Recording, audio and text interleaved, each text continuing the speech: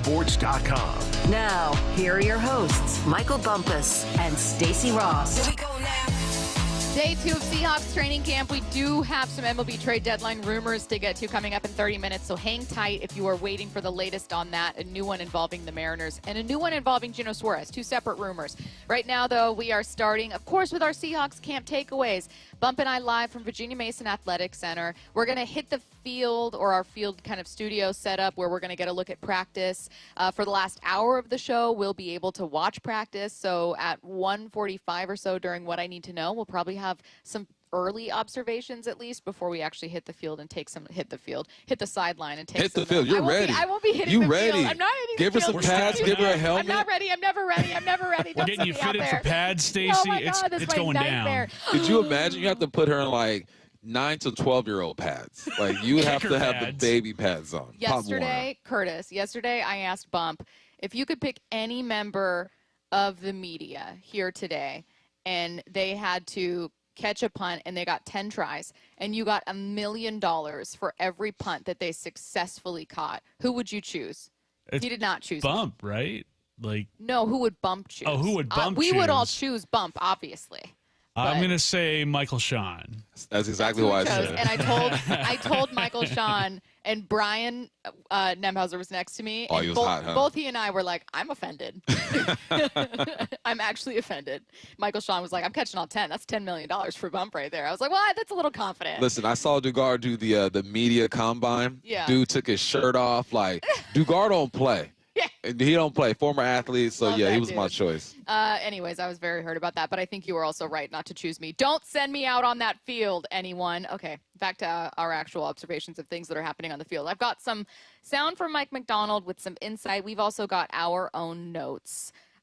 Let's start with maybe one of our takeaways each, and then we'll get to some McDonald sound to kind of bounce around here. What's something that stood out from you, knowing that we're a little limited in what we can say? Yeah, we are limited. Like, I want to tell you guys the formations. I want to tell you the depth chart. I want to tell you specific combinations, but, you know, the Seahawks, they're putting limitations on us. Can you imagine if you were like, and I will, and then Nath shows up, like, runs in? You know Nath be checking in. He's probably listening right now. He's probably listening right now. Nath, I'm not going to do it. He's making his way down here. Yeah, I'm not going to do it. But I will tell you this.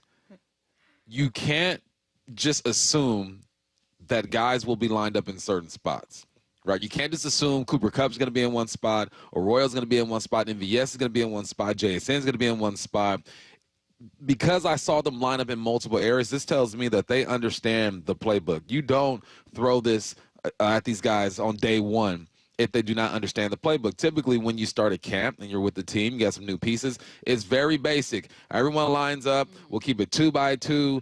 It wasn't basic out there. They did a lot of movement, moving guys around, so that got me excited because that means they're in the playbook. They understand what's going on, and Kubiak trusts that on day one, he can throw all this stuff at him. I love that as a takeaway, because one of the things that you and I will talk about defensively coming up at 10:45 is how important that versatility is, and flexibility, and, you know, being in your bag creatively as a play caller. And that is, I hope, true offensively and defensively for this team this year, because you don't have the top line personnel. You don't have some number 2, number 1, number 3 overall pick that's heading up your defensive line or under center for you. I say that knowing Sam Darnold was quite literally a number 3 overall pick, but not yours, and someone that other teams had kind of moved on from.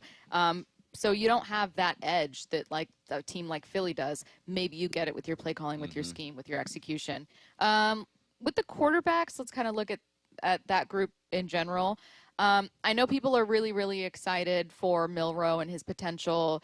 I cannot leave the first day of training camp saying, like, wow, you wouldn't believe it. This guy's unbelievable. I will say, as a group, they were all solid. Like, Milroe had, like, one pass where there's maybe a miscommunication, kind of bounced off someone's helmet. But Darnold had some great deep passes to JSN, good connection and chemistry there that's really obvious early.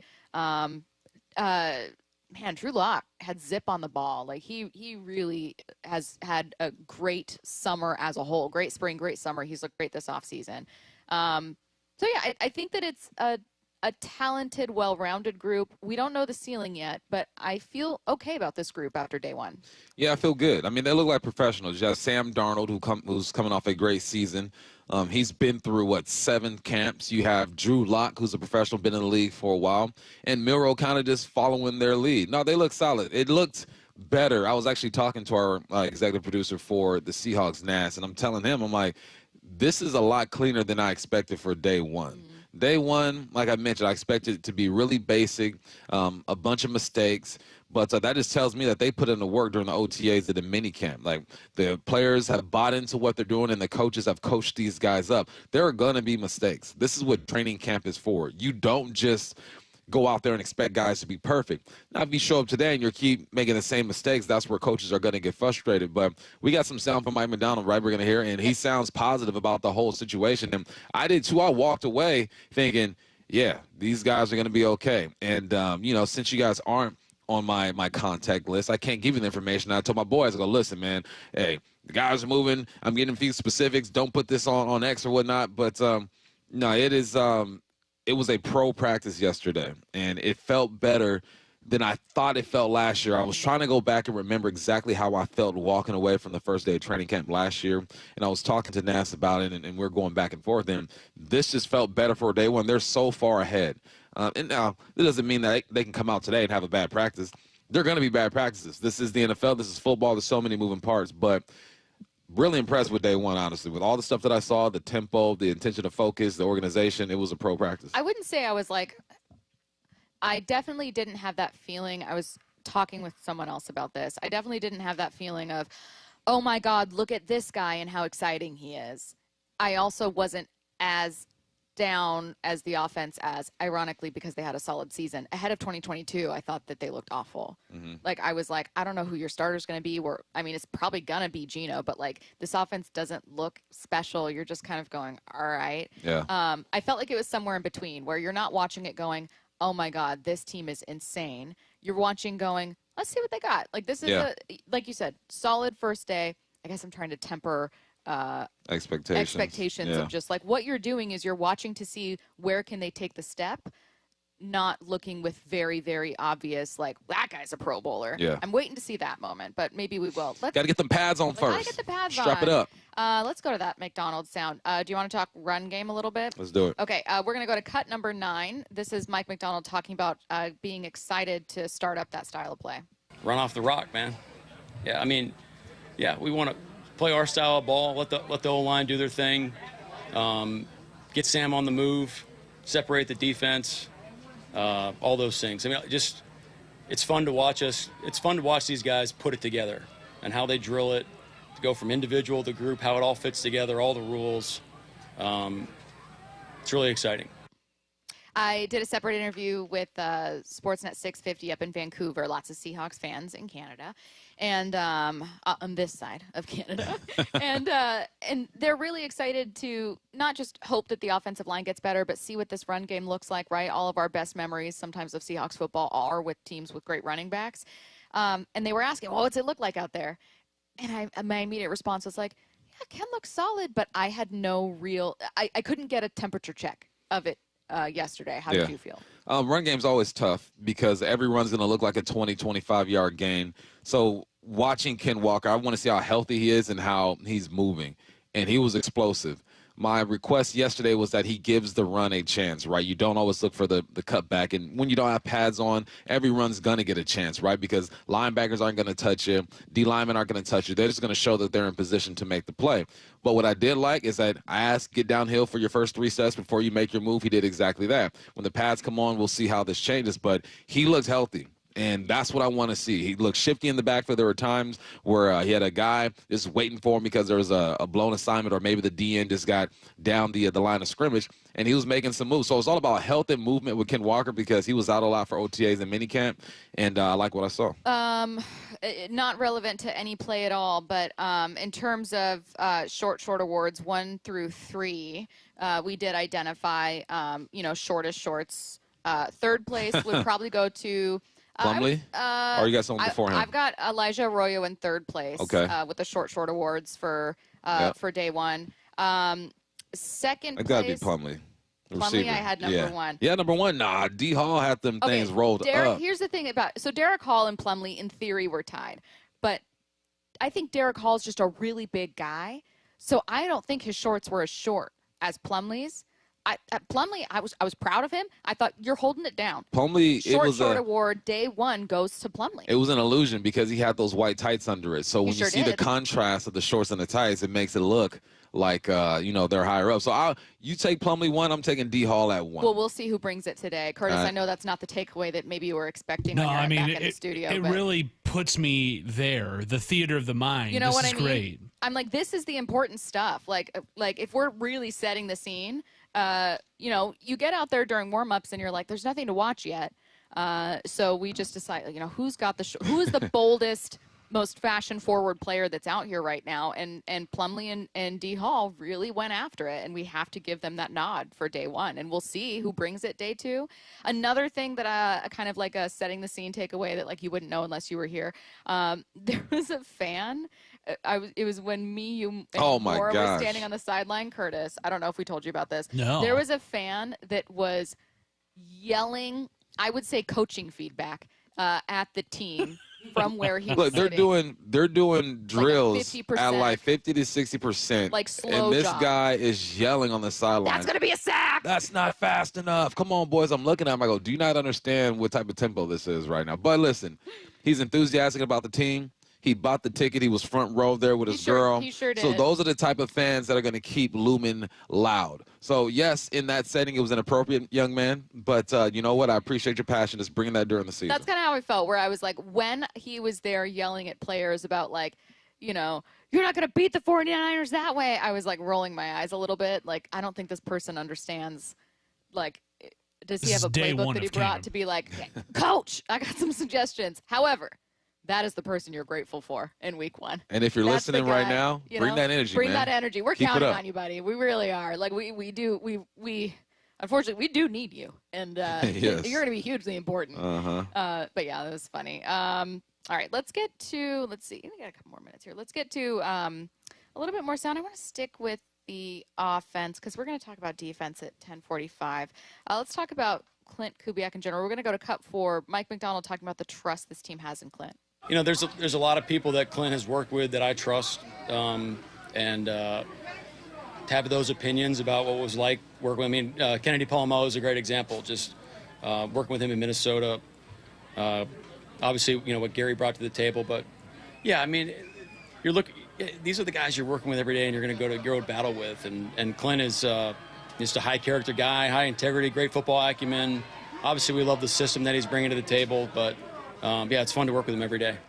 The search for the offensive coordinator for this team was a big story. They hire Clint. We talk about Clint. You watched a lot of tape. And then there were just other things that happen. The Mariners season starts, gets underway. Cal does what he does, right? And we just kind of watch that fade to the background. I'm finding that for me, Bump, and I'm sure for you, I already know for you, Clint's scheme and his role here and his importance has suddenly come back to the forefront. Yeah, and it was fun to watch him work because all the things, again, this is day one evaluation, right? Day one install. We'll see how this thing develops, but everything that you wanted out of Clint Kubiak, you got yesterday when it comes to formations, when it comes to pre-snap movement, when it comes to the run game, the play action, it was all there. Again, they're in pajamas. They don't have pads on, but you at least want to see the philosophy. And the philosophy stayed true to what I heard and what I saw on film. And it all starts with the run. And you saw that. So it was refreshing, and it was cool to see it. Last year I saw the same thing with Grubb, though. Grubb came in and was appeasing the head coach and saying, look, we're going to run the football. I'm going to show you going to run the football. And he did it in a different way, but you can tell there was an emphasis. So the key is just to keep building off of that. And I think that he will. And the thing about Kubiak, too, is you hardly know he's out there either. Like, he's like a Navy SEAL out there, just whispering to offensive linemen and quarterbacks and stuff and letting his coaches do all the running around and stuff. And it's a different approach, and I liked it. But as far as what fans want to see, if you were here yesterday, if you were on the burn, you can probably second this.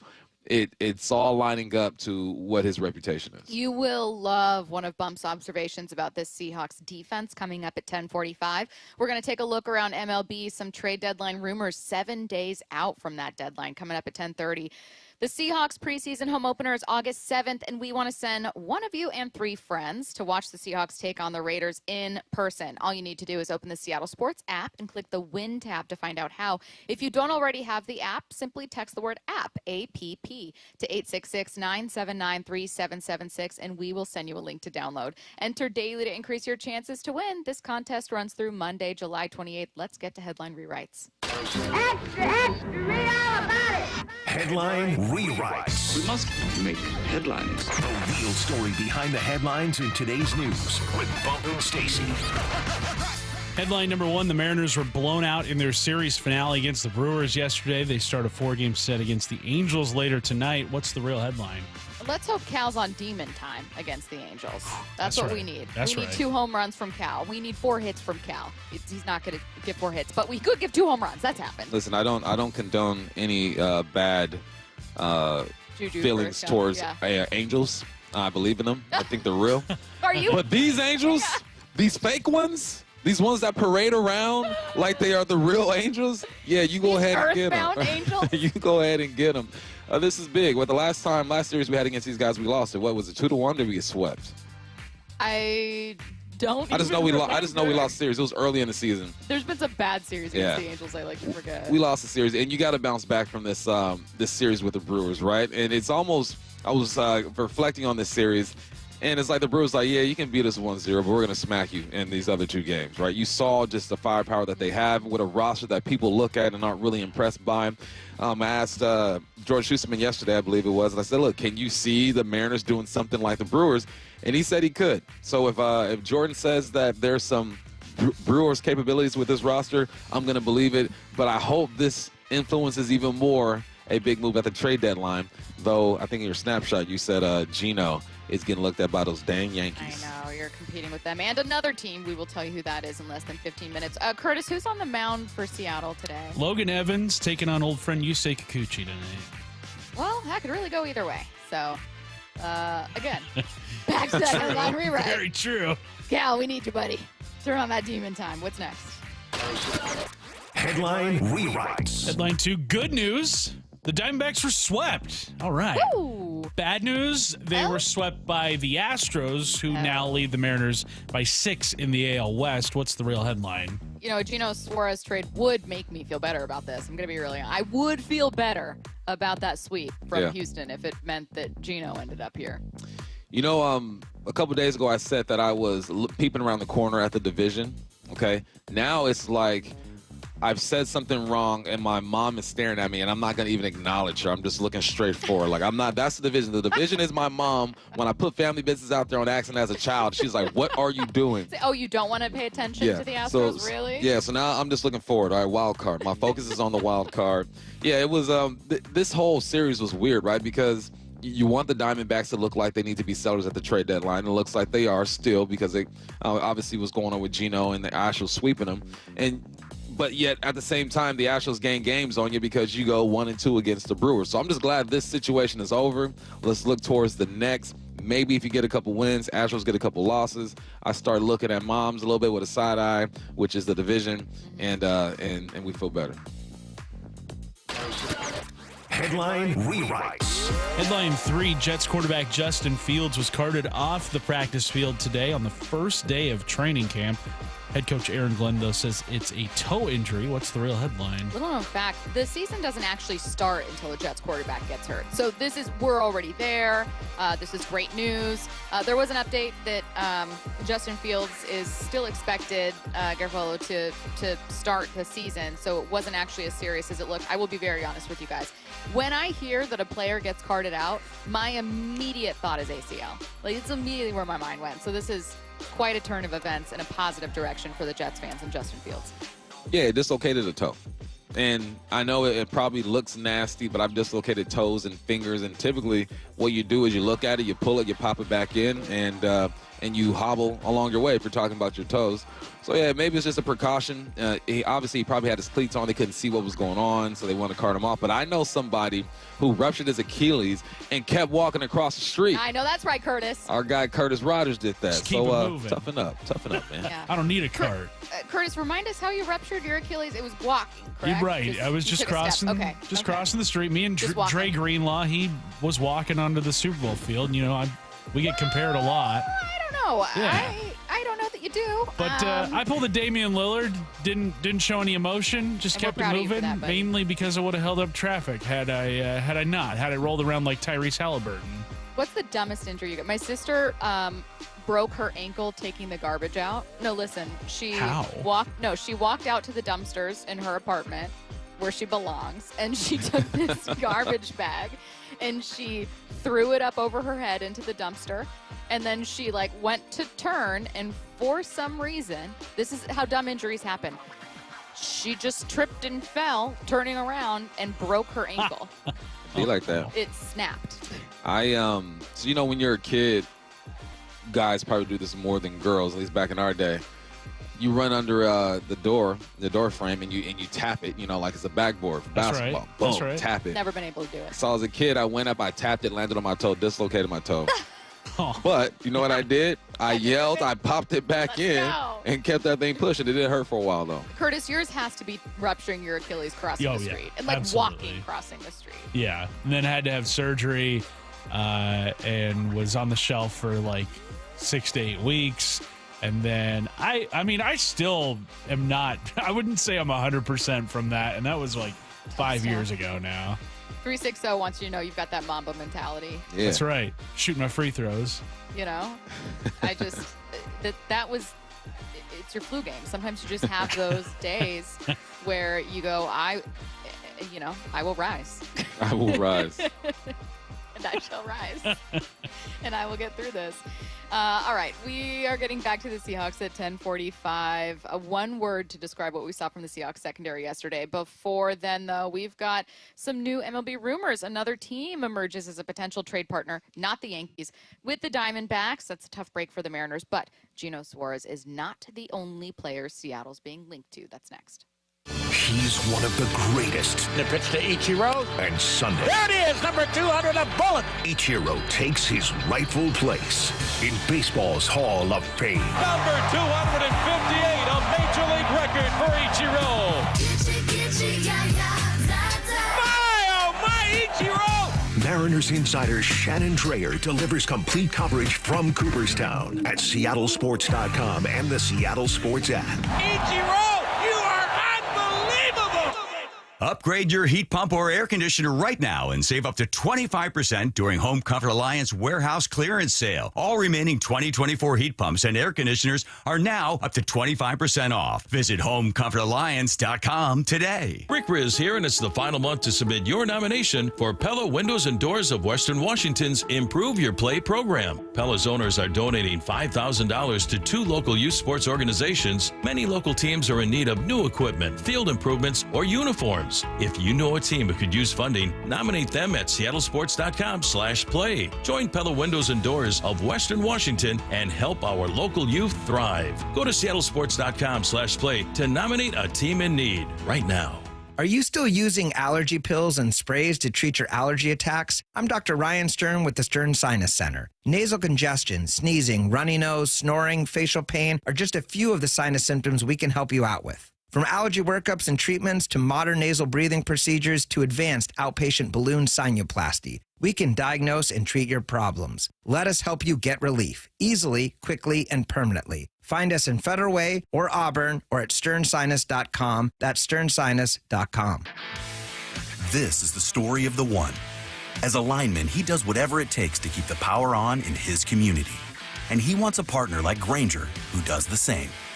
Grainger offers the professional-grade products he needs, from voltage detectors to harnesses to hard hats, plus fast, dependable delivery, so he can rise to every challenge.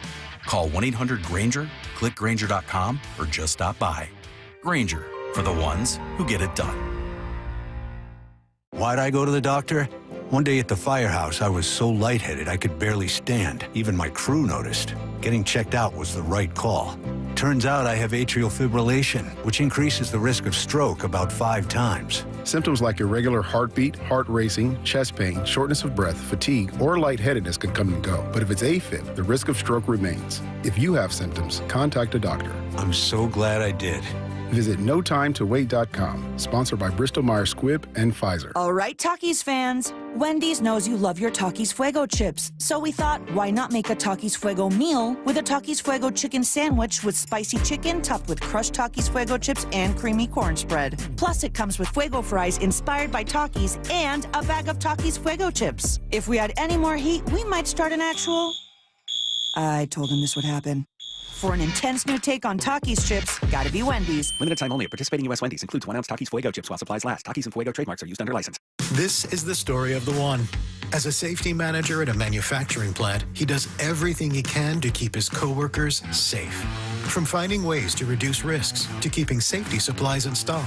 And for that, he relies on Grainger. Grainger offers a broad range of quality products and next-day delivery, so he can always play it safe. Call 1-800-GRAINGER, click Grainger.com, or just stop by. Grainger, for the ones who get it done. This summer, the perfect night out is under the stars at LeMay, America's Car Museum drive-in movies. Enjoy classic films and make memories. Catch the Transformers on July 27th. Space is limited. Reserve now at americascarmuseum.org. The home of the Mariners, Seattle Sports. Cal swinging a drive, deep to right field. Every pitch of every Mariners game is on the Seattle Sports app. Is your car road trip ready? Don't get stranded. Get to Bucky's Complete Auto Repair. Bucky's has been preparing cars, trucks, and SUVs for safe, worry-free travel for over 50 years. We take care of your car with experience and good old-fashioned customer service. For all your oil changes, brakes, AC charging, and factory maintenance, choose Bucky's. No appointment needed, and yes, friendly financing is available. Visit Bucky's.com. Bucky's, where your car feels right at home. Hey, are aches, injuries, or everyday pain slowing you down? Well, it is time to move better, feel stronger, and get back to doing what you love. IRG Physical and Hand Therapy is now accepting new patients, and no referral is needed. Their expert team offers personalized, hands-on care to help you recover faster and stay pain-free longer. Shannon, what is it like to see new patients walk through your doors? Rock, it's wonderful. You know why? It's because it's an opportunity for us at IRG to make a difference in someone's lives. It's so important that when people come in, they experience engagement, coaching, teaching. We build relationships with our patients, and we want to make it easy. We all know that healthcare has a lot of what I call minutia in it. We have a concierge call center. When you call, we're going to check your authorization, verification, certification, justification. We're going to find out everything we need to know about your insurance, and we're going to make it easy for you because we want you focusing on getting better. And all you got to do is head over to irgpt.com to find the clinic nearest you. irgpt.com. Summer is in full swing, and T-Mobile Park is the hottest spot in Seattle. Don't miss out on special events like the next Mariners Fireworks Night on Friday, August 1st, presented by T-Mobile. Cal Raleigh and the crew are taking on the division rival Rangers at 7:10, and after the final out, we'll be lighting up the sky with an epic post-game show. Holy smokes, what a firecracker! Upper deck number 34 for the big number. Go to mariners.com/fireworks to lock in your seats today. From the Quantum Fiber Studio. This is Bumpin' Stacy. Weekdays 10 to 2. On Seattle Sports and 97.3 FM HD2. I cannot believe, Curtis, you always make fun of me and Bump for saying, oh my God, you guys, I can't believe it's August. And I did do that with the trade deadline. I will fully admit that I did that. I looked at the date and I was thinking like, oh, what else do we have to talk about with the trade deadline? You know, what do we got going on here? And then I realized, oh my God, it is the 24th. The deadline is a week away, 7 days away. So I am going to be that person and say, oh my God, I can't believe the trade deadline is a week away. Oh my goodness. In all fairness, Bump, that's a pretty big deal. We're going to start seeing things heat up soon. I've gathered us a few of the latest rumors from The Athletic and ESPN primarily, and then we've got some sound just to kind of keep us up to date on the latest developments, what we can expect the Mariners to do, what we're hoping the Mariners do, etc. We'll start with this one. I mentioned another team in play for Geno Suarez, not including the Yankees. We had been seeing it as like, look, the Yankees and the Mariners are going to be the top two teams there that have been well reported, right. And the Mariners have more resources, so we were hoping that the Mariners would get the edge there.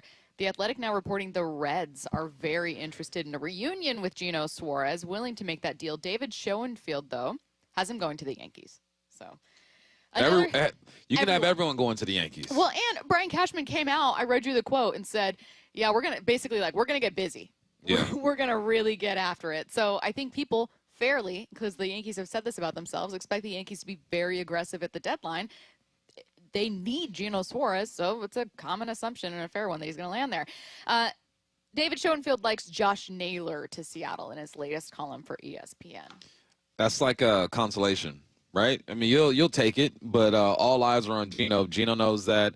The Diamondbacks know that. The league knows that he is the bat that everybody wants. So if anyone were to end up with Naylor, it's a consolation prize. And I would accept that. I'd be a bit disappointed. But as long as I feel like these guys are making a play at Gino, then I'd be okay with it. But what do these other teams have to offer that the Mariners don't have to offer? The Mariners have the most. Exactly. Yeah. So how would we let this slip away from us if we have more to offer than these other teams? The only thing I could see is that the Diamondbacks are asking for a trade package that you're just deeply uncomfortable with for 2 rental bats.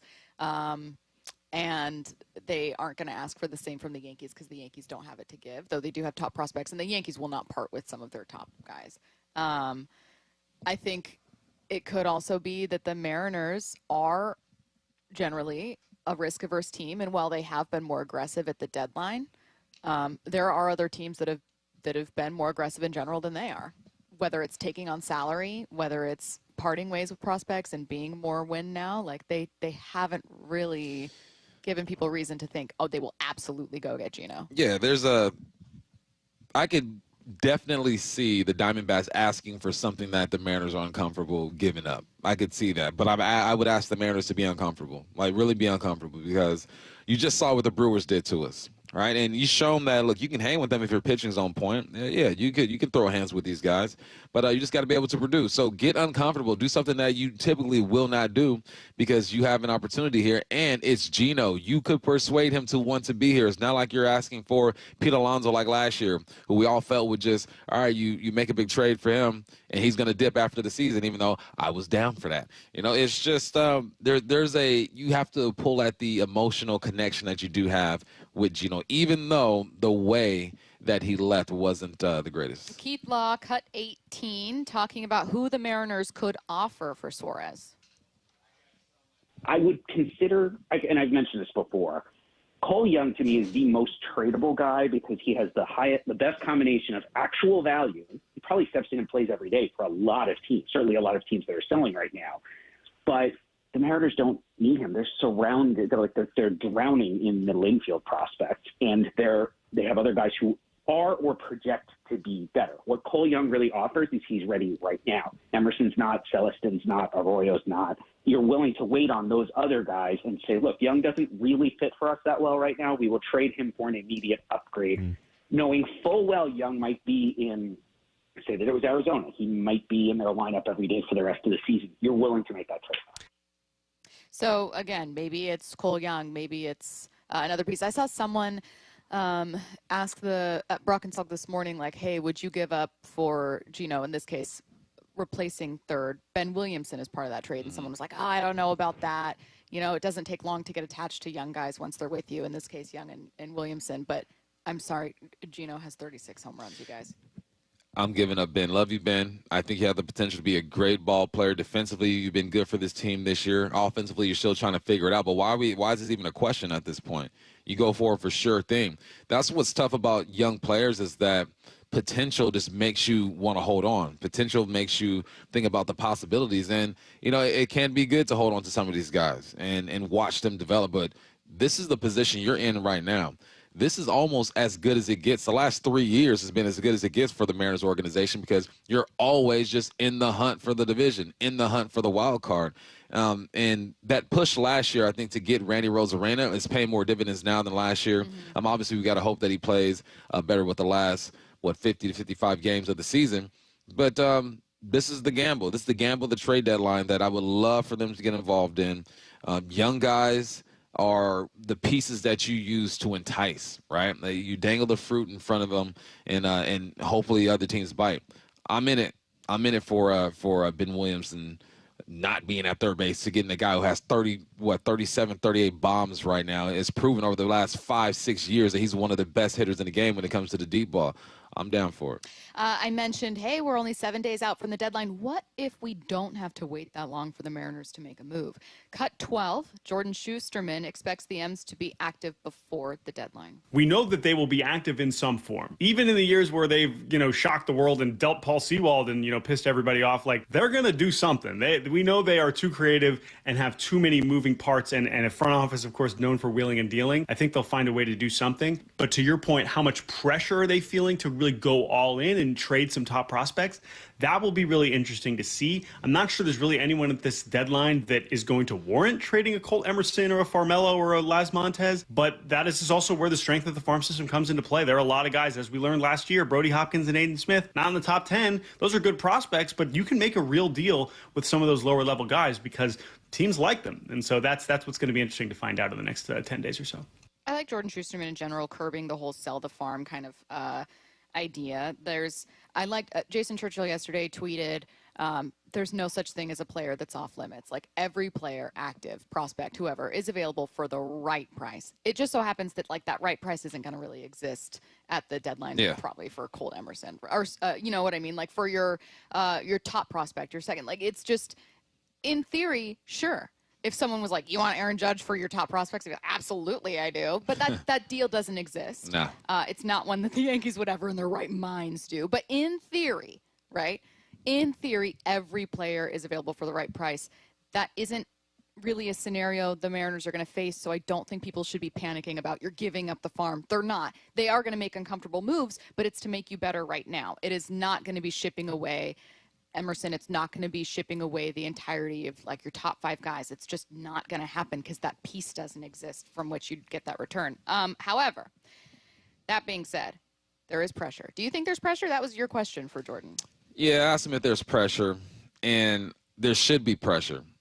But I don't think there is as much pressure as we think there is for Jerry. I think he has a great relationship with ownership. I think that he's done a decent job acquiring the talent that he can get with the budget that he has, and he works within the parameters of the owners. And that's what GMs have to do. Like, Jerry can always go back and say, well, just give me an extra $20 million and I can do more. But no, they're giving him an extra 2.5 this offseason to go try to make something work, and they're pinching their pennies. So I think because of the relationship, because Jerry has operated within the parameters of ownership, there isn't as much pressure. I think there is pressure. I think every trade deadline there's pressure with the Mariners, especially if you're this team that's 1 game out the playoffs, 2 games out the playoffs, 5-6 games out the division, holding down a wild card spot. Yeah, there's natural pressure to make your team better, but we all know, man, especially in sports, it's about who you know sometimes, man. You know how many young dudes I help get jobs because I know somebody at an organization? Is who you know. Jerry has a good relationship with these guys. So, yes, there's pressure, but I don't think there's as much pressure as we would like.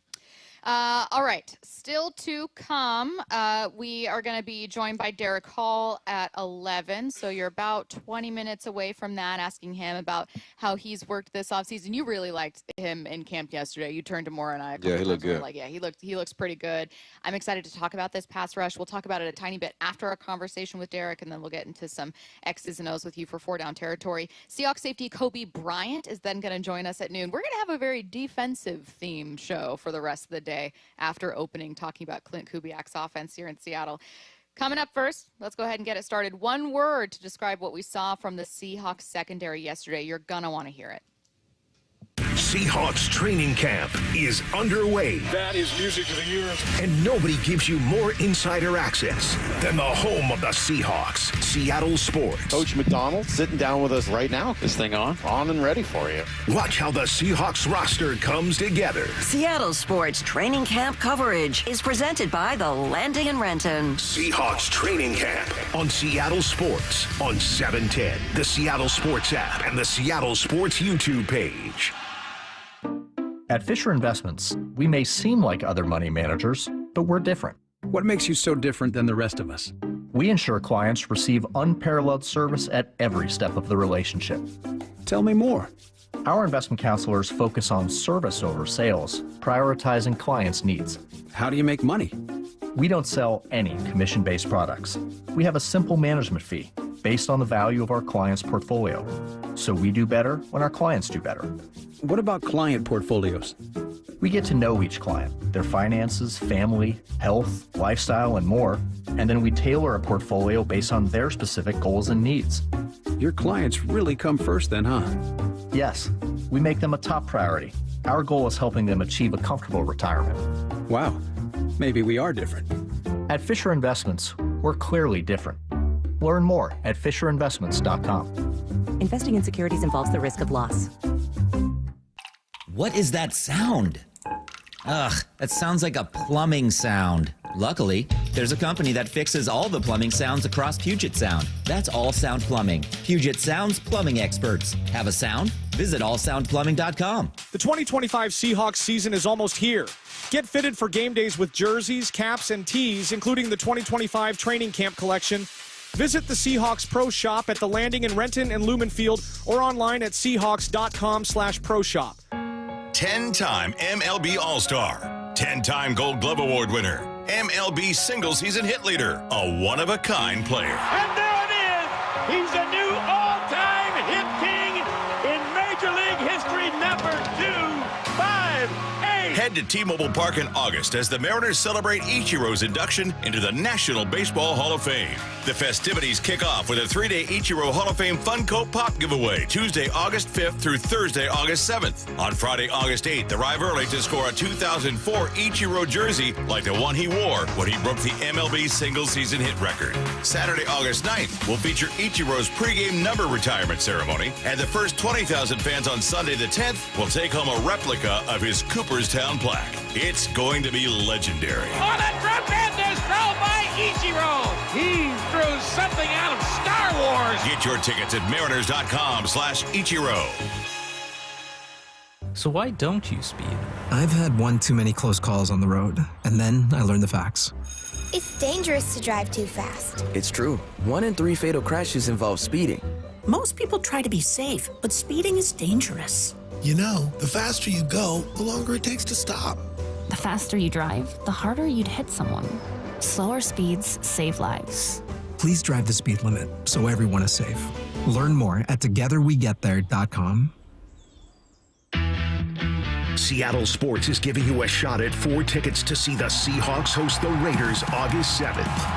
Just open the Seattle Sports app, tap the Win tab in the bottom right corner, and enter. You can enter once per day, so the more you enter, the better your chances. Enter daily from July 23rd through 28th. Full details and rules at seattlesports.com/win. Only from the home of the Seahawks, Seattle Sports. The home of the Mariners. Left off to center. It is on its way. Julio, 2-run home run. Hear every pitch on 710 and the Seattle Sports app. If you want that summer body you've always dreamed of, then this message is for you, ladies, and you men, too. Get rid of extra stubborn fat and address areas of loose skin around the waistline, chin, and under the upper arms with ProSculpt, the new one-day instant permanent fat removal and skin tightening treatment. Maybe you've tried the lasers, fat-freezing methods, even those new pills, but without the desired results. ProSculpt is different. It's minimally invasive, performed while fully awake, gentle, yet powerful. Designed to target the waistline, chin, neck, arms, and thighs, ProSculpt uses FDA-cleared plasma technology to deliver immediate, permanent fat-reducing and skin-tightening results, all in just one visit. If you want that summer body this summer, then you must act now. Go to ProSculpt.com today to schedule your free consultation. Get $250 off. For instant, permanent fat reduction and skin tightening, visit ProSculpt.com. This might be the most surprising statistic I've shared in decades of doing local news. More than 75% of commuters will be involved in a car accident at some point. JP Pendergast of Pendergast Law with more. What makes it more surprising? The average person will be involved in 3 to 4 collisions in their lifetime. With accidents unbelievably prevalent, what are some safety tips if it happens to you? Safety first. Secondary collisions are not uncommon while awaiting help. Turn on those hazards and remain in a safe place. If a bystander witnessed the accident, capture their information and encourage them to remain at the scene. Seek medical attention immediately if needed, as delaying can be a costly mistake. Lastly, remember that statements made to police and insurance adjusters can affect your case. Collisions are more common than we'd like to think. If you find yourself in one, follow these helpful tips and then call my friends at Pendergast Law. If you or a loved one's injured in a car accident, call Pendergast Law. We can help. PendergastLaw.com. from the Quantum Fiber Studio. This is Bumpin' Stacy Weekdays 10 to 2 on Seattle Sports and 97.3 FM HD2. Bumpin' I live from Virginia Mason Athletic Center, where day 2 of Seahawks training camp is set to start at 1 p.m. Our coverage of Seahawks training camp brought to you by The Landing in Renton. We're going to be joined by Derick Hall coming up in 15 minutes. Safety Coby Bryant joining us at noon. Before we get to that, though, let's talk about the Seahawks secondary and what takes them to the next level. Bump, you had one word that stood out to you when watching this group yesterday. What was it? Yeah, it was versatile, man. They got some guys out there. You know, Devin Witherspoon can play outside. He can play inside. Obviously, Shaq wasn't participating there yesterday. You got Reek Woolen, who is one of the more intriguing corners in the league physically because he's 6'4", 210, runs a 4.3, and just can't get her done. Josh Jobe made some plays yesterday as well. That's a name that I think people need to get reacquainted with because he did make some plays last year, and there's a definite competition going on out there. Then you look at the safety position. Nick Imawari is a guy who can play over the top, play in the box, play the nickel as well. Coby Bryant, who's played over the top, played in the box, played outside, played everywhere. Then Jay Love, who's going to be that general on the back end, but can sneak in there as well. It's versatile. And you look at just the type of players that they have, right? As far as size, just size alone. Jay Love at 5'11", 195. Coby Bryant at 6'1", 205. Nick Imawari at 6'3", 220. Go over to the corners. Devin Witherspoon, they got him listed at 6 foot. That is a lie. 5'10", 5'11", 185. You got Reek Woolen at 6'4", 210. It's just, if you look at them by the numbers, it's versatile. And then you go out there and look at their attributes, it's versatile as well, especially at the safety position where those guys can play dang near anywhere. So if you look at the safeties and Spoon, it has to be one of the most versatile groups in the NFL today. Is there a player in that group especially? Because I was thinking of narrowing it down myself, and I was like, there are really like 3 different names at least that I would think of where like Witherspoon, Imawari, that we haven't seen him yet, but obviously really versatile, and Coby, where it's like you could use these guys in a couple spots. What kind of flexibility? So who would you say kind of stands out to you as like, this is really, a really top weapon here? And then if you're Mike McDonald, what does that let you do? Without seeing too much, I would lean towards Nick Imawari as the guy who can do a bit more. But it's tough, man, because I've seen Coby do it all. I've seen Spoon go inside and outside. So it's hard to say. I think initially I'm just going to go with Imawari because I haven't seen that, where the potential is like when we're talking about the young players with the Mariners, you don't want to let them go because of the potential. With Nick Imawari, I feel like leaning towards him because of the potential. But if I'm just going off of what I've seen, though, Coby Bryant has to be one of the most versatile guys out there, and he's on special teams. So what does this do? It allows you to match up because on defense, all you're doing is you got your guys up top in the press box. They're waiting to see what personnel group comes out for the offense. You're relaying that to your defensive coordinator. Your defensive coordinator is talking to your personnel guy. He yells out, say there's a personnel called Big Seahawk. The Big Seahawk personnel runs out there to match what's going on with the defense. If you have safeties and corners who are versatile, sometimes just leave your guys out there. We're going to stand our 3-4 Big Seahawk defense no matter what they do, because if we need to come down and cover a tight end, we got safeties who can do that. If they come out in a 10 personnel, no tight end, our guys are good. We have a nickel type of guy out there already. So it just allows you to be versatile. It allows you to not have to worry so much about personnel groupings. You always want to set your guys up for the matchups. Matchups are easier when you have versatile guys out there. Did you hear Julian Love this morning with Brock and Slop talk about Imawari? I did. I heard you talking about it. Yes. But I didn't necessarily hear it. He said something that you have said, so I wanted to revisit it. And I think that it's very natural as fans, regardless of sport, regardless of city, regardless of team, to see players on your team and make comparisons with past players you've seen on your team. Right. And that's especially true when it's a player you're really excited about, right? People here love Marshawn Lynch. Mm-hmm. So when Thomas Rawls came in here and was a really physical runner, people were like, oh, my God, he's Marshawn Lynch. He's, baby beast mode. That's who he is. And obviously he did have a phenomenal season. It didn't end up working out here in Seattle. But there are natural comparisons, fair or not, that are made among any fan base. Nick has gotten a ton of that with Cam Chancellor. And you've been saying, man, I don't know. Like, I'm not saying that he can't be good, but I think this kind of limits how we're allowing ourselves to see him if we're making that comp. Julian this morning on with Brock and Salk said, yeah, I can kind of see it because he's tall, but he doesn't remind me of Cam at all. Like, I don't see it. I have to tell people maybe to not make that comparison. Yeah, Cam's a different beast. Every now and then, the good Lord makes a human body, and it does things that when you compare it to other humans his size, there is no comparison. And I think that that's what happens with any of the greats that come through here, right? Is especially when you have one of the greatest defenses of all time that come through here, the Legion of Boom.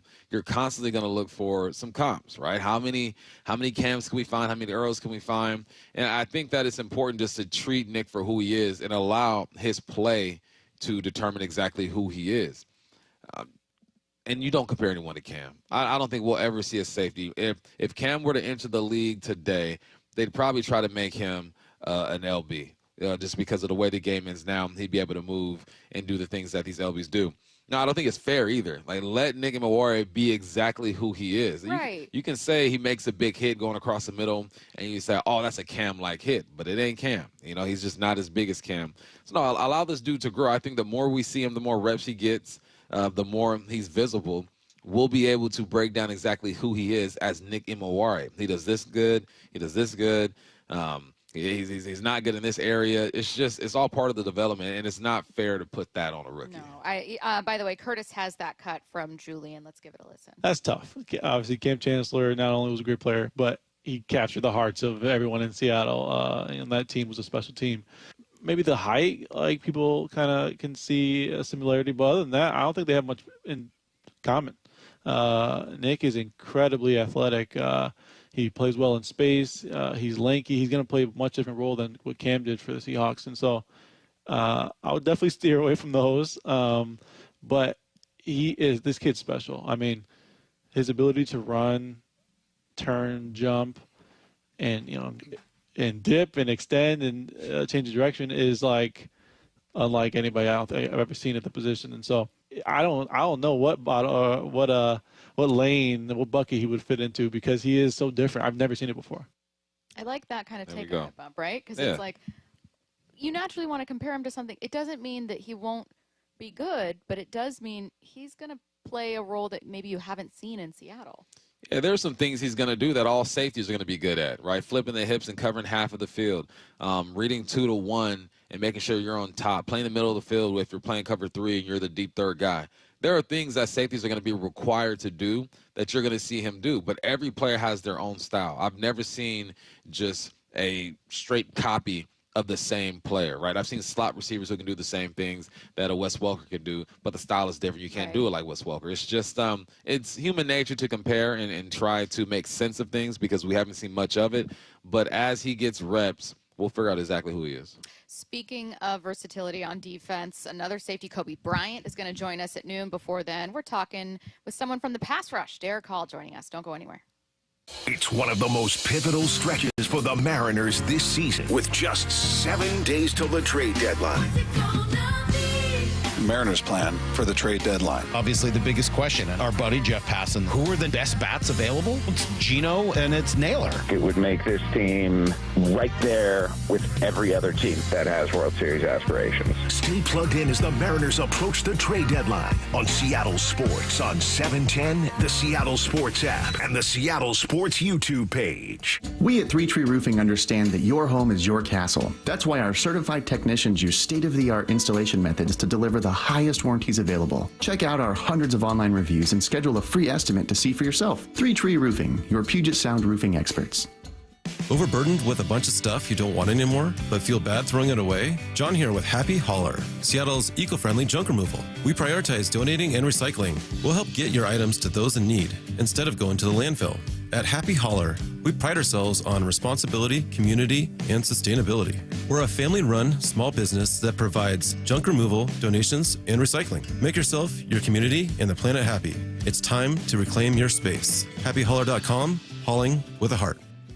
Emerald Queen Casino, the entertainment capital of the Northwest. The best place to watch all your favorite sports. Featuring wall-to-wall viewing screens, 6 windows, and 30 kiosks. Be there at emeraldqueen.com. Emerald Queen Casino, the entertainment capital of the Northwest.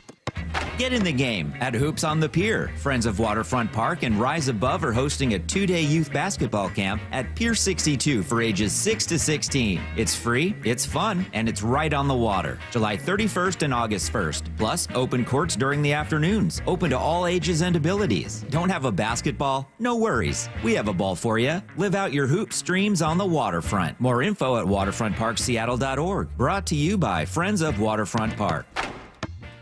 Celebrate 40 years of The Bite. The Bite of Seattle returns to Seattle Center, July 25th to 27th. Over 300 food and retail vendors, plus games and live music. Admission is free. Enjoy a Seattle summer tradition at The Bite of Seattle with delectable multicultural cuisine, live entertainment, and fun for everyone. Enjoy a Friday night screening of Pixar's Ratatouille at the Mural. Taking over Seattle Center July 25th to 27th. Come to The Bite, biteofseattle.com. Want to cut your home energy bills, breathe cleaner air, and improve comfort? The answer, AeroSeal from Home Comfort Alliance. This advanced process seals leaks in your ductwork, improving efficiency and air quality. Normally $2,500. Right now, for PSC customers, get AeroSeal for as little as $99 when they install a furnace or heat pump. Plus, save up to 25% on remaining 2024 heat pumps and air conditioners from Home Comfort Alliance. Visit homecomfortalliance.com today. The biggest scuba sale in America starts today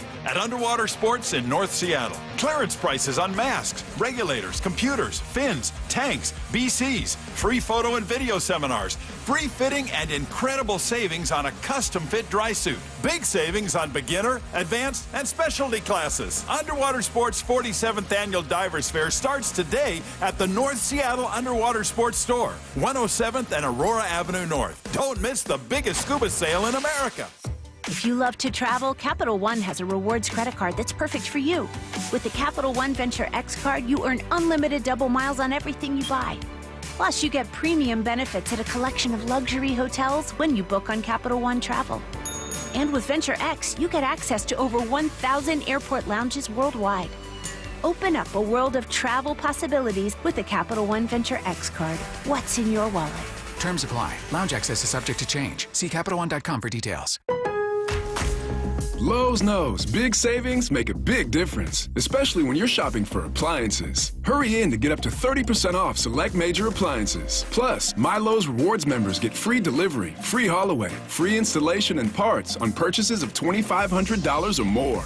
Lowe's, we help, you save. Valid through 7/30. Selection varies by location. While supplies last. Price, delivery time, and vehicle availability may vary based on order size and location. Exclusions apply. See Lowes.com/delivery for more details. How we going, mates? It's Ryan Rowland-Smith for Eastside Weight Loss Clinic. So I've told you this before. I dropped 30 pounds in 60 days, but that was back in the month of March. Well, how am I doing now? I'm doing awesome. I'm keeping the weight off. I haven't even moved in regards to adding the pounds. I've kept right there at a steady 220, feeling amazing. I only have to, measure myself, check in basically once a week now, but this is so easy. I have to travel a lot for the season with the Mariners, obviously, and heading off to MLB Network on the East Coast. So it can be tough. When I get it, when you travel, some of the airport food and everything else, it can be tough. But listen, they give you the systems, the guidelines to keep you in check and to keep the weight off. It is so easy, and I can't believe how well it worked.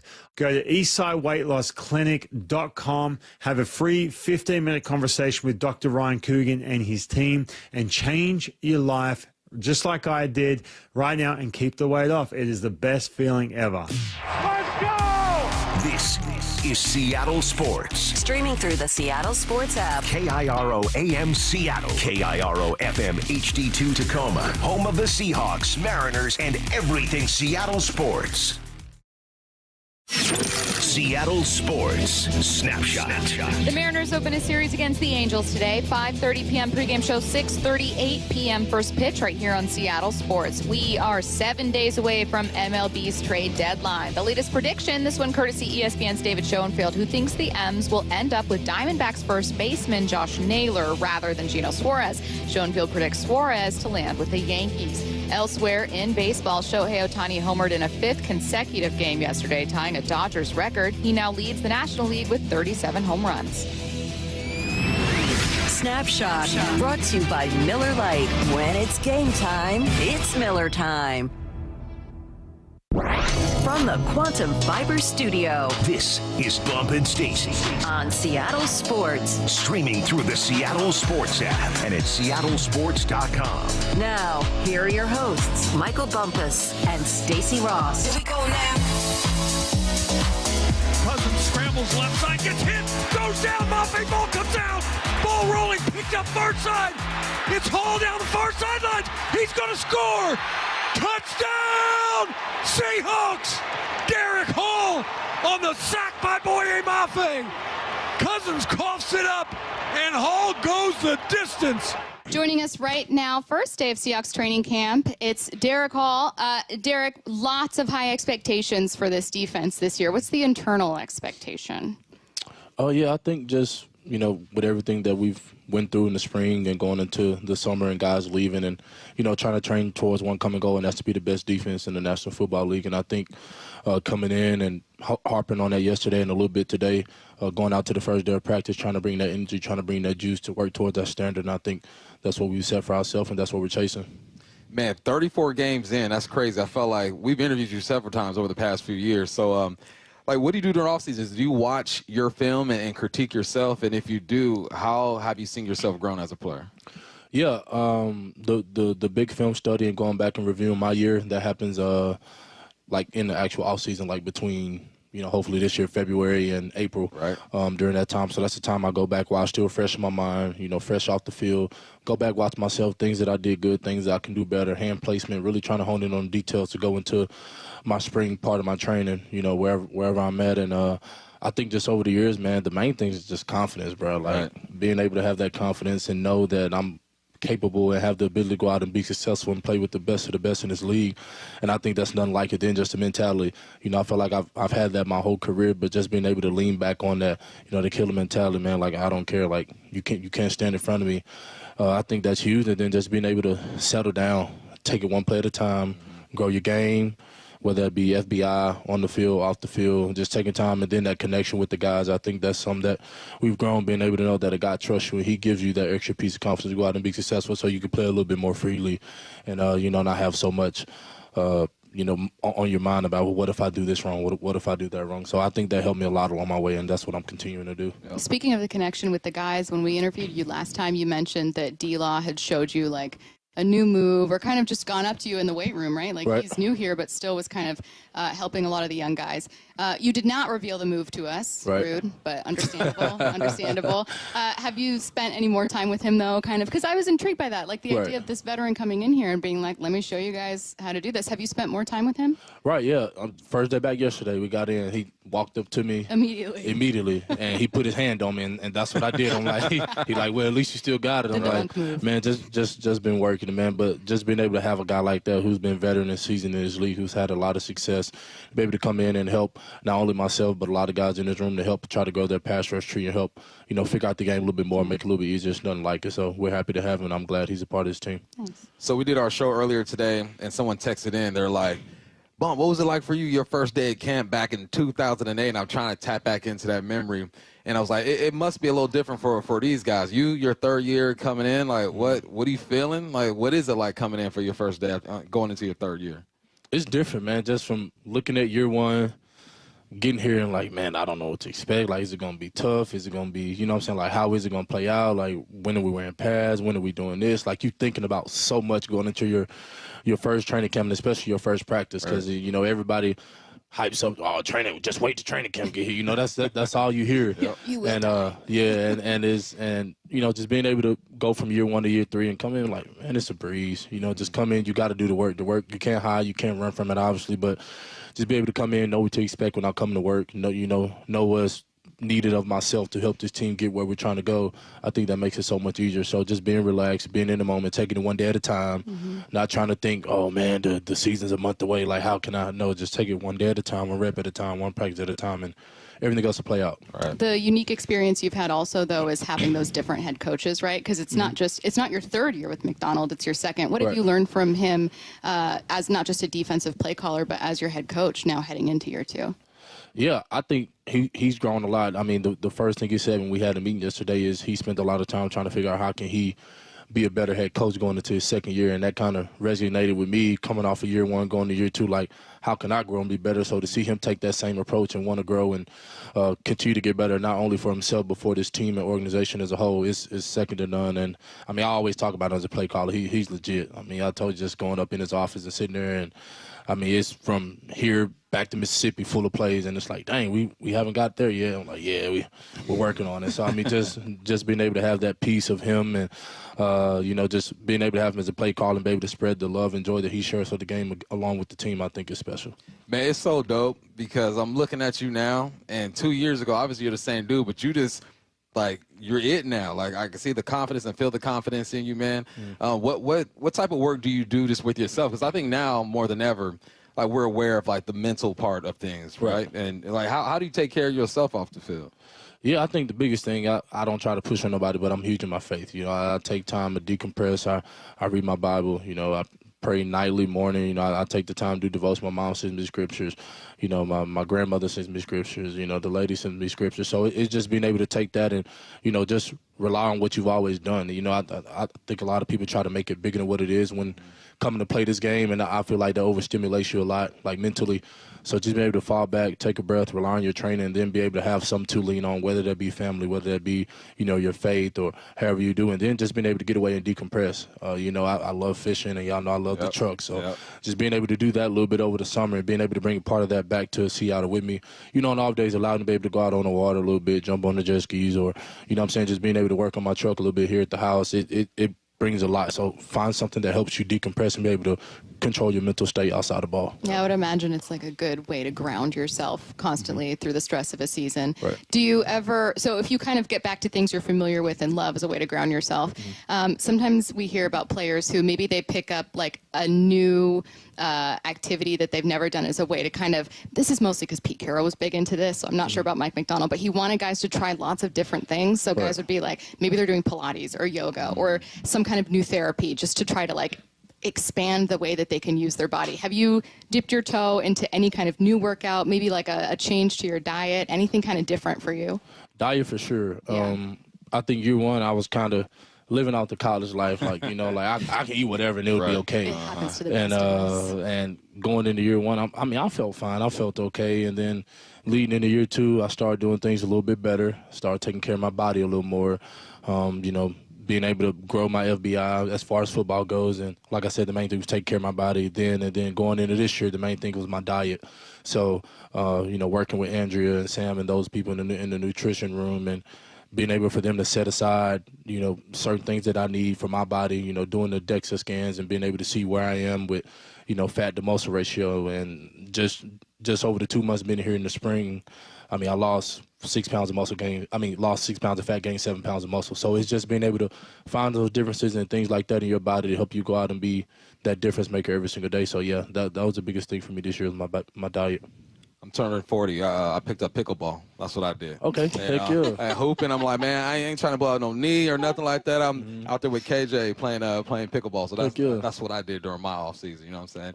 You any new additions to the trucks? I got to ask you about the trucks. Oh yeah.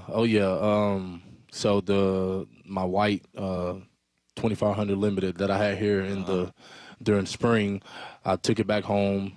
Built it. It's done. It's outside. Some people may think it's broken because it's like lean to one side, but it's on air ride. It's in progress. Yeah. No, it's done. It's complete. I drive it, but it's just on air ride. So you're able to like raise the front, raise the back, lower one side. That's lower. on purpose. So say you lean it out, yeah. I feel like that's scary. And that was pretty huge because, you know, I told you I've done a few trucks myself, but I built my shop back home, and that was like my first big kit. And it's huge. The truck is massive, but just being able, you know, to do stuff like that, man. Like I said, it just helped me decompress. Being up, you know, in the summertime, 1 to 2 in the morning, just relaxing, doing what I love, man, outside the ball, and that's huge. So yeah, it's outside in the parking lot. So hopefully fans will see it coming in and think it's pretty dope. Heck yeah. Yeah. I don't know if I could get in it. It dropped down for you. Yeah, it drops down. So it's like hydraulics, like it goes like lower? Hydraulics is different from air. Hydraulics is like fluid, fluid and spring base. And the air air is just is like air, like literally air. And So- that's what you're driving like to and from practice every day. You're driving that. Yep. And you worked on it all yourself. Yep. With the help of a few friends. That's Hey, it. I'm gonna see that truck at a restaurant just pull up on you. Like, I know that truck. Just pull up on you. Heck yeah, that's it. That's it. Oh God, that's crazy. So when did you get into that the first time? Like, did you start pretty young, being really into? Vehicles were kind of always my thing. Back in Mississippi, we have all the vehicle events, like scraping the coast, jeeping the coast, cruising the coast.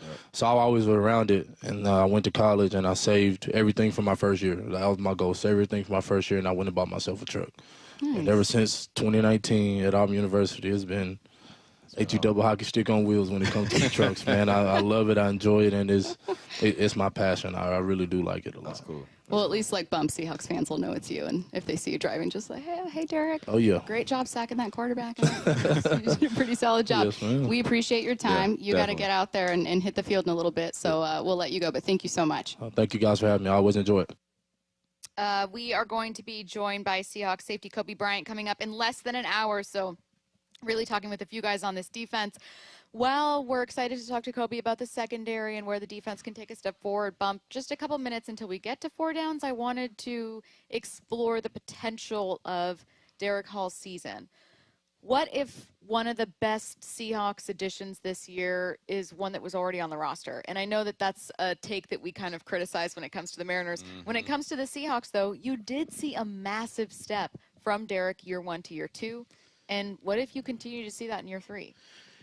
Yeah, that'd be ideal. I mean, just listening to him, being in his presence, you can tell this young man is a true professional. I mean, he's always been, but there are like levels and steps that you take when asserting yourself in this league and becoming that true professional.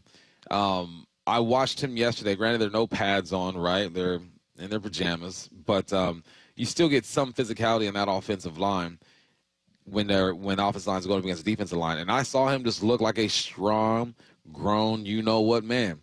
And I think that the way that you are off the field normally translates to who you are on the field. Off the field, he talks about how he changed his eating. He's locked in and focused. Seems like he's not a guy who goes out a lot. He's either on the water or fixing his trucks. He went back home, was low-key, and just was more conscious about his offseason. And it looked like it. You know, when he came in, he looked bigger and slimmer. He said he lost some fat, gained some weight. And when I saw him out on the football field, it felt like that too. Like there's an innocence that happens with these football players when they're rookies out there. And you see it in their movement. You see it in how they interact with their teammates. And then there's this maturity that you see. Like I looked at a Dexter Lawrence yesterday and watching the way he's doing his drills and interact. You can tell he's a veteran. Then I'm looking at Imawari. Like, yeah, he's confident. He's good out there. But you just move and behave differently. And I'm looking at D. Hall, and I expect a big season out of him, man. He is in a great place mentally, a great place physically, and they're going to need him to make some plays. Also, like we talked about it so much when Mike McDonald was hired, but that Baltimore Ravens defense did take their biggest step forward, not just as a passing defense, but also as a pass rush. They were leading the league in sacks in 2023 with 60 of them. They didn't do it with like a top-flight pass rusher. It was kind of the sum of their parts. They were still an immensely talented defense, and they did have elite talent with, guys like Kyle Hamilton or whatever. So I'm not saying that the Seahawks talent is what Baltimore had, and so you can do the same. I'm not saying that. What I am saying is that Mike McDonald clearly understands how to reinvigorate a pass rush. Right. And that is an area that quietly the Seahawks have struggled with. They went 5 years between having someone get double-digit sacks I know that that's an impressive mark, right? Like if you had a double-digit sack guy every single year, he'd be one of the highest-paid non-quarterbacks in the league. So, granted, this is not a normal or average marker. That being said, 2018, you have Jaron Reed and Frank Clark get double-digit sacks, and then you don't have anyone do it until Leonard Williams does. Right. Hall came close with 8. I'm just wondering if maybe he's that next guy to take that big step. He could be. He had 8 last year. You got Boye Mafe right behind him with 6, and Jay Reed at the D tackle spot at 4.5. That'd be great. We can't expect Big Cat to come out with 11 sacks again. I mean, that would be great, but at his position, it's just hard to do. And his body type, he's more of a just kind of wreck the line of scrimmage up. We'll love for him to do it. I think he's capable of doing it, but I'd rather have 9 from him, 10 from D Hall, 8 from Boye Mafe, 5 from Jay Reed, kind of spread it out, because that means that they're all angles, right? The edge, the middle, everywhere. No one is safe. That offensive line isn't safe at all. We talk about the secondary and the safety being versatile. We need that D-line and those edge guys to be versatile as too. So you don't know where the pressure is coming from. And if you can get that type of production out of these guys, there's a couple things that are happening. They're just understanding the defense and making plays, and Mike McDonald is dialing up the right blitz at the right time for the right situation, and there's something called a flow state that can happen there. All right. The Seattle Seahawks preseason home opener is August 7th, and we want to send one of you and 3 friends to watch the Seahawks take on the Raiders in person. All you need to do is open the Seattle Sports app and click the Win tab to find out how. If you don't already have the app, just text the word app, APP, to 866-979-3776, and we'll send you a link to download. Enter daily to increase your chances to win. This contest runs through Monday, July 28th. Let's get to 4 Down territory. This is 4 Down territory, going inside the game with former Seahawks and Coug wide receiver Michael Bumpus. First down, Bump. What's another way the Sanders family has changed football, and is it for better or worse? They're changing the game. We saw what they did in college football when it comes to this marketing. Shedeur Sanders and Travis Hunter and whatnot, and that whole program. But now there is a clause in Shedeur Sanders' contract called the Prime Equity Clause. And what that does is it allows him to receive a direct percentage from any revenue the Browns generate through merchandise, sponsorships, or promotion linked to his name, image, and likeness. So if you're selling a T-shirt with him on it, he gets a piece of that. Jerseys, he gets a piece of that. Approved slogans, he gets a piece of that. He's received $14 million in jersey sales already. He has the highest selling rookie jersey in the NFL. And the reason why he's able to do this is because he came into the league as a brand already, because he has NIL money, and you can make money in college now. So I think we're going to start seeing this in the NFL. Another way the game has changed. We got second round is getting paid fully guaranteed contracts, and now we're going to have prime equity clauses in these contracts because guys are coming in as a brand. Because you imagine what Arch Manning is going to get coming in. He is a brand already. Everyone knows who he is. He's projected to win the Heisman. He's part of the Manning family. This is just another way that things are changing, and Shedeur Sanders is in the forefront of this. So no matter what happens this year, he's slotted to make $4.5 million this year, or throughout his contract. He's going to make $14 million already off his jersey sales. So if he even sniffs the field this year, makes a couple plays, jersey sales go up, T-shirts are being sold, he didn't change the game. He's going to walk away regardless of what happens in his career as a young man with a lot of money. Second down. I don't know that this question is going to make you feel good. What's something you saw at training camp yesterday that hurt your heart and shows the reality of trying to make an NFL roster? Yeah, I can't tell you who it was, but there's an air quotes unknown player that got banged up yesterday, and I'm watching him on the sideline work with the athletic trainers, and I realized like his chances of making the team are just dropped tremendously if he's not able to come out here today. Because this is what's going to happen. You're going to get banged up within a few hours. They're already finding someone to take your spot on the field because you need practice bodies, and now that person is going to get the reps that you don't get. You're going to come back. You're going to be healthy. Either they're going to cut you, or you're going to be 4th, 5th, or 6th on the depth chart, and it's going to be hard for you to climb out of that. I was in that situation. My second year, I broke my foot. They start bringing in 5'11", 190s receivers, and I'm like, dang, I got to climb this chart again and try to get back into it. But that's the reality of the NFL, man. There are only about 20 guys who are guaranteed spots on this team. You know they're going to play regardless, maybe more than that. I'd say 25, 30 guys. But for the other 25, 30 guys, or now with 90 guys in camp, the other, 60, 50 guys out there, it's a battle. The main thing is to stay healthy and to be available. We always say your best ability is your availability. If you aren't a guy with a guaranteed contract or a guy who's been drafted high, it is even more true when you're in training camp. So I saw that go down, and I felt bad. I'm like, I hope he's okay. Can't tell you who the guy was.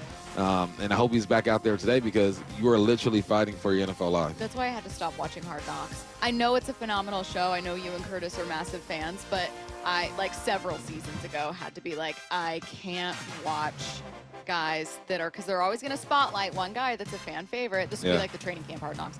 One guy that's a fan favorite who's really great and everyone loves him and he doesn't make the team. Yep. And then you're like, why did you do this? Why did you do this, HBO? You knew this would happen. You knew you would hurt me. Made me buy in. Third down. What's a position that looked a bit dynamic yesterday?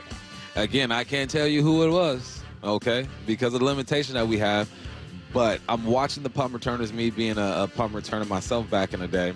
And there are a couple of things you look for. You look for if guys are able to track the football and get behind it, right? Especially because you get some wind off of Lake Washington at times, that ball is going to move. Tracking it, getting behind it, and setting up. And what that does is it allows you to kind of assess the situation when it comes to the gunners running down here trying to tackle you. And there were two guys in the punt return position yesterday. Granted, it was on air, and there weren't a lot of people running at them only several at a time to kind of simulate a punt return. But they look confident back there. I've said this before, catching a punt is the hardest thing to do in the NFL to me. Other than being a quarterback, catching a punt and making good decisions is so hard to do. And there were times last year during training camp and during the season where we just didn't feel good about it. We saw, was it D. Williams back there a couple of times who struggled. We had to bring in Jalen from Cleveland. He looked a bit better back there. I think he muffed one or two.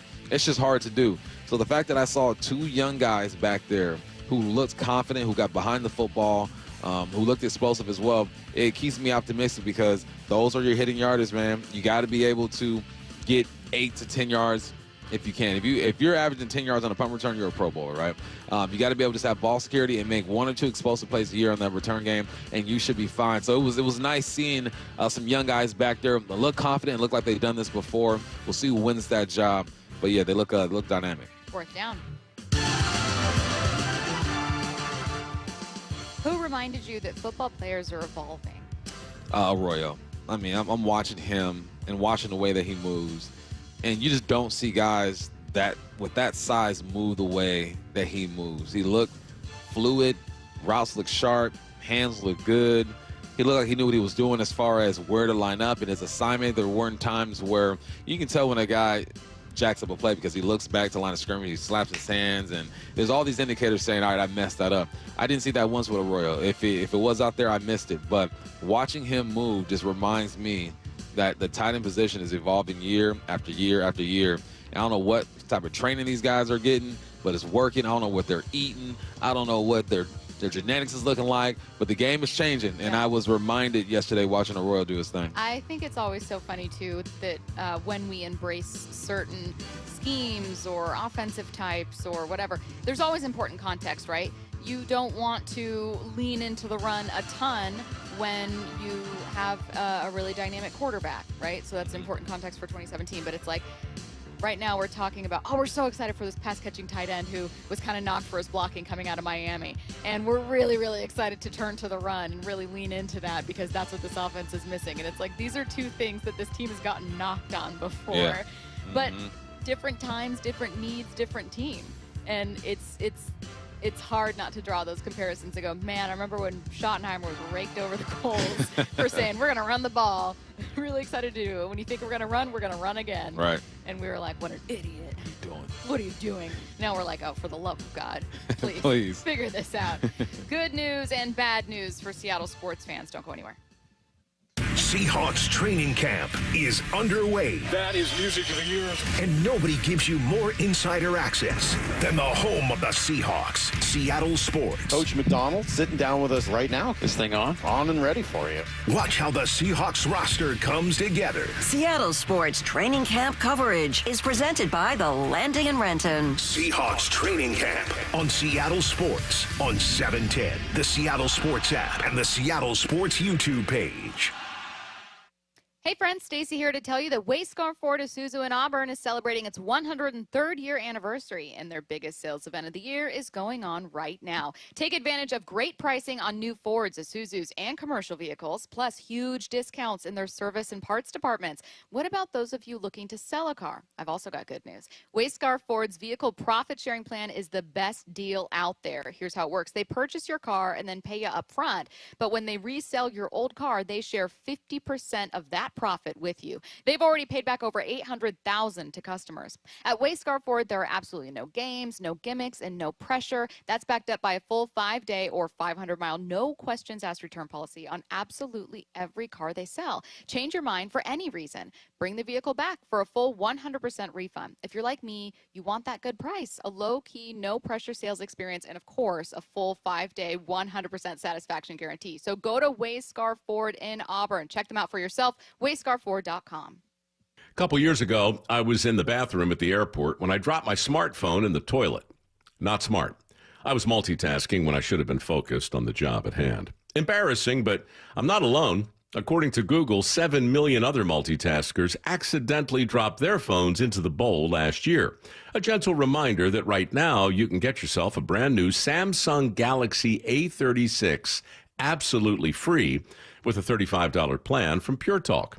The A36 comes with scratch-resistant Gorilla Glass and a battery that'll last all day, along with unlimited talk, text, and data on America's most dependable 5G network. In other words, it's tough and smart. Something to think about next time you're multitasking in the necessary. Just dial pound 250, say keyword micro to get your free phone today. You can make the switch in just 10 minutes. That's pound 250. Say micro to switch to a no-nonsense smartphone and a company that actually stands for something. Pure Talk. If you're 55 or older and into that whole saving money thing, T-Mobile has an exclusive phone and internet bundle just for you. Right now, get 2 unlimited phone lines plus 5G home internet for just $30 each per month with autopay, plus taxes and fees. And with 5G home internet, setup is easy with just one cord and no technician needed, which is great if you're also into that whole keeping it simple thing. Switch now and experience the best mobile network in the U.S. Visit your local store to start saving. T-Mobile, it's better over here. Based on analysis by Ookla of speed test intelligence data Q4 2024 to Q1 2025. Ookla trademarks used under license. Unlimited on our network. Customers on voice plan may notice speeds lower than other customers and further reduction if using more than 50 gigs a month due to data prioritization. Video streams and SD on this plan. Home internet pricing after $20 a monthly bill credit plus $5 per line without autopay. Debit or bank account required. See 5G device coverage and access details at T-Mobile.com. The 2025 Seahawks season is almost here. Get fitted for game days with jerseys, caps, and tees, including the 2025 training camp collection. Visit the Seahawks Pro Shop at the Landing in Renton and Lumen Field or online at Seahawks.com/Pro Shop. John here with Happy Hauler. Furniture and household items you plan to throw away? We work with organizations all over Western Washington to donate used items. Happy Hauler is Seattle's eco-friendly junk removal. HappyHauler.com, hauling with a heart.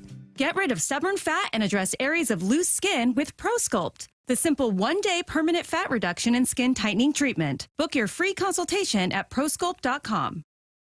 Summer is here and Washington Energy's BOGO 40% off sale is on now. Update and enhance your home with beautiful new windows and doors expertly installed by Washington Energy Services. Save today with one of our best deals of the year. Buy one energy efficient window, get the second at 40% off. And BOGO 40% off all entry, patio, and interior doors right now. From traditional to modern home updates and with over 65 years of award-winning installations, Washington Energy is the clear choice. Call today for a free estimate.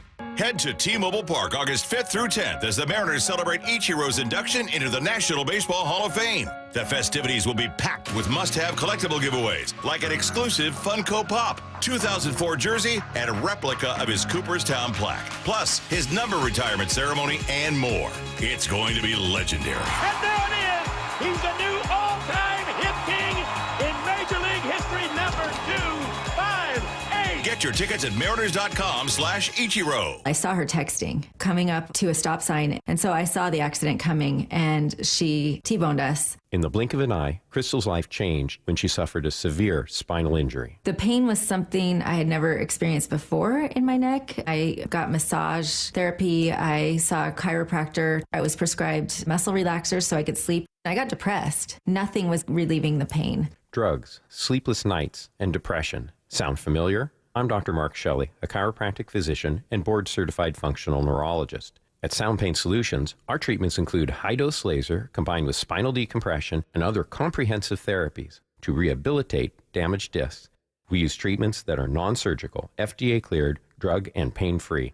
I was able to get off my pain medicines, and I was able to sleep through the night, and that was what I was desperate for. To learn if you're a candidate for our treatment, call us. Sound Pain Solutions, 855-996-0025, or click soundpainsolutions.com.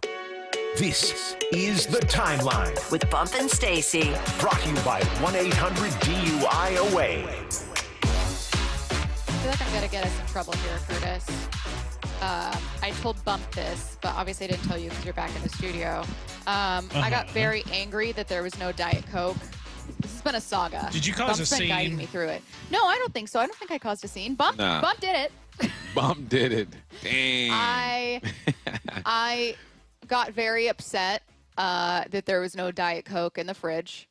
And just so everyone knows, at the working media room here at VMAC, they have like a fridge full of soda and water. Everything's free, so it's very nice, very generous. However, there's no Diet Coke. So what do you guys want me to starve? Am I supposed to die of thirst? So I searched. Nah, you didn't search. I told you. I was trying to keep you from throwing you under the bus. Nah, you already threw me on the bus and said Bump did it. You're right. So Bump told me, well, maybe you should look in the cupboards because I think that they keep the boxes of soda there. And I said, okay, bet. So I went to look, and I pulled out a box, and indeed, there were 12 Diet Cokes in there. So I'm already, I'm going to start my second. And, do you have ice at least? No, These are that's room my other temperature complaint Diet about the Cokes? VMAC. It's summer. Where's the ice? Where is the ice? What kind of sham organization are we running here? It's in liquid form as of right now. Yeah, first no Diet Coke, then no ice. I don't even know how I can continue through the day. I'm probably going to have to stop the show. Bump's going to be solo. But it wouldn't be training camp if Stacy wasn't complaining about something. I do think that maybe one of the PR staff gave me a little bit of a look like, what are you doing, when I was unloading the Diet Coke, because I got caught red-handed folding the box in half and putting it in the recycle bin. Oh, man. So anyways, if you get an email, it's not me. It's not us.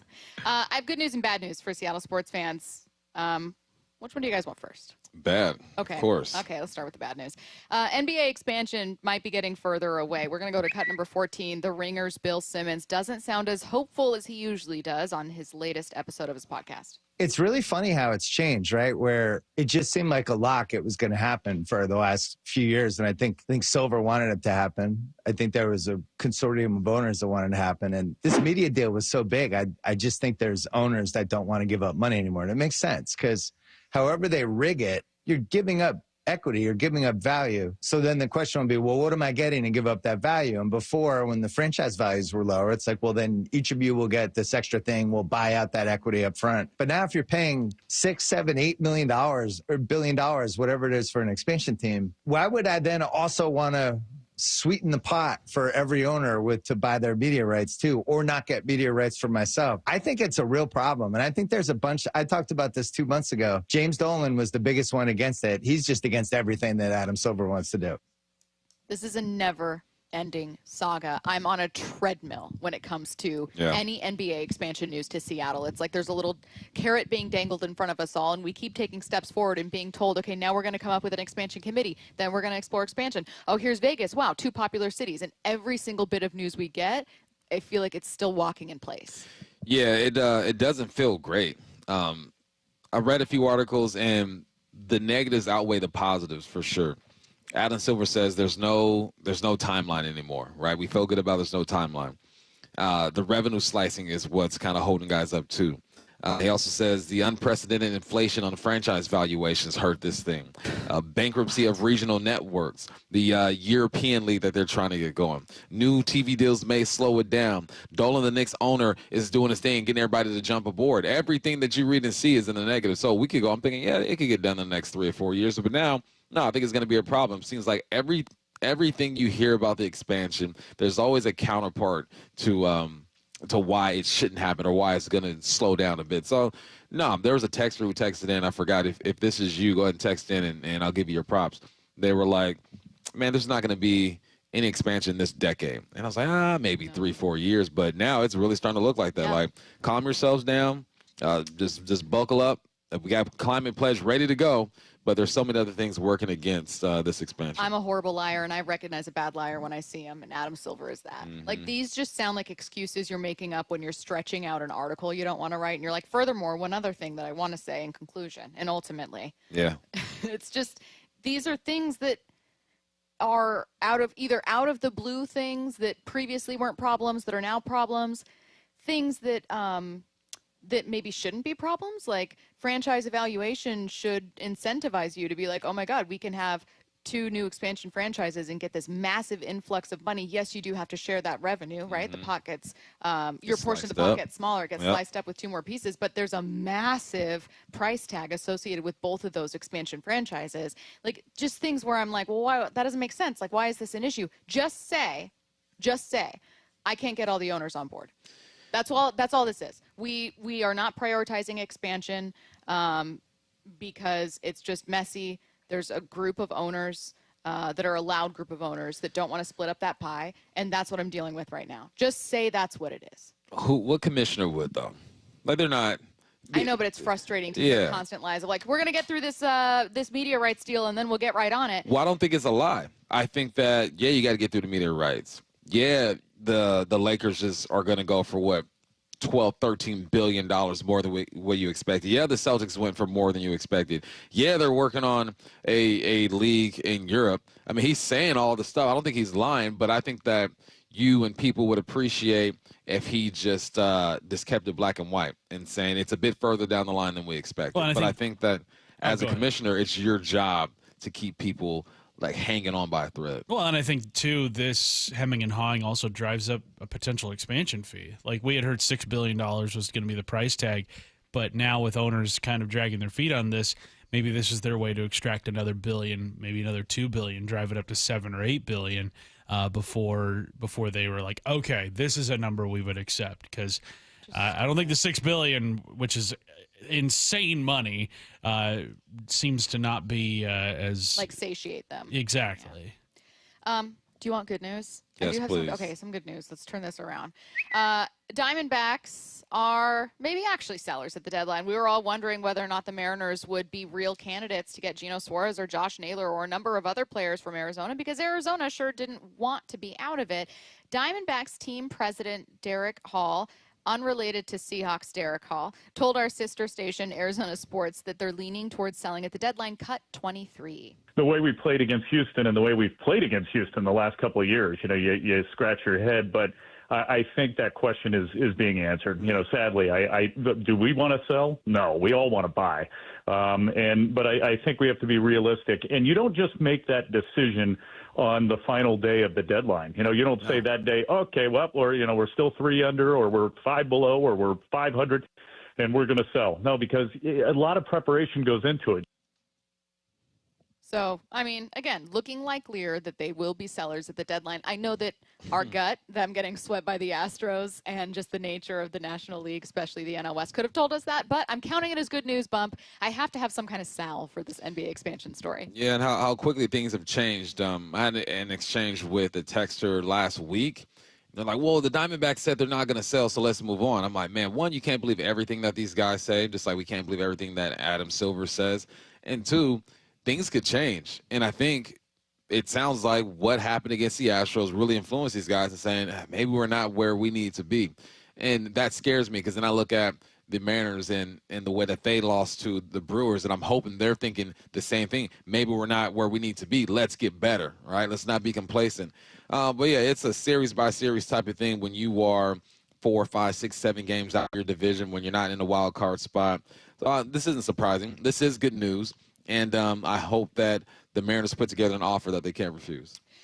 Next story, Tua Tagovailoa was asked where his relationship is with former teammate Tyreek Hill. The quarterback was very honest about things, cut 15. I would say we're still continuing to do that.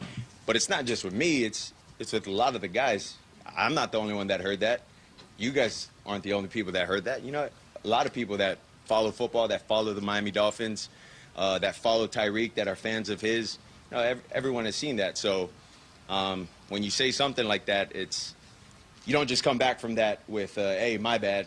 You know, you got to work that relationship up. You got to build everything up again. And yeah, it's still a work in progress, not just for me, but for everybody. But you know, like I said, he's working on himself. He's working on the things that he says he wants to get better with and do better on. So that's the first step to me, and so I commend him for doing that. Current teammate, not former teammate. Yeah. Freudian slip. I appreciate the honesty here because I think that's probably how a locker room would feel, Bump. I mean, imagine if, you know, you're on the Seahawks and one of your teammates who's vitally important to your guys' success, I don't want to, you know, very clearly doesn't want to be here. And then you're there. It's like, well, you didn't get traded. No, I didn't think Tua had this in him. I didn't think he had that type of leadership in him to really step out in front of it and call it exactly how it is. He seems like he's the type of guy that just wants to get through and keep everybody happy. But no, he kept it real, and it was raw. And I think that's important because Tyreek Hill is a big personality. He says exactly how he feels. He moves in different ways. And a lot of people would be reluctant to even to say things like that in fear of what the reaction is going to be from Tyreek Hill. So now that's biggest for Tua, man. That is true leadership right there. Whether Tyreek Hill likes it or not, this is what Tua was supposed to do. All right, well, we learned the Diamondbacks are leaning towards being sellers. So what would a trade actually cost? And I also want to read you a text from a listener who's playing devil's advocate on why that might actually be bad news for Seattle. I don't agree, but I'll read you the text. Then we've got Coby Bryant joining us at noon. Don't go anywhere. He's one of the greatest. The pitch to Ichiro. And Sunday, There it is, number 200, a bullet. Ichiro takes his rightful place in baseball's Hall of Fame. Number 258, a major league record for Ichiro. My, oh my, Ichiro! Mariners insider Shannon Drayer delivers complete coverage from Cooperstown at SeattleSports.com and the Seattle Sports app. Ichiro!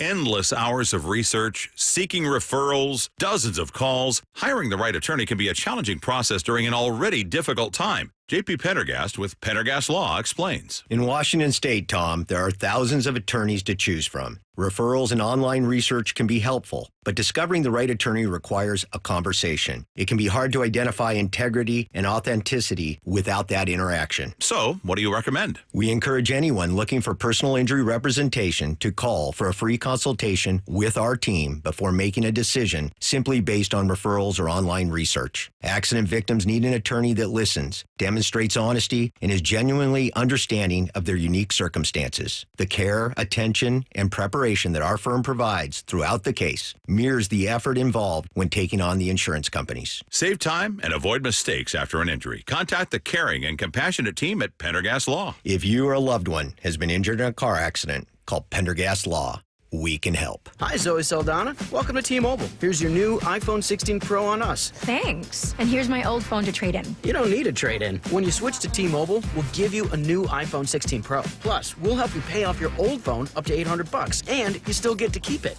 There's always a trade-in. Not right now at T-Mobile. I feel like I have to give you something in return for karma. That's okay.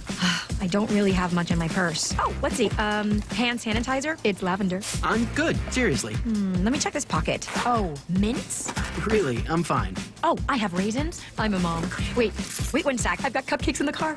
It's our best iPhone offer ever. Switch to T-Mobile. Get a new iPhone 16 Pro with Apple Intelligence on us. No trade-in needed. We'll even pay off your phone up to $800. With 24 monthly bill credits, new line $100 plus a month on experience beyond finance agreement $999.99 and qualifying forwarded. For well qualified plus tax and $10 connection charge. Pay off via virtual prepaid card below 15 days. Credits end and balance due if you pay off early or cancel. See T-Mobile.com. Hey, Brock Ewart here with some great news. I'm with Shannon O'Kelly, physical therapist and owner of IRG Physical and Hand Therapy. Shannon, you guys just increased your community coverage. That's right, Brock. We like to say we're in your neighborhood. We have you covered here at IRG. We just added 2 fantastic locations. One is in Harbor Square in the Edmonds Bowl, and the other one is in the Mill Creek Town Center, right to the entrance to Mill Creek Town Center. So we'll be able to provide fantastic care to all of us and everybody's neighborhood. You know I love it. Expert physical and hand therapy right in your neighborhood. That's right. We're in your neighborhood. We want to be your neighborhood family physical therapist. We'll take care of you, your family, and your neighbor. And remember, no referral needed, just personalized care when and where you need it. Visit irgpt.com and schedule your appointment today. With over 40 convenient locations, IRG is right in your neighborhood, and now 2 new spots as well. That's irgpt.com, irgpt.com. Mike Rowe here with a quick question. Have you noticed cracks in your drywall, chimney, or exterior walls? I hope not, because if you have, they could be indications that you've got a much bigger problem with your foundation. That's where Groundworks comes in. They can honestly assess your situation and create a plan to stabilize your foundation. Schedule your free inspection at groundworks.com/row. And while you're there, check out my latest dirty job. It's a good one. Licensed in all states where work is performed. See website for details. Heading outdoors or on the water this weekend? Check in with Joey and Nelly on the Outdoor Line from 6 to 8 a.m. every Saturday on Seattle Sports and the Seattle Sports app. Hey, it's Mike Salk here, and we've been talking about this. Luxury awaits at Snoqualmie Casino and Hotel. You can book now for an unforgettable summer experience because the hotel opens up August 8th. Bookings are open at snocasino.com starting on August 8th. The expanded non-gaming floor, the destination spa, the big new entertainment space and convention center, new restaurants as well. They're combining effortless style with the utmost in relaxation. Go to snocasino.com for details. Seattle's closest, now Snoqualmie Casino and Hotel. You're free now. Free to stream beyond your wildest dreams. Rom-coms, slasher-coms, space operas. Free to fill your feed with impossibly chonky chonkers. Cats, corgis, babies on demand. Free to make your smart devices do silly things. Bowl of chips on the Robo-Vacuum. Free to open a world of remote work and Gametopia. Who's the boss now? Free to be everything you imagine. That's how it feels to have Quantum Fiber Internet. Your world unleashed. Learn more at quantumfiber.com. Limited availability, service in select locations only. Is your car road trip ready? Don't get stranded. Get to Bucky's Complete Auto Repair. Bucky's has been preparing cars, trucks, and SUVs for safe, worry-free travel for over 50 years. We take care of your car with experience and good old-fashioned customer service. For all your oil changes, brakes, AC charging, and factory maintenance, choose Bucky's. No appointment needed, and yes, friendly financing is available. Visit Bucky's.com. Bucky's, where your car feels right at home. The biggest scuba sale in America starts today at Underwater Sports in North Seattle. Clearance prices on masks, regulators, computers, fins, tanks, BCs, free photo and video seminars, free fitting and incredible savings on a custom-fit dry suit. Big savings on beginner, advanced, and specialty classes. Underwater Sports' 47th Annual Divers Fair starts today at the North Seattle Underwater Sports Store, 107th and Aurora Avenue North. Don't miss the biggest scuba sale in America. From the Quantum Fiber Studio, you're listening to Bumpin' Stacy. Weekdays 10 to 2 on Seattle Sports and 97.3 FM HD2. I feel like we had like an outfit change at like an award show or something. Oh, yeah. Rookie move. Turn your mic on. Well, we Bump. just got to this little setup. It's our first Gosh. time. I've used this before. What are you doing? I was trying to help. We're going to be joined by Seahawks safety Coby Bryant, who's going to be sitting in our new setup. In about 15 minutes, he's going to join us. Practice is set to start at 1. We will still be on air during practice, so for some of it, you're going to hear some music in the background. At 1:45 for What I Need to Know, we'll let you know if we see anything of note, anything that stands out, and we'll also be taking your guys' questions. As a reminder, you can send them in anytime. Last segment during the timeline, I said, look, I've got great news. Great news. I promise it's good news for Seattle fans. The Diamondbacks are leaning towards being sellers. Our sister station, Arizona Sports, with an interview with Diamondbacks team president Derick Hall. And that's great. That's great. I did have one listener bump who texted in and said, well, that's not really good news. They said, now the Mariners are going to give up a prospect they shouldn't for 2 months of a guy that doesn't really make the team better. I disagree with many, many parts of this. You must not be talking about Gino if you think this not 36 home runs better. But I'll focus instead on the rental aspect, because while I think this person's in the supreme minority of people who think Gino wouldn't make the team better, they are part of a group of people that I do think worry about, well, what's it worth giving up for a rental? Yeah. So here's some sound from Keith Law first about what it would cost, and then let's check our own comfort level. We'll go back again to cut 18. Keith Law on who the Mariners could offer for Gino. I would consider, and I've mentioned this before, Cole Young to me is the most tradable guy because he has the best combination of actual value. He probably steps in and plays every day for a lot of teams, certainly a lot of teams that are selling right now. But the Mariners don't need him. They're surrounded, they're drowning in middle infield prospects, and they have other guys who are or project to be better. What Cole Young really offers is he's ready right now. Emerson's not, Celestin's not, Arroyo's not. You're willing to wait on those other guys and say, look, Young doesn't really fit for us that well right now. We will trade him for an immediate upgrade, knowing full well Young might be in, say that it was Arizona. He might be in their lineup every day for the rest of the season. You're willing to make that trade. Now, what we didn't play earlier, cut 17, Keith Law on who he wouldn't give up. Kate Anderson can't be traded. He's not part of the conversation. I'm not trading Emerson for almost anybody at this point, unless you told me they're getting Aaron Judge.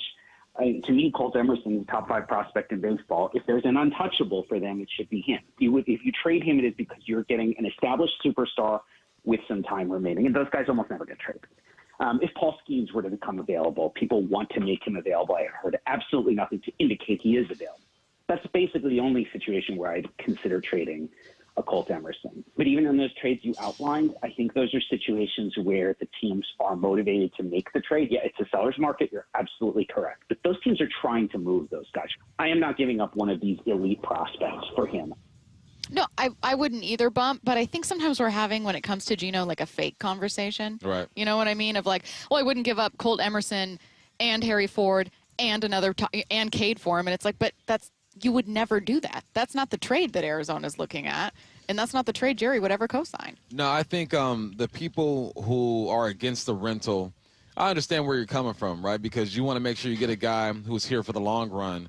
But if you're a true competitor, you want to make sure that this team has a legit chance at the end of the season to get into the playoffs and hope that you do enough here to where this guy wants to stay here. And then when it comes to the trade proposals, I think that people think it's going to require so much more than what you actually think. That's why they're reluctant to kind of buy in to the rental type of deal. Now, we don't know exactly what it's going to require, but if you listen to the experts or whatnot in the proposals they put out there, they're not going to be 100% accurate, but they're not going to be way off either. Like, they know how these things goes and what value are placed on each player.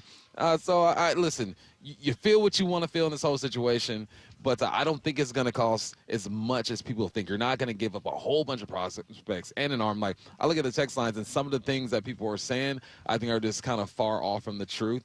But as I said before, I am down for the rental. I want to win. Like, I don't do radio just to be okay at it. I want us to be the best radio show in all the land, right? I don't coach just to be okay, but I want to be the best coach there is. That's the way you got to move when it comes to this, and I hope people buy into it. I think you also need to be aware of how your team not just has built, but like how they function as a team in the reality of baseball. Not in the world where you're like, I'd love for them to do this, but in the reality of who they are. My sister's boyfriend is a diehard Yankees fan. I hope you can all forgive him. He's otherwise very likable. And he was saying that there are a lot of Yankees fans. One common sentiment Yankees fans have is, oh my God, we were better when we had more of our own guys. Like, we actually, when we started to overspend for some of these guys and then make bad decisions on letting others go, then we started really struggling. And it's all relative. It's struggling for Yankees fans, and that means not winning a World Series since 2009. I can see a case that's being made for other teams around baseball about how important it is to have that core nucleus that you develop and have those guys, and I understand it. That has not worked for Seattle. It doesn't mean it doesn't work in theory, but what I see is a lot of like this kind of argument from the 425. Don't trade a prospect for any rental. Cole Young is good. Why would you trade him for another possible star or another possible star for a rental? You've gotten nowhere from hanging on to prospects. You've not touched a World Series. You've been in the playoffs once once since 2001. What do you mean, like, oh, this is going to work for us, that's how we do it? What are you, have you been watching a team I haven't been? You know what I mean? Like, what reality are you living in where you're sitting here going, well, that's actually the formula for winning? Well, if it's the one they've been doing since their inception, I don't want it. I don't. They haven't won anything. Yeah. No, you gotta step outside of what you're comfortable doing. And Cole Young has given people enough to make them believe that eventually he could be one of those guys. But eventually, if and when he's one of those guys, where's everyone else going to be? Where's Logan going to be? Where's Wu going to be? And I'm talking in their career, health-wise, all that stuff, right? So there's a window of opportunity that I'm ready to jump through. And if you are more cautious, then so be it. Sure. You live your life.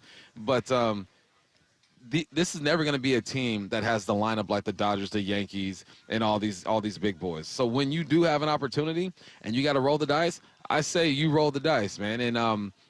And trusting your prospects, like your farm system, right? Every analyst we spoke to when it comes to what they did in this MLB draft said they knocked it out the park, did a great job, right? With the 3rd pick and the 32nd pick, I think it was, knocked it out the park. So if there's anything to believe in, believe that they're going to be able to restock that farm system and give you even more to believe, right? Because there's something called college baseball and high school baseball that ain't going nowhere. And if this Mariners department can continue to be good at scouting these guys, you'll have more of these players. But will you be in a position like you have in the last 3 years? Don't you feel like they fell short last year and the year before that? That's why I'm all in. That's why I want to go. The name of the game is to win ball games and to acquire talent. If you acquire Gino Suarez, I believe, with an arm or something else, I believe it gives you a better chance to do what you've only done once in a decade, or two decades, excuse me. I just think and absolutely agree with all of that. Someone else texting in, and I'm paraphrasing their tweet or their text. You can't criticize a front office for not being aggressive when you aren't willing to be aggressive either. Yeah. You know what I mean? You can't get on, sit on your hands and go, oh, I don't know, I'm getting a little bashful about really trying to get after it. And then, like, scream top of your lungs at the clouds in winter. So, all right, we are going to be joined next by Seahawks safety Coby Bryant. Don't go anywhere. It's one of the most pivotal stretches for the Mariners this season, with just 7 days till the trade deadline. Mariners plan for the trade deadline. Obviously, the biggest question, and our buddy Jeff Passan, who are the best bats available? It's Gino and it's Naylor. It would make this team right there with every other team that has World Series aspirations. Stay plugged in as the Mariners approach the trade deadline on Seattle Sports on 710, the Seattle Sports app, and the Seattle Sports YouTube page. This is my life. This is my family's life. The people that work here, they're my family. When something's not right with them, it's not right with us. We get notifications every time we get a review. And I said, how do you not let it eat you up? Sometimes I feel so responsible. And his answer was, I just look at it as an opportunity. We need that feedback to learn and to do better. I'm grateful for the feedback. Big part of sales is the relationship aspect. People want to do business with someone they can trust, who's a real person. They don't feel like you're just going after their money. And when you take the time to get to know them, get to know their needs, not be a car salesman, but be a consultant, then they feel more comfortable with you, and the experience is better on both sides. It's not about closing deals. It's about opening relationships, helping people make the right choice. The LJ Way is the Lee Johnson Auto family. Rick Riz here, and it's the final month to submit your nomination for Pella Windows and Doors of Western Washington's Improve Your Play program. Pella's owners are donating $5,000 to 2 local youth sports organizations. Many local teams are in need of new equipment, field improvements, or uniforms. If you know a team who could use funding, nominate them at seattlesports.com/play. Join Pella Windows and Doors of Western Washington and help our local youth thrive. Go to seattlesports.com/play to nominate a team in need right now. Need a new roof now? With State Roofing and Exteriors, you can get started with 0 down, 0 payments, and 0 interest for up to 24 months. That's right. Protect your home now and pay later. Call 866-ROOF-ROOF or visit stateroofing.com today. This summer, the perfect night out is under the stars at LeMay, America's Car Museum drive-in movies. Enjoy classic films and make memories. Catch the Transformers on July 27th. Space is limited. Reserve now at americascarmuseum.org. Hi, Zoe Saldana. Welcome to T-Mobile. Here's your new iPhone 16 Pro on us. Thanks. And here's my old phone to trade in. You don't need a trade-in. When you switch to T-Mobile, we'll give you a new iPhone 16 Pro. Plus, we'll help you pay off your old phone up to $800, and you still get to keep it. There's always a trade-in. Not right now at T-Mobile. I feel like I have to give you something in return for karma. That's okay. I don't really have much in my purse. Oh, let's see. Hand sanitizer. It's lavender. I'm good. Seriously. Let me check this pocket. Oh, mints? Really, I'm fine. Oh, I have raisins. I'm a mom. Wait one sec. I've got cupcakes in the car. It's our best iPhone offer ever. Switch to T-Mobile. Get a new iPhone 16 Pro with Apple Intelligence on us. No trade-in needed. We'll even pay off your phone up to $800. With 24 monthly bill credits, new line $100 plus a month on experience beyond finance agreement $999.99 and qualifying ported. For well qualified plus tax and $10 connection charge. Pay off via virtual prepaid card. Allow 15 days. Credits end and balance due if you pay off early or cancel. See T-Mobile.com. You're listening to Leaf Filter Radio, and the guru of gutter protection himself, Chris Coonahan, is here to take your most pressing leaf-related questions. Hey, everybody. Chris here. I understand we have Ron on the line. Ron, where are you calling from? Uh-oh. Ron, are you calling from a ladder? Well, I was. I wanted to ask Chris what I need to do to get my gutters ready to have leaf filter installed. Oh, Ron, you don't have to do anything. A Leaf Filter Trusted Pro will come out and clean out your gutters, realign and seal your gutters, and install Leaf Filter, America's #1 gutter protection system. So I didn't need to get on this ladder? Ron, Leaf Filter Trusted Pros are in your neighborhood and ready to help. Just visit leaffilter.com/deal to schedule your free gutter inspection and get up to 30% off. Thank goodness. What was that site? That's leaffilter.com/deal for your free gutter inspection today. See representative for warranty details. Promotion is 20% off plus a 10% senior or military discount. One discount per household. Did you know in Washington State, you can see a physical therapist without a referral from your doctor? That's right. Thanks to Direct Access, you can skip the wait and get the care you need right away. Shannon O'Kelly, how has Direct Access changed the game? Direct Access for us, Brock, is a game changer. Why? Is because there is so much research and data out there that says if you get in early when you have a musculoskeletal problem or an injury, the earlier you get in and we can start care, the better outcomes and the decreased downstream cost, okay? So it's so important. Our providers are all doctors of physical therapy. They're all trained to identify situations and problems. They've got the skill, they've got the talent, they've got the knowledge. If you get in and start therapy early, we're going to get you back to activity, pain-free, and moving and having fun. Fast, easy, effective. Direct Access is your path to better movement, starting with a single step. Visit irgpt.com to schedule your appointment today. irgpt.com. Let's go! This is Seattle Sports. Streaming through the Seattle Sports app. KIRO AM Seattle. KIRO FM HD2 Tacoma. Home of the Seahawks, Mariners, and everything Seattle sports. Seattle Sports Snapshot. The Mariners open a series against the Angels today. 5:30 p.m. pregame show, 6:38 p.m. first pitch right here on Seattle Sports. We are just 7 days away from MLB's trade deadline. The latest prediction, this one courtesy ESPN's David Schoenfield, who thinks the Mariners will end up with Diamondbacks first baseman Josh Naylor rather than Gino Suarez. Snapshot, brought to you by Miller Lite. When it's game time, it's Miller time. From the Quantum Fiber Studio, this is Bump and Stacy on Seattle Sports. Streaming through the Seattle Sports app and at seattlesports.com. Now, here are your hosts, Michael Bumpus and Stacy Ross. Here we go now. Bump and I live from Seahawks training camp. Practice gets underway in a little under an hour. We're watching the bald eagles fly overhead. Curtis, you weren't listening to us, but we were trying to figure out how many bald eagles it would take to lift up a person. How many do you think? I'd say maybe like 2. Well, you'd be dead wrong. Wow. Just 1? 3? Bro. So we were debating this. I asked Trevor how many bald eagles he thinks it would take to lift him, and he said maybe 10, right? Did you say 10? Like somewhere around 10? No, listen, he's actually underestimating because then we did research. It would take, so bald eagles can only lift like a couple pounds, which I did not expect. Oh, so that week? 7 pounds. A couple. Oh, a couple is 2. Okay, well, I see a couple as being like under 10. So it would need, like, if you're, so for Coby Bryant, who we're set to talk to in a little bit here, it would take like 25 bald eagles. Yeah. I'm not good at math. These are the conversations we have. Maybe like 30 during commercial breaks. Yeah. Someone said, so on Reddit, which is, of course, where I'm turning for this information, it would take 23 golden eagles to lift the weight of an average adult on a windless day. So. Factor in the wind, too. So we got nothing to worry about then. Well, I mean, it's still kind of intimidating. You know, you're out here. Coby's heading over, so we'll be joined by him in a minute. This is more important. You know, you're out here just kind of looking around, and they're big birds, Curtis. I don't think you understand. I think of when James Paxton had one land on his shoulder. Yeah. And thinking back on it, like, if the Eagles could lift more, then he would have been in more danger at that time, but not then. Coby Bryant joining us. Yeah, you're good to go.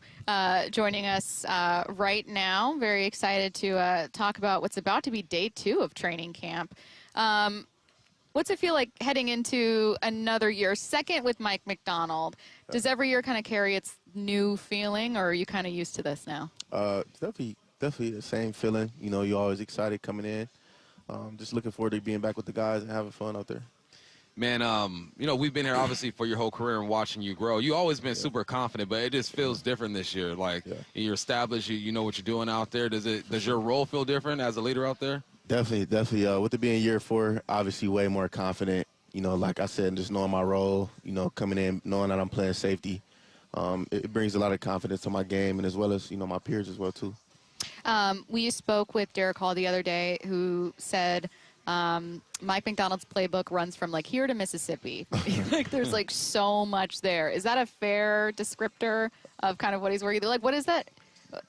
You can't give anything away, obviously, but is it just like variations of things? Is it just that, like, you guys are like a fraction into the playbook and he's just got so much? I mean, definitely. He's a smart guy, man. So, you know, he's always finding ways for us to, you know, execute out there. So I can agree with D Hall on that one. So all the way back to Mississippi, that's a big playbook. Right.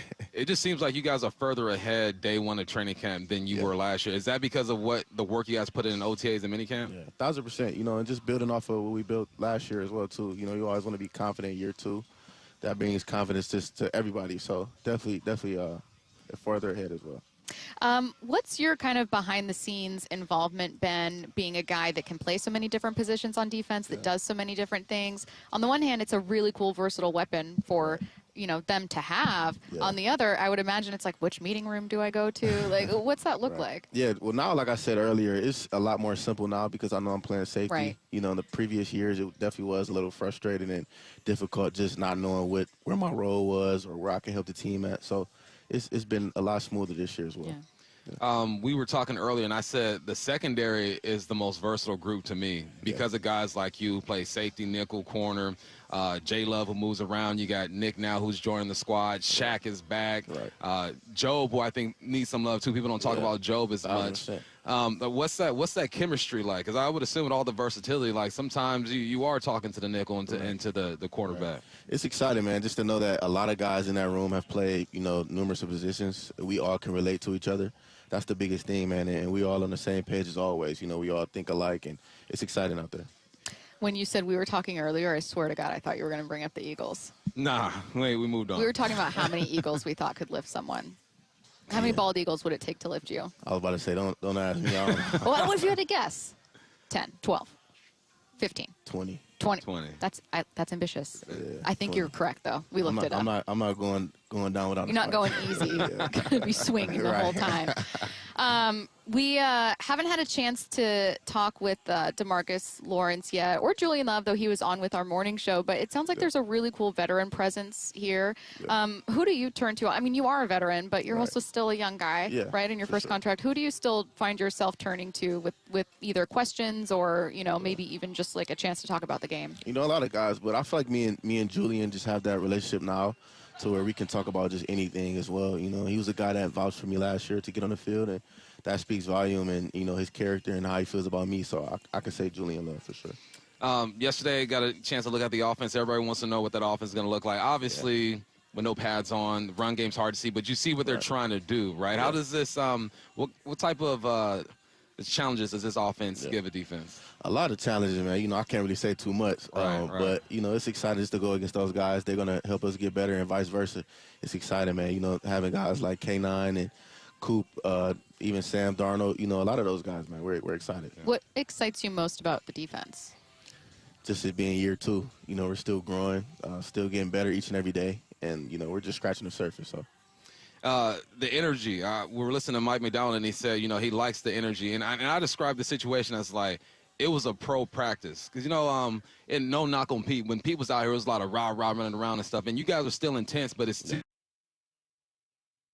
Am I seeing that correctly? Absolutely. You know, Mike is about his business, man. You know, he wants definitely energy, but, you know, attention to detail as well, too. You know, it's the little things, and that's what we make sure to bring each and every day. So. Have you had a chance to talk to, I know Bump mentioned watching the offense and kind of seeing what they're doing. Have you had a chance to talk to them much and get to know them off the field, or is it still, Yeah, I hang with a lot of guys. Who have you connected with? I've always connected with K9, Jackson, even Sam. You know, me and Sam talk, Jake Bobo. I pretty much talk to Jake Bobo each and every day. We joke with each other, so a lot of those guys. Who's quietly like the funniest guy? On offense? Yeah. Or are they all really boring defenses where the jokes I would say are? definitely Jake Bobo. He's pretty funny. He does jokes? Okay. That checks out.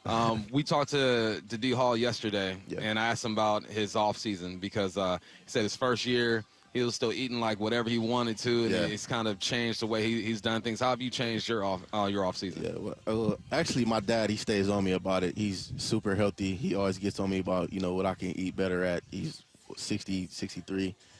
He stays on me about that. So that's the biggest thing is definitely eating the right things and taking care of my body. Cold tub, which I hate, but I have to do it. Just stretching, Pilates, whatever the case may be. So. What's the hardest thing to give up, though? Because I'm assuming you're used to discipline if your dad's like, hey, you know, we eat healthy in this house. But, like, for you, like, I remember we had an interview with Carson years ago, Chris Carson, who was like, giving up wings was the hardest thing ever.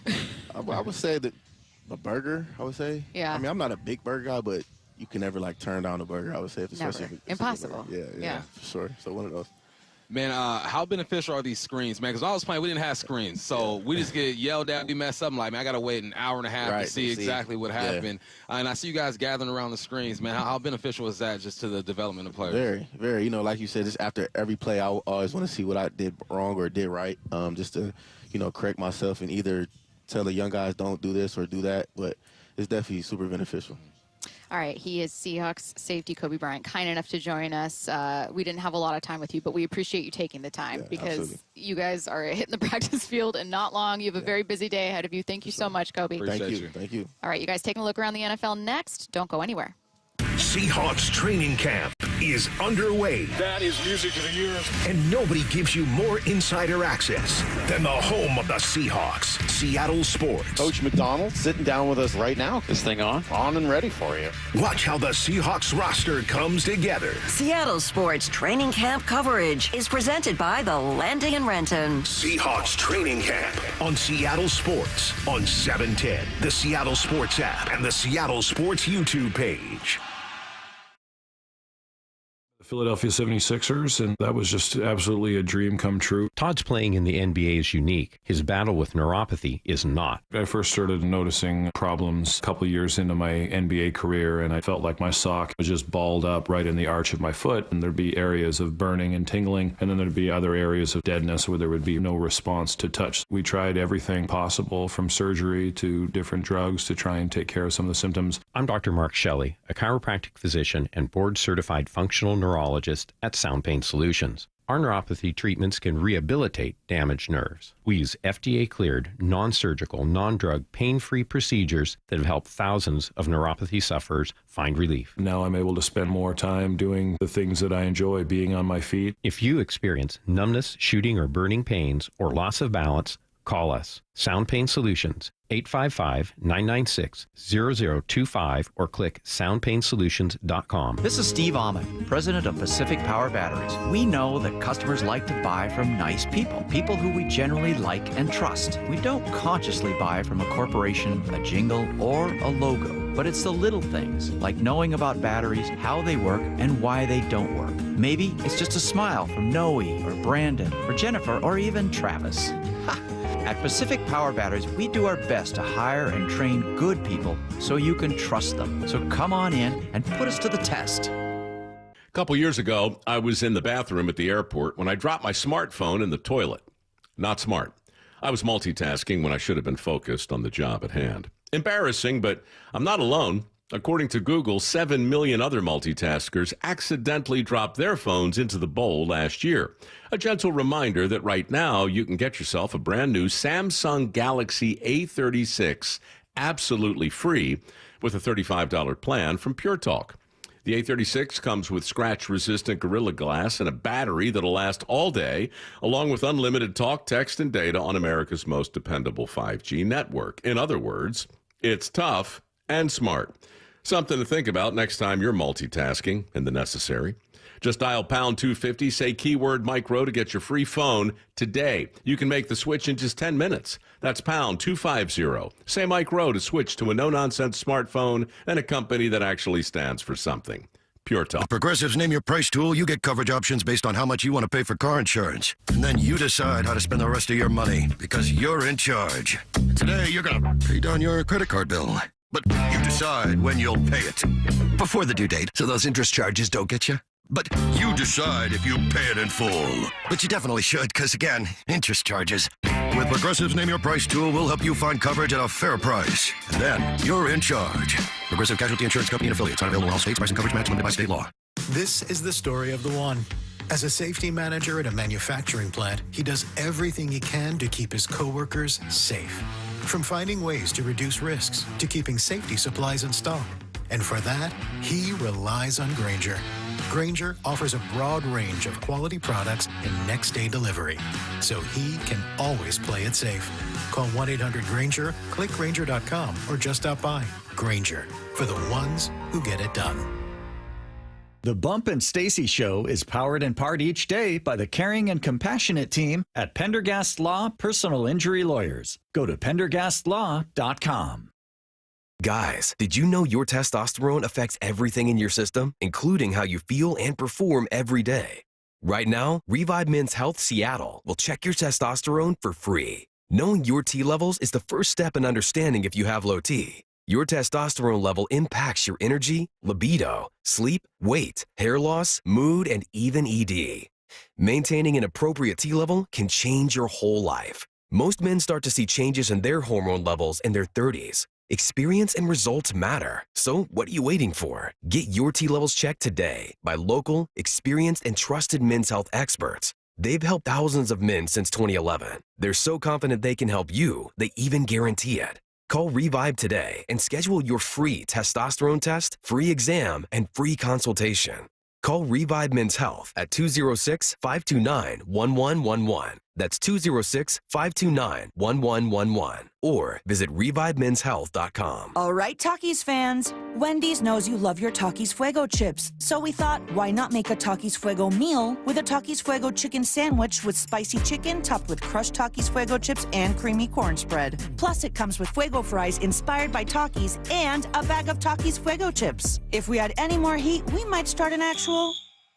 I told him this would happen. For an intense new take on Takis chips, gotta be Wendy's. Limited time only at participating U.S. Wendy's. Includes 1-ounce Takis Fuego chips while supplies last. Takis and Fuego trademarks are used under license. This is the story of the one. As a lineman, he does whatever it takes to keep the power on in his community. And he wants a partner like Grainger who does the same. Grainger offers the professional-grade products he needs, from voltage detectors to harnesses to hard hats, plus fast, dependable delivery, so he can rise to every challenge. Call 1-800-GRAINGER, click Grainger.com, or just stop by. Grainger, for the ones who get it done.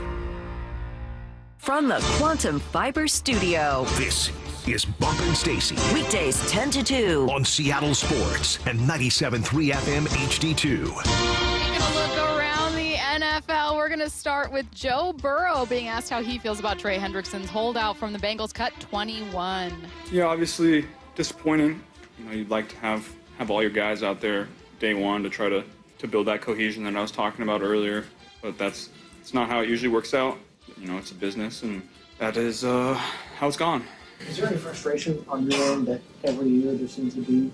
Yeah, of course that's, you know, it can be frustrating. But that's the business of the NFL. That's how things go. Have you spoken to Trey since he decided not to report? Yeah, me and Trey are in constant contact. I'd like to see more urgency from both sides, front office and the players, to getting those deals done so they can get here as soon as possible. Yeah, I think the earlier you get these things done, the better. Joe Burrow seems like someone very tired of being asked about contract holdouts. Yeah, he's tired of it, but he understands it. He's when it comes to annual average, he's the third highest paid or fourth highest paid quarterback in the game. So he knows how important it is to get this money and the process of it. But him being a quarterback, that process is a lot more simple. Trey being the age that he is, the positions that he is, it's going to take some time. And he has to be frustrated because he needs him. I said it yesterday, that defense was so bad last year, man. He should have won the MVP. If they get into the playoffs, he wins that thing. I know he's not in it for the accolades, but he's in it to win ball games. They need Trey to win ball games. From one quarterback who tried not to say too much to another who might have said the wrong thing, Cam Ward doesn't seem too bothered by Will Levis's season-ending surgery. Cut 16, he was asked about it at a presser. What was kind of your reaction to the news that Levis had decided to have surgery and it's kind of subtracted from the quarterback room now? I really didn't have a reaction. I focused on Cam Ward. Look, I can't blame Cam for saying this. I'm also not surprised at all that people are like, man, you can't even say like it's heartbreaking for him. No. What? Why not be real? It's because that's not real. I mean, it is real, but I mean, it is. It's not your real. But you're a quarterback, and you do have to say things differently. That. You have to move differently. You forget do. That. No, I'm the #1 pick in the draft. I'm here because you couldn't get the job done. I'm not necessarily your friend. I'm the rookie. You're the veteran. That's what's wrong with people, man. So I was like, oh my God, I feel so bad for him. This is cutthroat. When I saw a guy go down in front of me, and when I was out here, I'm like, that sucks. Let's get it. Like, but this it's is a different what it situation is. because Cam's not necessarily fighting for this job. This is Cam's job. Don't care. And I love Cam Ward, but Cam has this job. It is his job. And also, you have spent the entire offseason with this person. So what? That's so weird. What? I'm sorry. It's socially He doesn't weird. focus Curtis, on Will can you Levis. please break He this? focuses on Cam Ward getting right for the season. My vote is that it Man, was we a so little soft. cold from Cam. Be cold. It's cutthroat out here. Yes, I want people to be cutthroat in theory, but you also know this person. At this Man. point, you have spent months and months So around what? this person in a quarterback room that's like max 3 people. No. So what? Cam, if I was Cam's PR, I would say we gotta maybe tweak the answer just a little bit and make it something like, obviously it's heartbreaking whenever anyone's season ends, but I'm here focused on my own season, so that's all I can offer you. You want to be able to predict what he's going to say. That's you want the cookie cutter answer instead of him being. That's why I appreciate Listen. he was his true self in that moment. My client, my agent, Cam. we're just gonna tweak it a little bit. It's like when you find out somebody that is not really in your department is leaving the company, and you see like the building wide notice that gets sent out, and you're like, oh. Well, I'll keep moving, Or how about someone in your department who sits next to you?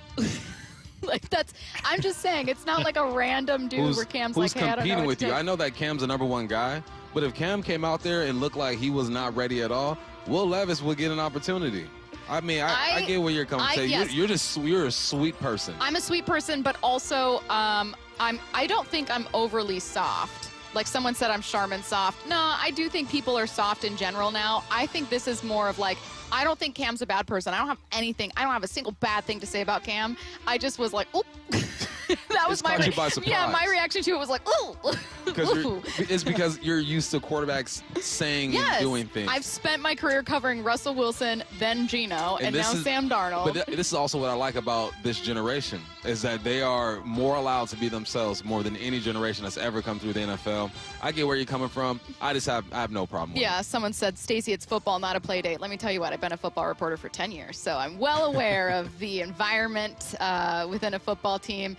I just thought it was a little like, oh, okay. It was unintentional. Cam wasn't blindside. Cam wasn't trying to slight anyone. You have to be focused on yourself. I am used to covering a league and a team where there is a different way you have to carry yourself. And on the one hand, it's very unfair. But when someone breaks that mold, you notice it. And you just kind of like, it just catches you off guard a little bit. I love it, though. Yeah. All right. Do I have time? Yeah, we have a few more here. Let's see. Let's talk Bills. We're going to go to cut 20. In his first presser at Bills camp, Josh Allen was asked about Buffalo being unable to get by the Chiefs. I mean, we can only control what we can control, and that's this training camp right now. And there's no time like the present. So, again, we don't think about that as much as people tend to think. Ultimately, we know that it probably runs through them in the playoffs as it has the last 6-7 years, right? So again, we just have to continue to keep putting our best foot forward and not focusing on the results, but enjoying the process and going from there. I don't even know. Speaking of having PR-ready answers, I don't even know how it answers lies. that. The complete opposite. Like, Cam kept it 100, and then Josh like, we don't think about that. You have nightmares about the Chiefs, You wake up and think about it. You have nightmares. You haven't been able to get over them. You beat them in the regular season, but now in the playoffs. So I'm glad that we played those clips back to back. It's just a contrast. It's just it is. One is being too honest, and the other is lying to our face. Right. Because I know for damn sure that you want to get past the Chiefs. It enrages you because you've had games where you've played better games. He said, I guess it goes through them. It does, my friend. It goes through them. I guess if that's what you say. No, that's been your reality. I'm sorry. I'm sorry, brother. All right. Do we have time? Yeah, we have time for one more here. Let's get to an update on Justin Fields. We're going to cut 19. Jets head coach Aaron Glenn had an update on Fields' toe injury. Went down with toe in the right side of his foot. Listen, I don't know the severity of the injury, but I do know it's a toe on his right side. Listen, we have an outstanding backup in Tyrod, who's been in this league for around 14 years. So the leadership that he brings, listen, we're all good. Let Tyrod cook, but also I was eager to see what Justin Fields looked like on a new team, fresh start. And the good news bump is day-to-day is actually pretty encouraging, considering people this morning, I guarantee, were talking like, is this an ACL thing? Man, I mean, when you sent the tweet this morning, you think the worst. You got carted off. You're getting a new opportunity here with the New York Jets. You think about just the worst. So I'm glad it's just a toe because he will be back. Who's the backup over there? Tyrod Taylor. Is there someone else? Said Tyrod Taylor. I feel like there's someone else over there too. Curtis, are we blanking on someone? There is someone else in that room. I just don't know if it's someone new or not. Yeah, they got to go. So it was Adrian Martinez, quarterback out of Nebraska. I believe there has not been a Nebraska quarterback since '87 in the NFL. That's the whole quarterback room? That's it. Fields, Brady Taylor, That's also Martinez. a wild stat on Nebraska quarterbacks, Curtis. Whoever Brady Cook is. Yeah. Yeah, but Tyrod. It's Tyrod. Sorry, Tyrod, right? Is that what I say Tyrod. I think Aaron just said Tyrod, but all right. I'll go with Tyrod for the culture. Anymore. For the culture, I'll go Tyrod. They'll be fine with him. I mean, he's a good guy if he has to fill in for 2 or 3 weeks. All right. The Seattle Seahawks preseason home opener is August 7th, and we want to send one of you and 3 others to watch the Seahawks take on the Raiders in person. It's easy because all you need to do is open the Seattle Sports app and click the Win tab. If you don't already have the app, you just text the word app, APP, to 866-979-3776. So if you click the Win tab, you're going to find out all this information you need to know. If you don't have the app, text the word app, and we'll send you a link to download. Enter daily to increase your chances to win. This contest runs through Monday, July 28th. Back to the Mariners with Ryan Rowland-Smith next. He's one of the greatest. The pitch to Ichiro. And Sunday, There it is, number 200, a bullet. Ichiro takes his rightful place in baseball's Hall of Fame. Number 258, a major league record for Ichiro. My, oh my, Ichiro! Mariners insider Shannon Drayer delivers complete coverage from Cooperstown at SeattleSports.com and the Seattle Sports app. Ichiro, you are unbelievable! Then came the oil boom, the tech boom, but right now it's the Wi-Fi boom, and Xfinity Wi-Fi is booming. Xfinity has everything you need to tap into the Wi-Fi boom with seriously powerful and seriously reliable connection. It's got 99.99% network reliability and incredibly low lag, so your streams are smoother than making a decision on what to stream. And did I mention that you can even connect to hundreds of devices so you, your kids, your parents, your poker group, and whoever else is at home can all experience the Wi-Fi boom with Xfinity. And the Wi-Fi isn't the only thing that's booming. Get the most reliable Wi-Fi and our best in-class equipment for one consistent price for 5 years guaranteed, all in. Plus, get unlimited data included and no annual contract, all with the 5-year price guarantee from Xfinity. Visit Xfinity.com, call 1-800-XFINITY, or visit a store today. Restrictions apply, not available in all areas. New residential customers only. Select plans only. Xfinity Gateway with X5 Complete required for unlimited data, except in certain areas. Most reliable Wi-Fi based on Open Signal Awards USA. Fixed Broadband Experience Report, August 2024. Actual speeds vary. The Davis Law Group Charity Golf Tournament heads to the Prospector Course in Suncadia on August 20th. Proceeds benefit Life Support I-90, funding life-saving training and equipment for the first responders on call every day, covering the thousands of travelers heading over the I-90 corridor east of Snoqualmie Pass through Cle Elum and the surrounding areas. Tee times and sponsor packages are limited, so sign up today at dlggolf.com. That's dlggolf.com, because the life you save could be your own. When it comes to the security of your business, doubts can creep in about who you're trusting to protect it. At Bail Arm, we got you. For nearly 80 years, we've been putting our customers' minds at ease with our advanced technology and personalized support. Feeling insecure about your current security service? Visit bailarm.com today. What is that sound? Ugh, that sounds like a plumbing sound. Luckily, there's a company that fixes all the plumbing sounds across Puget Sound. That's All Sound Plumbing. Puget Sound's plumbing experts. Have a sound? Visit allsoundplumbing.com. Get in the game at Hoops on the Pier. Friends of Waterfront Park and Rise Above are hosting a 2-day youth basketball camp at Pier 62 for ages 6 to 16. It's free, it's fun, and it's right on the water. July 31st and August 1st. Plus, open courts during the afternoons. Open to all ages and abilities. Don't have a basketball? No worries. We have a ball for you. Live out your Hoops dreams on the waterfront. More info at waterfrontparkseattle.org. Brought to you by Friends of Waterfront Park.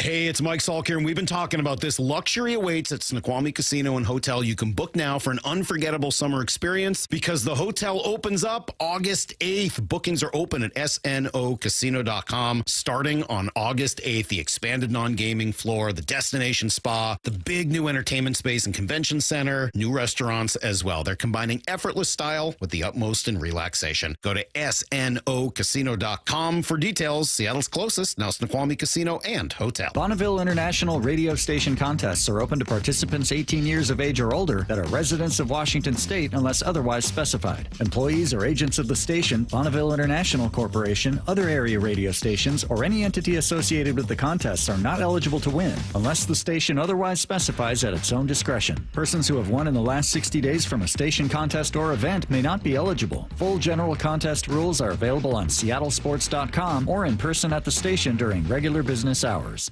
The home of the Mariners. One hopper snared at short. On a quick hop by J.P. Crawford. That guy's a magician over there at shortstop. Seattle Sports. Download the Seattle Sports app.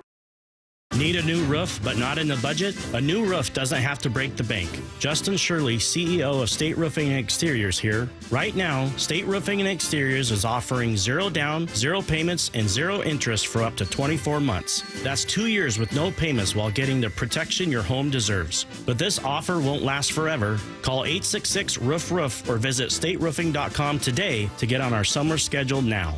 State Roofing and Exteriors, held to a higher standard since 1968. Celebrate 40 years of The Bite. The Bite of Seattle returns to Seattle Center, July 25th to 27th. Over 300 food and retail vendors, plus games and live music. Admission is free. Enjoy a Seattle summer tradition at The Bite of Seattle with delectable multicultural cuisine, live entertainment, and fun for everyone. Enjoy a Friday night screening of Pixar's Ratatouille at the Mural. Taking over Seattle Center July 25th to 27th. Come to The Bite, biteofseattle.com. Dave Wyman here for Harley Exteriors. When you hear Harley Exteriors, I want you to think windows manufactured right here in Washington and specifically designed for our Pacific Northwest homes and climate. These are the windows you want. They look absolutely stunning, much better than a traditional vinyl window, and they're going to lower your energy bills and provide year-round comfort. They also come with a double lifetime, fully transferable warranty, meaning not only are you covered for glass breaking or damaged seals, it's going to help your resale and home value.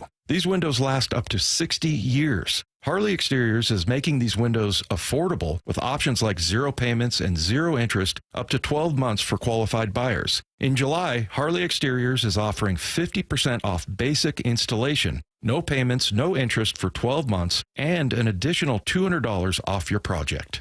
Think Harley Exteriors for windows, doors, and more right here in the Puget Sound. Call 833-HARLEY or just go to harleyexteriors.com. From the Quantum Fiber Studio, you're listening to Bumpin' Stacy. Weekdays 10 to 2. On Seattle Sports and 97.3 FM HD2. Talking Mariners with Ryan Rowland-Smith on the Emerald Queen Casino Sportsbook Hotline. As a reminder, our weekly visit with Ryan brought to you by Eastside Weight Loss Clinic. Ryan, how's it going?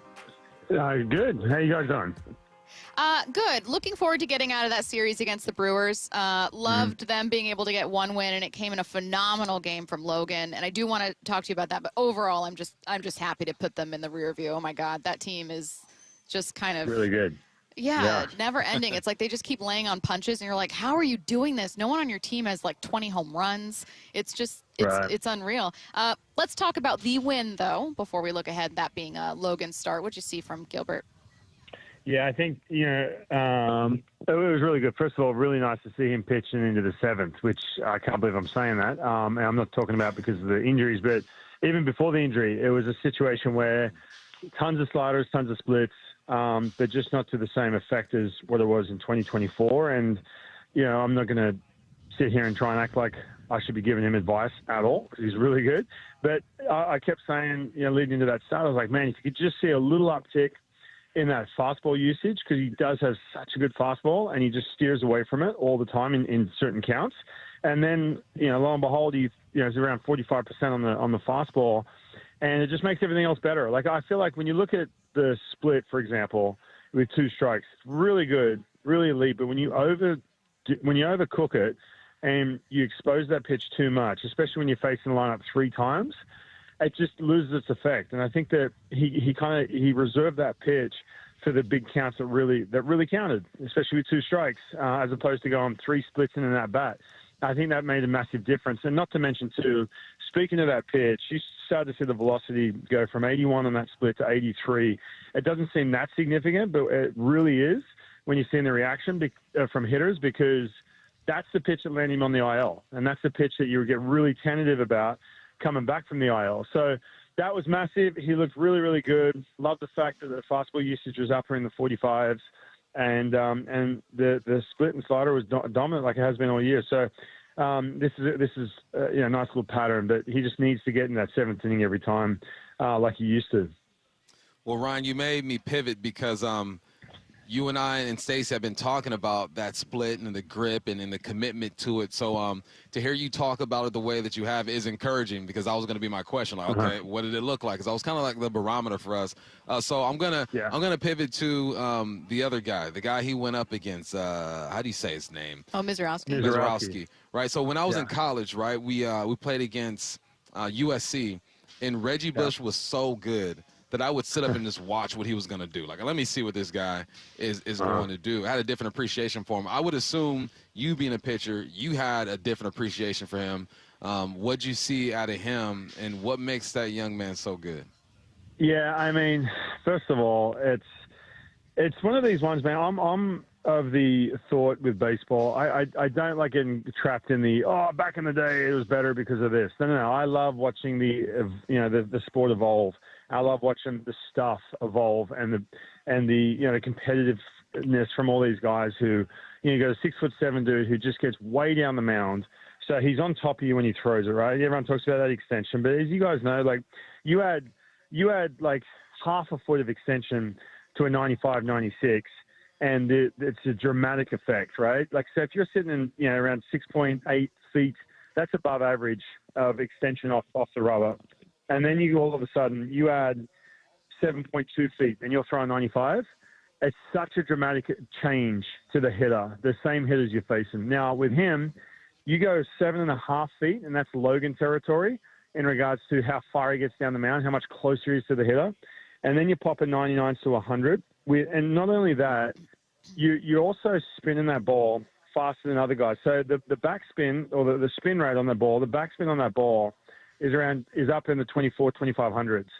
And so it just defies gravity longer. So you add all that together, you throw it all in a pot, and you've got a guy who is just so electric at the top of the strike zone. So fun to watch. If I do need to nitpick on him, there was one thing that I was trying to get to during the broadcast, but he was out of there so quick. You notice with runners on, one thing he's had to implement, and I was doing a little bit of digging on this one. With runners on, he's really predictable, right? So he had that big leg kick and down the mound. Now, you might look at that and say, well, you can run on him. Well, he's just going to slide step. But when you quick step or slide step down the mound as opposed to having that big leg kick, it can really mess with the pitch quality, really mess with it. Now, if you watched him, and this is my one little nitpick on him, I'll get to a couple other things that are really good, obviously. But my one little nitpick, when he started quick stepping, the pitch quality just was not the same. It just wasn't. Like, he didn't have that same. I was looking at the spin. The spin dipped a little bit on the fastball. He was missing spots on it, and the velocity dipped a little bit as well. So that's going to be interesting. And that's something, look, Paul Skeens had to make little adjustments too. He was like that last year's version of Mizorowski.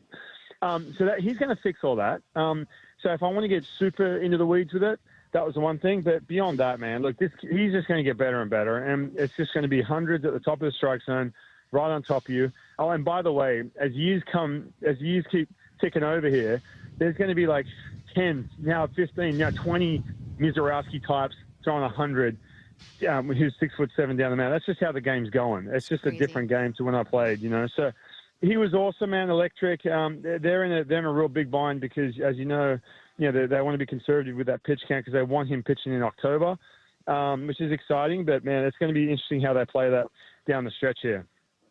If we're looking at the lineup, I felt this is one series, but we all felt really great heading out of that series against Detroit when you're going, you know what? Your 1 through 5 is solid right now. Like, Polanco's still contributing. He had been, quiet for some time. Arozarena was getting really hot. Cal was obviously still raking.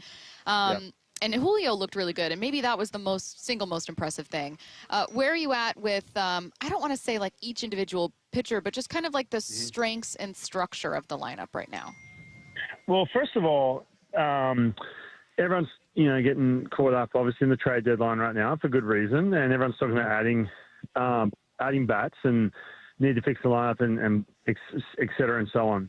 Collectively, when you look at the team, in the last 10 to 12, they're putting up over 6 runs a game as a team, right? And they had some big ones in Detroit against really good pitching too.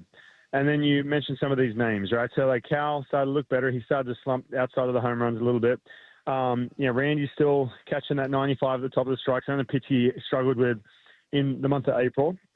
And Polanco, man, some really, really good at-bats, lifting the ball off the ground on guys who get a ton of ground balls on the weekend as well.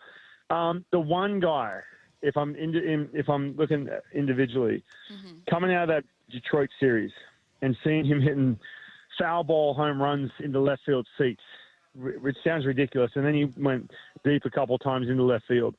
But Julio, man, we talk all the time about what kind of a little adjustment can he make to get the ball in the air on the pull side. Stacy, you and I have spoken about this down at T-Mobile, and I've talked to you guys about it on this show. He goes off to Detroit, and we're like, oh, here we go. Cheat a little bit. I'll trade some swing and miss even if he gets that bat head out. So you come back from the All-Star break, he took the break off, and you're thinking, okay, he's on to something here. He wants to snowball whatever he's working on. And he comes back, and, man, it's all of a sudden it's some good contact on left field, but guess what? It's on the ground. And it's just like, man, it's so interesting. Like, is this something where, like, it's just a 3-game sample size, and you look at that go, well, he got kind of beat up inside some really quality pitches? Or is this something like, man, is there any way we can get some consistency out of him to that pull side? So, that's a tough one for me. And I say this all the time, so does everyone else, that, man, he has such a big impact on this lineup.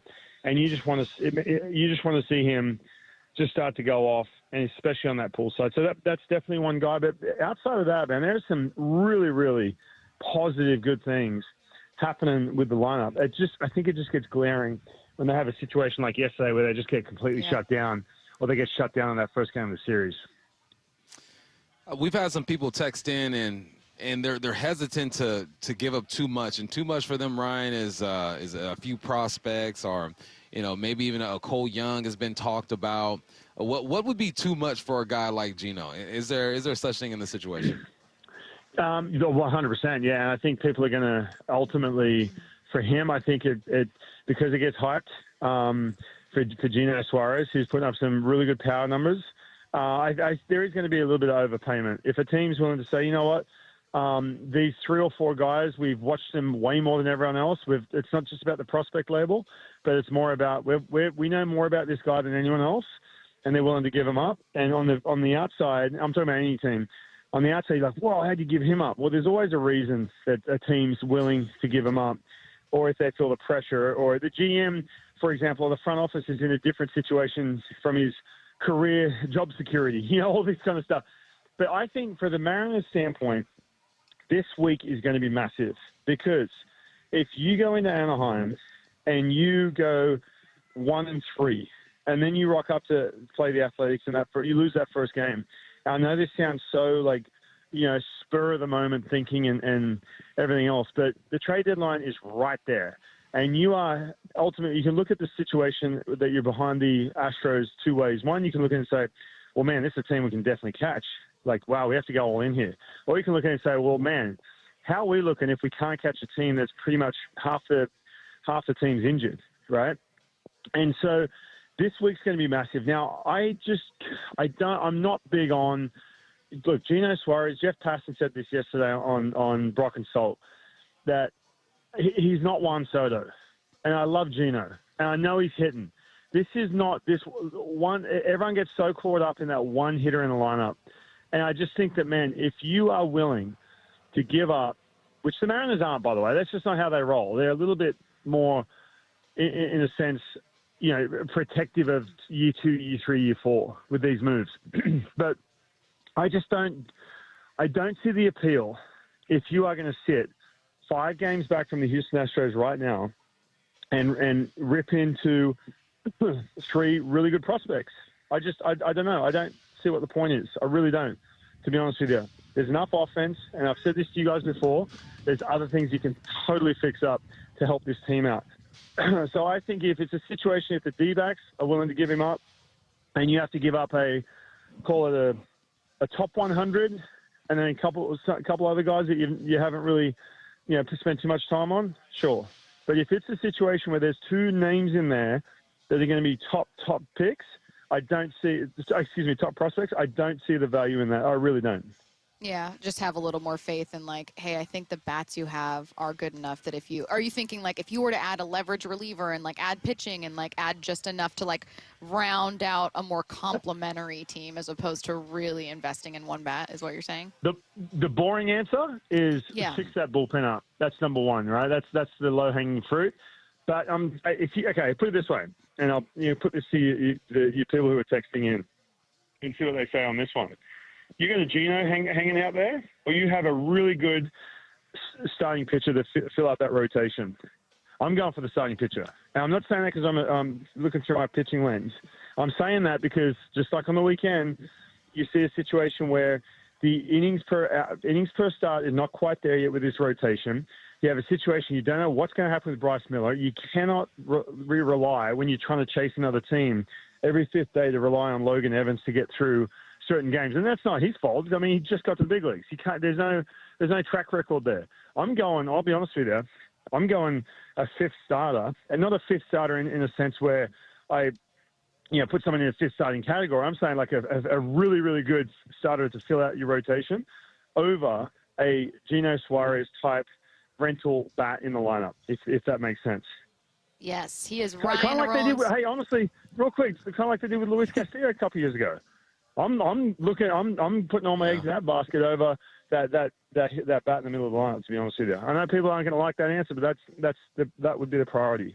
Get the people going. It's a good answer. Yeah, it's. I wouldn't even say it's spicy. It's just an answer about no, let's talk about identity and let's talk about where your strengths are and where you want to lean into it. It's a good answer. Ryan, we always love you joining us. Thanks for taking the time, man. We appreciate it. Thanks, Ryan. Thanks, guys. All right, let's head to the station for Hype Train.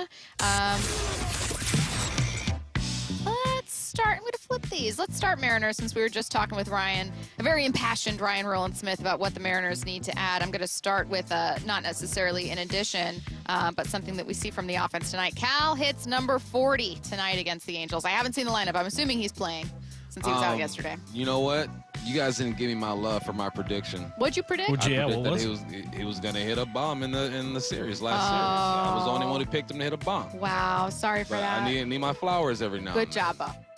Good job. I'm so distracted. I don't know what your question was. He's going to hit number 40 tonight. Number 40. You know what? Guess who's turning 40 in December? You. This guy. So any number with 40 in it, it could be a 40 ounce. I'm going with it. He's hitting it tonight. Let's go. Curtis, Cal hits number 40 tonight. Bump said, I did it once. I'm about to do it twice. Calling a shot and says it's absolutely going to happen. Is that going to happen? Are you boarding this train? I'm boarding, yeah. And the main reason why I'm boarding this train is because I'm doing pre and post game tonight, and I want to have a great post game. I do not want to have one like yesterday. That's for sure. Yeah, we're boarding this train. Cal hits 40. He's going to bang it off the rocks out in center field. So that means he's probably going to be hitting right-handed when he does it because Yusei Kikuchi's a lefty. So, yeah, those rocks, they stand no chance against Cal. Not at all. I'll board this one as well. Why not? Yes, it's on vibes alone, but it's also because Cal's just kind of in this weird place right now where it's like he'll go, just 4 outs, not do anything, and people will be like, oh, maybe that slump's coming back, and then I'll hit a bomb, and you'll go, well, I can't say anything now. He's streaky, man. It's weird. It's like his hits are home runs, and that ends up being all Seattle needs, so it's fine. But yeah, why not? I mean, let's do it. Vibes alone. Let's do it. Stay with the Mariners for this one. The Mariners, next type train, take 3 of 4 from the Angels. Yeah, they're taking at least 3 of them things, man.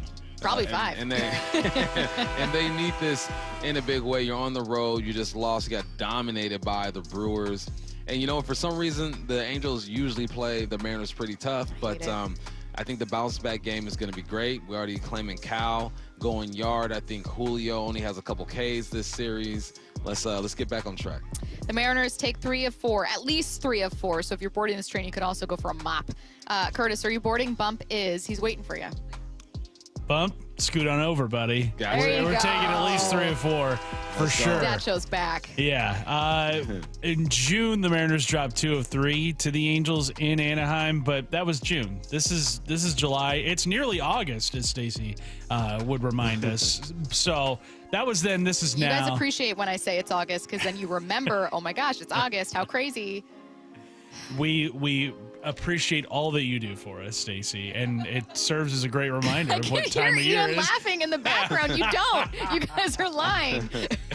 But yes, the Mariners take 3 of 4 from the Angels for sure. Yeah, I'll board this one as well. Yeah. I got to be honest, there is part of me that doubts, but I need to remind myself the Brewers are a phenomenal team right now and really, really hot. And I know it feels like your team took a beating and you're just bummed leaving that series, but in theory, you've otherwise been pretty solid. Hopefully you get back to it tonight against the Angels. Let's go Seahawks for our next train to the station. We spoke with Derick Hall yesterday, and we've been wondering what that pass rush is going to look like. We reminded ourselves that the Baltimore Ravens led the league in sacks with 60 in 2023, their last year with Mike McDonald. Maybe his presence is another boon for the pass rush. Derick Hall leads the Seahawks in sacks in 2025. You know what? I believe in whatever Derick Hall is selling. And right now, he sold me on his presence as a veteran. He sold me on his preparation. Yesterday, I'm watching him. He looks and feels like a guy who's bound to have a great year. So I would prefer that he leads the team in sacks and not Big Cat, so I'm with it. D-Hall, get her done, baby. Derick Hall leads the Seahawks in sacks in 2025. Bump is boarding. Curtis, are you? A couple other choices here. Yeah, Boye Mafe is an interesting one for sure. Who knows what DeMarcus Lawrence can give you at this point in his career. But if it's not Leonard Williams, I think it would be either Hall or Mafe. I'm going to say in a contract year, Boye Mafe leads the team in sacks and forces the Seahawks hand to hand over a nice little extension. So not to say that Derick Hall is going to have a bad season or anything. I think he'll also threaten. He had 8 sacks last year, but I think Boye Mafe's in for a good season, so I'll pick him. I love that you chose Mafe because it means that we're pretty confident in this pass rush because I'm going Derick. I'm going to board with Bump on this one. He was just... That's our second interview with him ahead of training camp. He's so confident. He's so confident. He looked really good at camp. I would love for multiple guys to really have career years for Seattle, because that's great news for this defense and great news for this team. And quite frankly, I feel like they're going to need to lean into that if the offense starts off kind of figuring themselves out. But man, I think that sometimes a player, we think we have their ceiling figured out, and then they can surprise us. Yep. So I hope that that's Derick this year. Let's do a couple more here.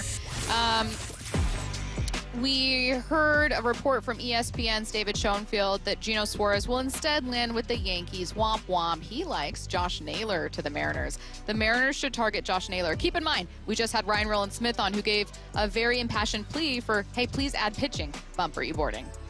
They should target everybody. If you are a bat, you should be targeted. O'Hearn, go ahead and target him too. Naylor, target him. If you Suarez, can play baseball, target him. What's the young man from the Rockies? He's McMahon, I believe his name is. Target him as well. He should be like the last pick though. But everyone's a target. All right, no one is safe if you are a bat that is on the market. So yes, I'm on that train. Target him. the Mariners should target Josh Naylor. Curtis. Yeah, target him, please. Boarding that train. Target anybody with some thump in their bat. That would be incredible. Target anybody that's a corner infielder. Have you ever played third base? Have you ever played first base? Do you own a glove? Yeah.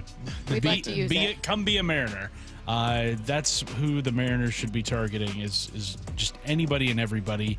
You have the prospect haul to go out and make any single trade that you could dream up this time of year. So go out and do it, please. Lots I beg of passengers boarding today. I'm also aboard this one. We've had like 3 fully loaded so far. It's just we want lots of trades. We want lots of moves. We want activity. We have faith in the pass rush. Yes. All kinds of messages coming from Hype Train. My last Hype Train was that I would be carried away by 7 bald eagles, but we don't have time for it. Nah, 3. Okay. Thank you.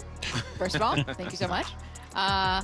Ian, Curtis, if you guys think it would take less than 7 bald eagles, I'll welcome that as a response. I think 7's a good strong number, so I'll board that train. You could be carried away by 7. We'll test the theory. I've literally seen 2. I mean, there's regularly about 3 that kind of hang out in that corner of the field. They're all friends. It's like a Golden Girls situation, I think, and I love that for them.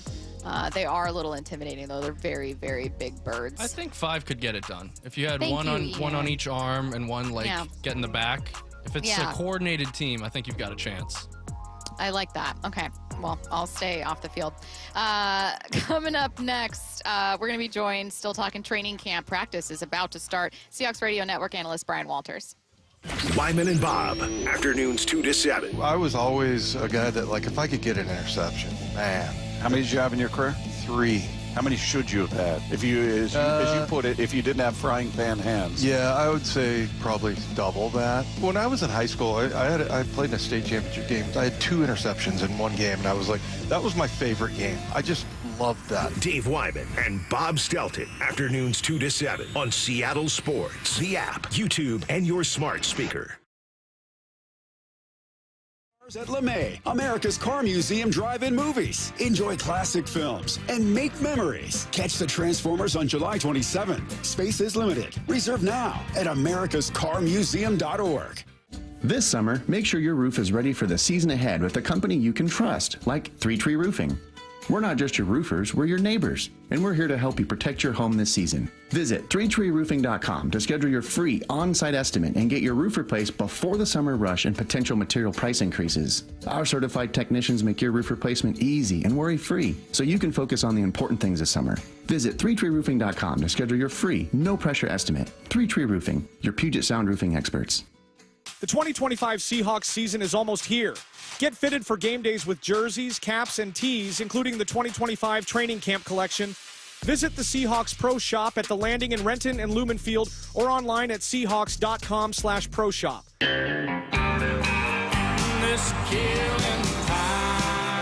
Buckle up. True country icon Clint Black is rolling into Muckleshoot Event Center Tuesday, August 5th on his Back on the Blacktop tour.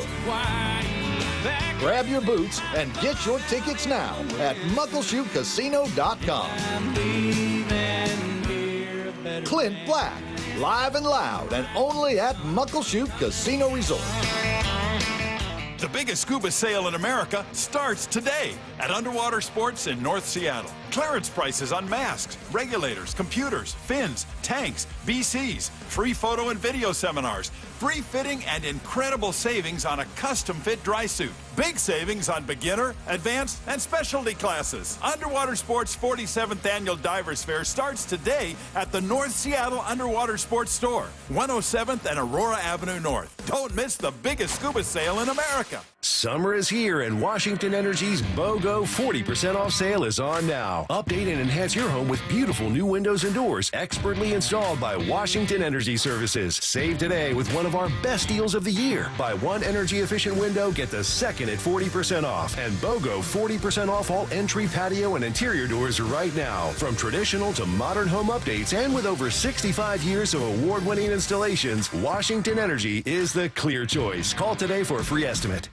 The Davis Law Group Charity Golf Tournament heads to the Prospector Course in Suncadia on August 20th. Proceeds benefit Life Support I-90, funding life-saving training and equipment for the first responders on call every day, covering the thousands of travelers heading over the I-90 corridor east of Snoqualmie Pass through Cle Elum and the surrounding areas. Tee times and sponsor packages are limited, so sign up today at dlggolf.com. That's dlggolf.com, because the life you save could be your own.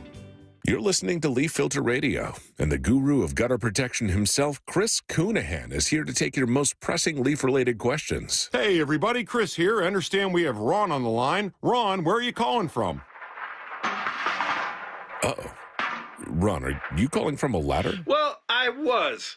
I wanted to ask Chris what I need to do to get my gutters ready to have leaf filter installed. Oh, Ron, you don't have to do anything. A Leaf Filter Trusted Pro will come out and clean out your gutters, realign and seal your gutters, and install Leaf Filter, America's #1 gutter protection system. So I didn't need to get on this ladder? Ron, Leaf Filter Trusted Pros are in your neighborhood and ready to help. Just visit leaffilter.com/deal to schedule your free gutter inspection and get up to 30% off. Thank goodness.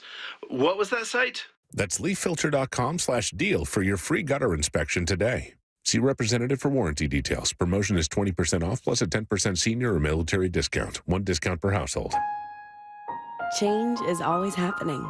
It's part of life. And when it comes to music, change is all around us. Songs are rewritten. Classics are remixed. Bands and artists come and go. Even our taste in music changes. Here at Xfinity, we know there's still good in keeping some things the same. That's why we want to do our part with a 5-year price guarantee on our internet. It means no matter what changes, you get 5 years of the most reliable Wi-Fi with our best equipment included for a price that stays exactly the same. Surprised? Life is full of them. One internet price, 5 years, guaranteed. Learn more at xfinity.com/deals. Restrictions apply. New residential customers only. Taxes and fees extra and subject to change. Most reliable Wi-Fi based on Open Signal Awards USA. Fixed Broadband Experience Report, August 2024. This is Seattle Sports. Streaming through the Seattle Sports app. KIRO AM Seattle. KIRO FM HD2 Tacoma. Home of the Seahawks, Mariners, and everything Seattle sports. Seattle Sports Snapshot. The Mariners open a series against the Angels today, 5:30 p.m. pregame show, 6:30 p.m. first pitch right here on Seattle Sports. We are 7 days away from MLB's trade deadline. The latest prediction, this one from ESPN's David Schoenfield. He thinks the Mariners will end up with Diamondbacks first baseman Josh Naylor rather than third baseman Gino Suarez. Schoenfield predicts Suarez to land with the Yankees. Snapshot, brought to you by Miller Lite. When it's game time, it's Miller time. This hour is brought to you by Mazda of Everett. From the Quantum Fiber Studio. This is Bump and Stacy on Seattle Sports. Streaming through the Seattle Sports app and at seattlesports.com. Now, here are your hosts, Michael Bumpus and Stacy Ross. Here we go now. Bump and I are live from Seahawks training camp. If you hear music or noise in the background, that's all it is. We're going to have some observations a little bit later in the show. And obviously can tell you if something happens, guys. Just kind of stretching right now. So to turn to analysis, we're going to bring on Seahawks Radio Network analyst Bryan Walters on the Emerald Queen Casino Sportsbook Hotline. B-Walt, how's it going? What is up, guys? I'm so close to you. I tried to make it. I wanted to walk by your booth. Are you in the parking lot? I had to park.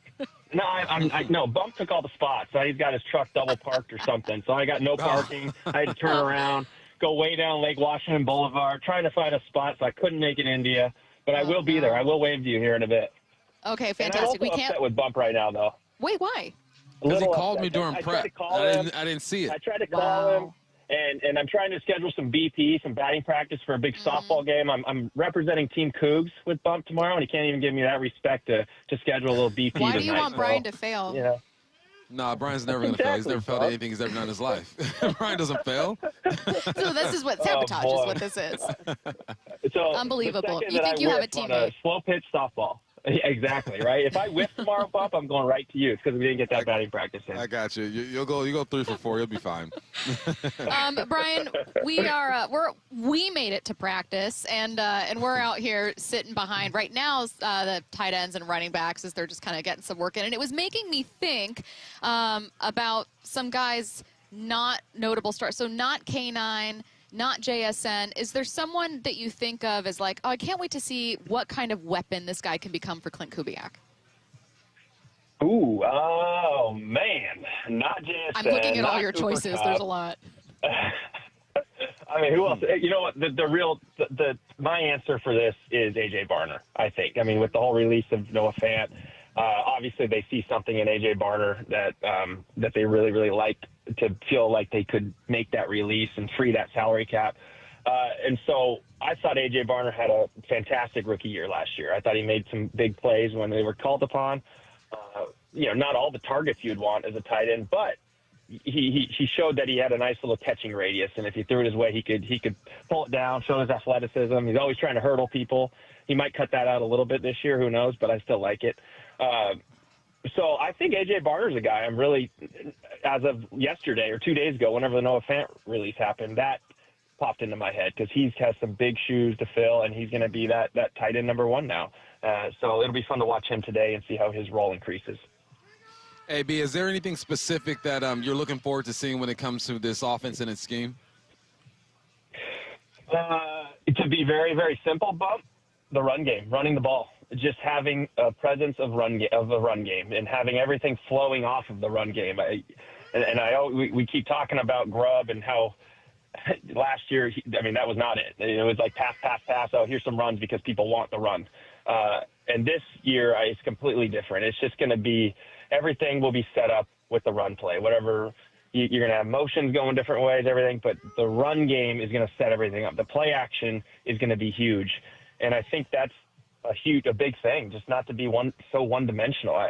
The Seahawks aren't going to win games if they're throwing 40 to 50 times a game like they were last year. That's not the recipe for success for this team. So I'll just kind of be curious as that unfolds and as we get into the preseason games and how that play calling is and how these run games these run plays are taking shape and kind of meshing into setting up some of these pass plays. That's kind of, I think, just to be very, very simple, what I'm excited to see. Speaking of instituting a new offense, we've asked a couple national folks about, hey, what do you know about Clint Kubiak? And obviously from the Shanahan tree, it easily informs a lot of those opinions. Some of the feedback that we've gotten, though, Bryan, has been people going, I kind of want to see if Clint is able to evolve it or do a little bit more because who was it that said Barnwell, where he was like, I don't want to say it's dated. Dated is not the right word, but you kind of got to keep it moving all the time in the NFL. Antiquated. Do you feel that way about this offense from what we know of it? We haven't seen it here in Seattle. And B, how would you like to see in general this offense just kind of evolve? Yeah, well, I think that's a big thing. I think all right, there's only so many things you can do on offense in general, right? Like people might have different playbooks, but it's all very, very similar stuff. There's only so many routes you can run. There's only so many route combinations you can run. There's only certain blocking schemes you can run, that have been tested time and time again. So one, you don't want to reinvent the wheel. Like, Clint Kubiak knows what he is, knows what works, knows what he's had success with, knows what he hasn't had success with. So I think that's important to note, that no one's just going out there this season and just having a completely different offense that no one's ever seen. And it's just totally throwing the NFL for a loop. You know, I mean, the closest to that would be the tush push, right? No one's ever seen that until now the Eagles have brought that in. And that's something, you know, that's like a cool little wrinkle.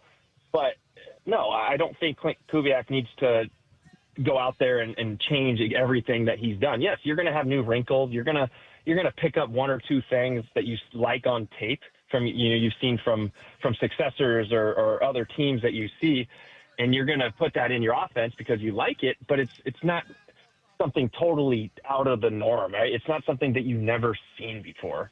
So I don't know. That take to me, it just is kind of. I don't know. I don't want to say lazy. Don't but love it. Don't love it. I don't love it because NFL offenses are NFL offenses. We've seen it. We've seen them all. And you're not going to just totally reinvent everything. So, no, Kubiak needs to stick with what has given him success in the past, which he has had a lot of success. I mean, we saw even last year at the Saints, when he had a starting quarterback, when Derick Hall was in there, that Saints offense was moving. I mean, you saw him the first few games of the season putting up 50 points, and it was working. So I think it's important for every coach, though, to learn, right? As something doesn't work, as something maybe teams are catching on the film, then maybe you pivot in a different direction, or you throw a wrinkle off of that. Make teams think that's what you're running. Like I said, balancing the run, you know, taking the run game and meshing it with the pass game. But you can use that to your advantage. Like, oh, here, look, teams are stopping this over and over. They know it. They're onto our tendency. But, boom, here's the wrinkle that we're going to throw at you. So I think that's important to have. And I know Kubiak probably does that and will do that. But I think that's probably the most important thing for an offensive coordinator, to have those little wrinkles. AB, without obviously you weren't at yesterday's practice, so you're coming in today with fresh eyes. Who do you expect to compete for that fourth wideout spot? Wait, why is that obvious, Bump? Just because I didn't come say hi to you guys? How come I wasn't there yesterday? Because you know? I was here and I didn't see you. I would have seen you. I would have felt your aura. I would have come and said hi to Stacy. I would have said hi to Stacy. That's for sure. The fourth wideout spot, I mean, I think you got to give the edge to Jake Bobo right now, and I think it's just because he's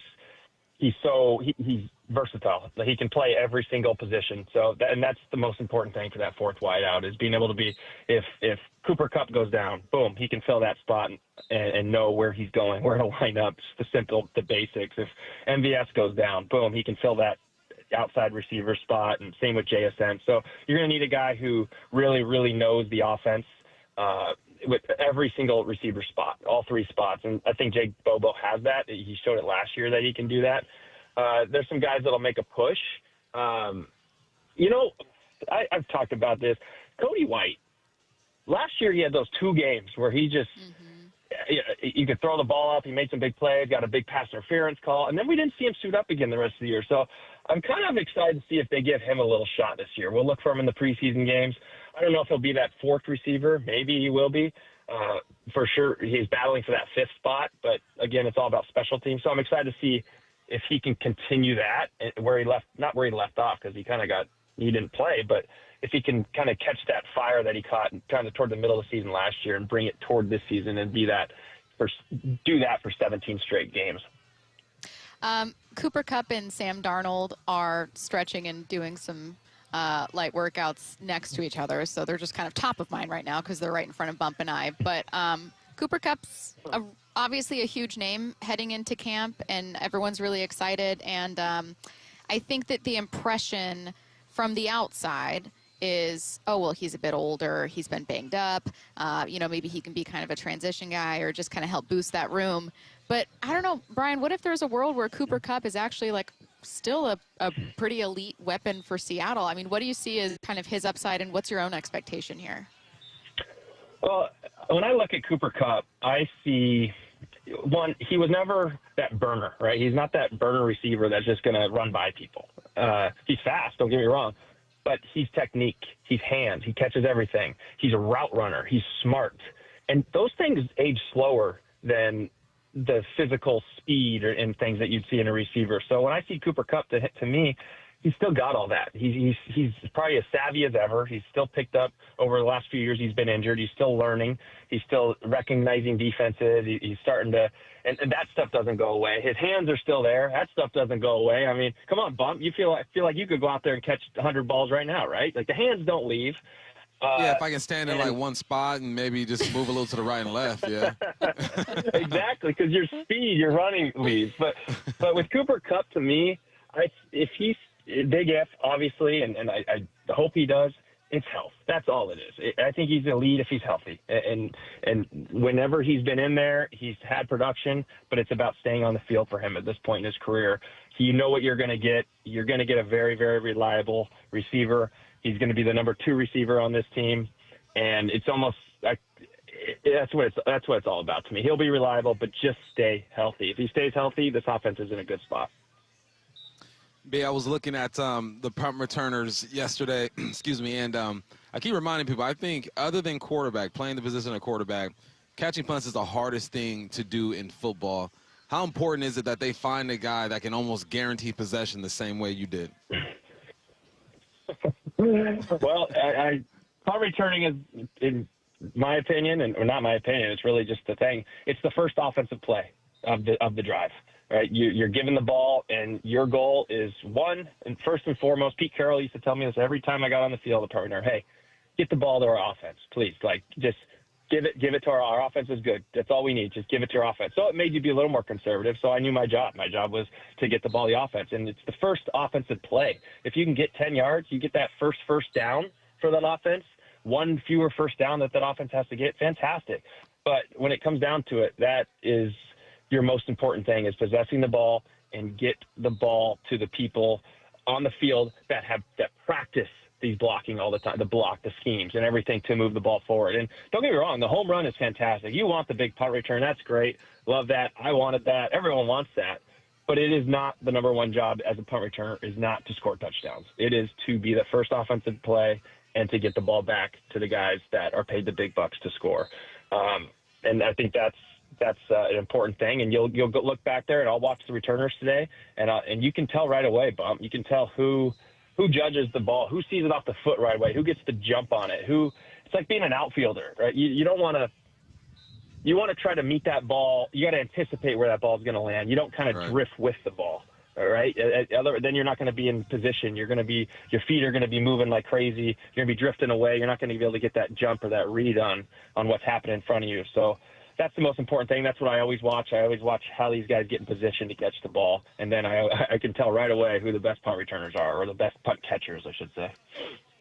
Last one for me here, Bryan. There was a lot to like from this defense, particularly in the second half last year, and they have so much to build on. They finished, ranked top 10 in a couple different categories, and that's great. That being said, is there an area where you'd like to see them take another step forward? I'm going to single a guy out here, and I think he's the best player on defense, but maybe just some turnovers. Devin Witherspoon forced turnovers. We'd all love to see that. What he does on the defense side of the ball is incredible, and what he brings to this defense, pound for pound, I think one of the best top 5 defensive players in the game, pound for pound. But just forcing some more turnovers, and I shouldn't even just single out him. I mean, that's the whole defense, really. Just creating that big turnover at times, I think, would be just huge for this defense. I love everywhere this defense is at. When you go down this roster and you see every single position, I think it's stacked. It's such a strength for this team. And again, you talk about health. They stay healthy, this defense is going to be a top 3 unit in the league. There's no doubt in my mind about that. Depth is a little worrisome to me. There's a lot of inexperience behind some of these guys, especially at the linebacker position. What happens when Ernest Jones has to take a series off because of something, or Tyrese Knight? What happens? How are those guys going to fill in for that one possession or 2 possessions, or hopefully, or whole half? Let's just say, how are they going to fill in without the experience and all that? So that's a big question mark. So, but it'll all be answered in the preseason. We're going to see who kind of rises and takes those spots. He is Seahawks Radio Network analyst Bryan Walters. B. Walt, we'll see you here at practice a bit later. Thanks, B. I will see you. Wish me luck with this parking. Best of luck. We'll pray for you. Thank you. All right, thanks. Let's get to 4 down territory.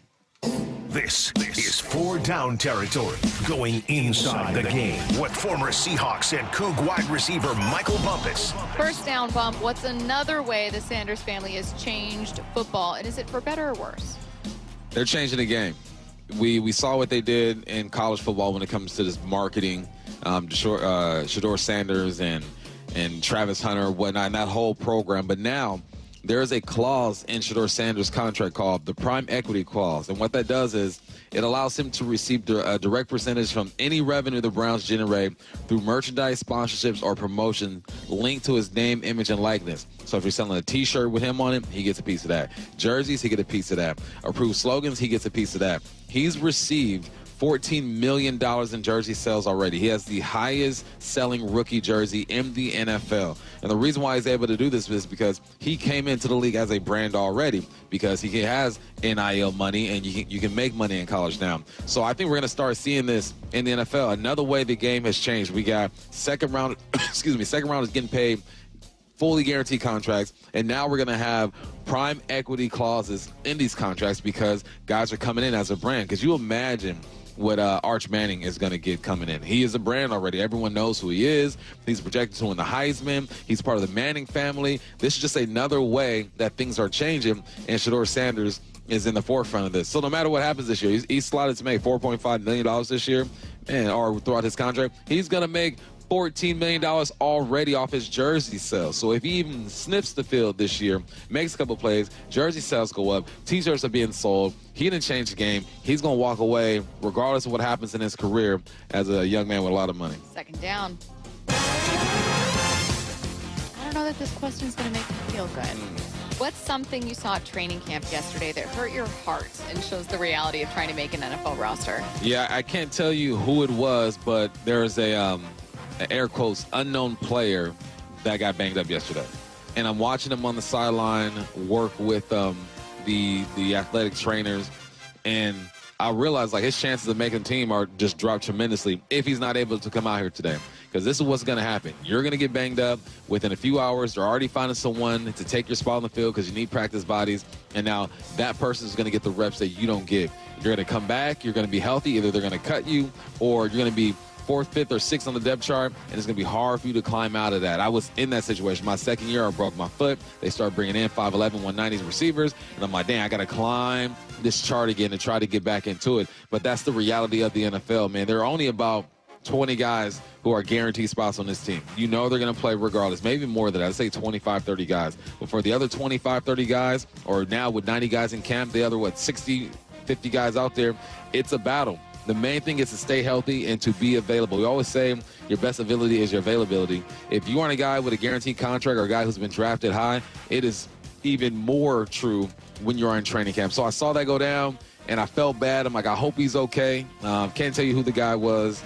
And I hope he's back out there today because you are literally fighting for your NFL life. That's why I had to stop watching Hard Knocks. I know it's a phenomenal show. I know you and Curtis are massive fans, but I, like several seasons ago, had to be like, I can't watch guys that are, because they're always going to spotlight one guy that's a fan favorite. This would be like the training camp Hard Knocks.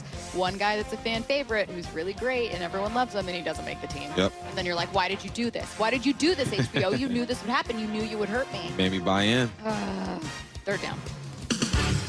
What's a position that looked a bit dynamic yesterday? Again, I can't tell you who it was, okay, because of the limitation that we have. But I'm watching the punt returners, me being a punt returner myself back in the day. And there are a couple of things you look for. You look for if guys are able to track the football and get behind it, right? Especially because you get some wind off of Lake Washington at times, that ball is going to move. Tracking it, getting behind it, and setting up. And what that does is it allows you to kind of assess the situation when it comes to the gunners running down here trying to tackle you. And there were two guys in the punt return position yesterday. Granted, it was on air, and there weren't a lot of people running at them, only several at a time to kind of simulate a punt return. But they look confident back there. I've said this before, catching a punt is the hardest thing to do in the NFL to me. Other than being a quarterback, catching a punt and making good decisions is so hard to do. And there were times last year during training camp and during the season where we just didn't feel good about it. We saw, was it D. Williams back there a couple of times who struggled. We had to bring in Jalen from Cleveland. He looked a bit better back there. I think he muffed one or two. It's just hard to do. So the fact that I saw two young guys back there who looked confident, who got behind the football, who looked explosive as well. It keeps me optimistic because those are your hitting yardage, man. You got to be able to get 8 to 10 yards if you can. If you're averaging 10 yards on a punt return, you're a Pro Bowler, right? You got to be able to just have ball security and make 1 or 2 explosive plays a year on that return game, and you should be fine. So it was nice seeing some young guys back there look confident, look like they've done this before. We'll see who wins that job. But yeah, they look dynamic. 4th down. Who reminded you that football players are evolving? Arroyo. I mean, I'm watching him and watching the way that he moves, and you just don't see guys that with that size move the way that he moves. He looked fluid, routes look sharp, hands look good. He looked like he knew what he was doing as far as where to line up and his assignment. There weren't times where you can tell when a guy jacks up a play because he looks back to the line of scrimmage, he slaps his hands, and there's all these indicators saying, all right, I messed that up. I didn't see that once with Arroyo. If it was out there, I missed it. But watching him move just reminds me that the tight end position is evolving year after year after year. I don't know what type of training these guys are getting, but it's working. I don't know what they're eating. I don't know what their genetics is looking like, but the game is changing, and I was reminded yesterday watching Arroyo do his thing. I think it's always so funny, too, that when we embrace certain schemes or offensive types or whatever, there's always important context, right? You don't want to lean into the run a ton when you have a really dynamic quarterback, right? So that's important context for 2017, but it's like, right now we're talking about, we're so excited for this pass-catching tight end who was kind of knocked for his blocking coming out of Miami. And we're really, really excited to turn to the run and really lean into that because that's what this offense is missing. And it's like, these are 2 things that this team has gotten knocked on before. Yeah. But different times, different needs, different team. And it's hard not to draw those comparisons and go, man, I remember when Schottenheimer was raked over the coals for saying, we're going to run the ball. Really excited to do it. When you think we're going to run again. Right. And we were like, what an idiot. What are you doing? What are you doing? Now we're like, for the love of God, please. Figure this out. Let's see what's on tonight.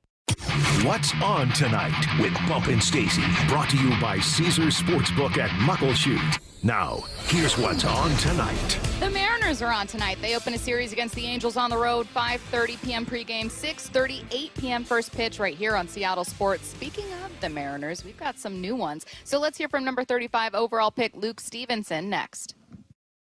He's one of the greatest. The pitch to Ichiro. And Sunday, there it is, number 200, a bullet. Ichiro takes his rightful place in baseball's Hall of Fame. Number 258, a Major League record for Ichiro. My Ichiro! Mariners insider Shannon Drayer delivers complete coverage from Cooperstown at SeattleSports.com and the Seattle Sports app. Ichiro!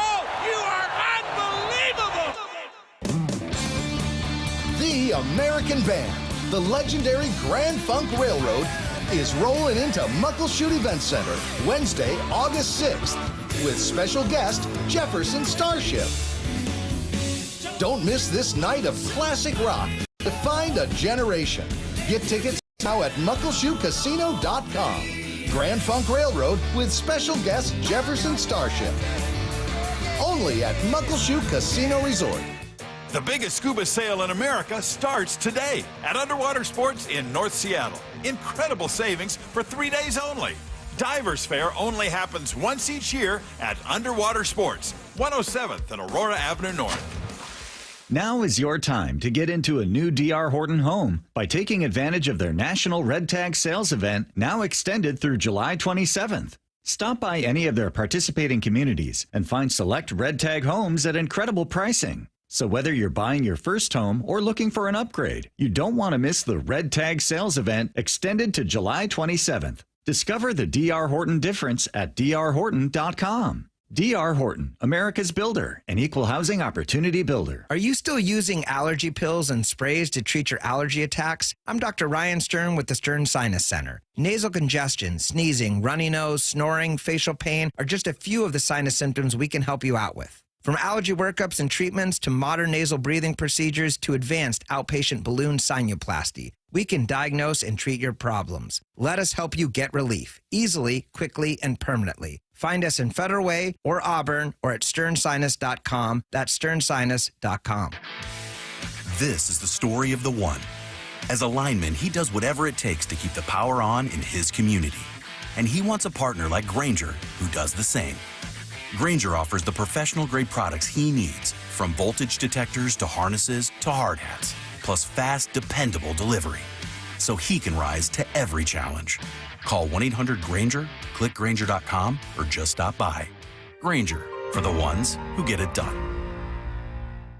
ZipRecruiter is the place. ZipRecruiter is the place for talented teachers, savvy software developers, and master mixologists. ZipRecruiter is the place where you meet all these people and more. That's because ZipRecruiter is the place for job seekers who are looking for new opportunities. In fact, ZipRecruiter helps 10 million people with their job search every day, so you can find the right candidates right away. Try ZipRecruiter for free at ZipRecruiter.com/free. That's ZipRecruiter.com/free.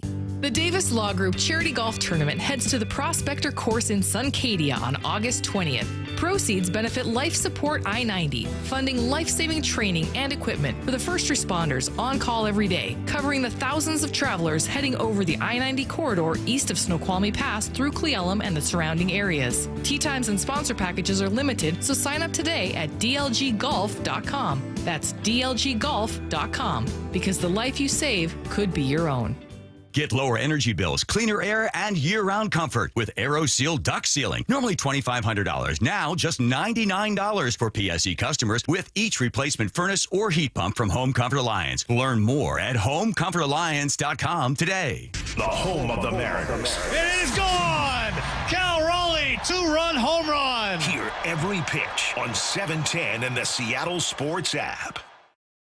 Seattle Children's is leading the fight against pediatric cancer with groundbreaking research in immunotherapy. It reprograms a child's own T cells to hunt down and destroy cancer. It's hope, powered by science. But here's the truth. Pediatric cancer research is drastically underfunded. That's why Safeway is stepping up, and you can too. G. Scott here asking you to say yes to donating to ImmunoHeroes next time you're at Safeway checkout. Together, we can help fight cancer for all kid kind. Walking away from an interaction with a customer that says, I can't believe how easy this was. I can't thank you enough for helping me. Our strategy with pricing is not to be the highest price and not to be the lowest price, but to be a really good price and to provide a really good experience to the customer. Yeah, I have a ton of really memorable customers. Afterwards, to thank us, he sent us this beautiful basket of like candies and fruits and stuff. It was just really sweet. It, really it felt like we were truly helping. Receiving a handwritten letter that's personalized to a salesperson or a service advisor or a technician expressing gratitude, and then taking that home and sharing that with your family and hanging that on your refrigerator, that's the difference. You hear it from one person, and then another, and another. You come to realize it's not a script, it's a belief. The LJ Way is the Lee Johnson Auto family. Pacific Power Batteries has been our family-owned and operated business since 1985 when my dad and I started selling batteries business to commercial fleets from a 1-ton panel van. Yep, delivering batteries. Since then, with our community's support, we've been able to sell online and open more retail stores selling batteries of all kinds. Today, my wife and son are directly involved in the business. At Pacific Power Batteries, we are proud to serve you, your folks, and your grandparents with batteries for darn near anything. So I want to say thank you for your business. This hour is brought to you by Mazda of Everett. From the Quantum Fiber Studio. This is Bumpin' Stacy. Weekdays 10 to 2. On Seattle Sports and 97.3 FM HD2. Joining us now on the Emerald King Casino Sportsbook Hotline. Time for the Farm Report with one of the newest Mariners. First-round pick Luke Stevenson joining us right now. Luke, we've heard a lot of things about you, and really all of them are great, so that's the good news. But I hear that you eat roughly 1,500 peanut butter and jelly sandwiches a year. And honestly, I'm going to be so honest, most of my questions in this interview are going to be about that because I'm flabbergasted. Is that first of all, is it true? Any support to this rumor?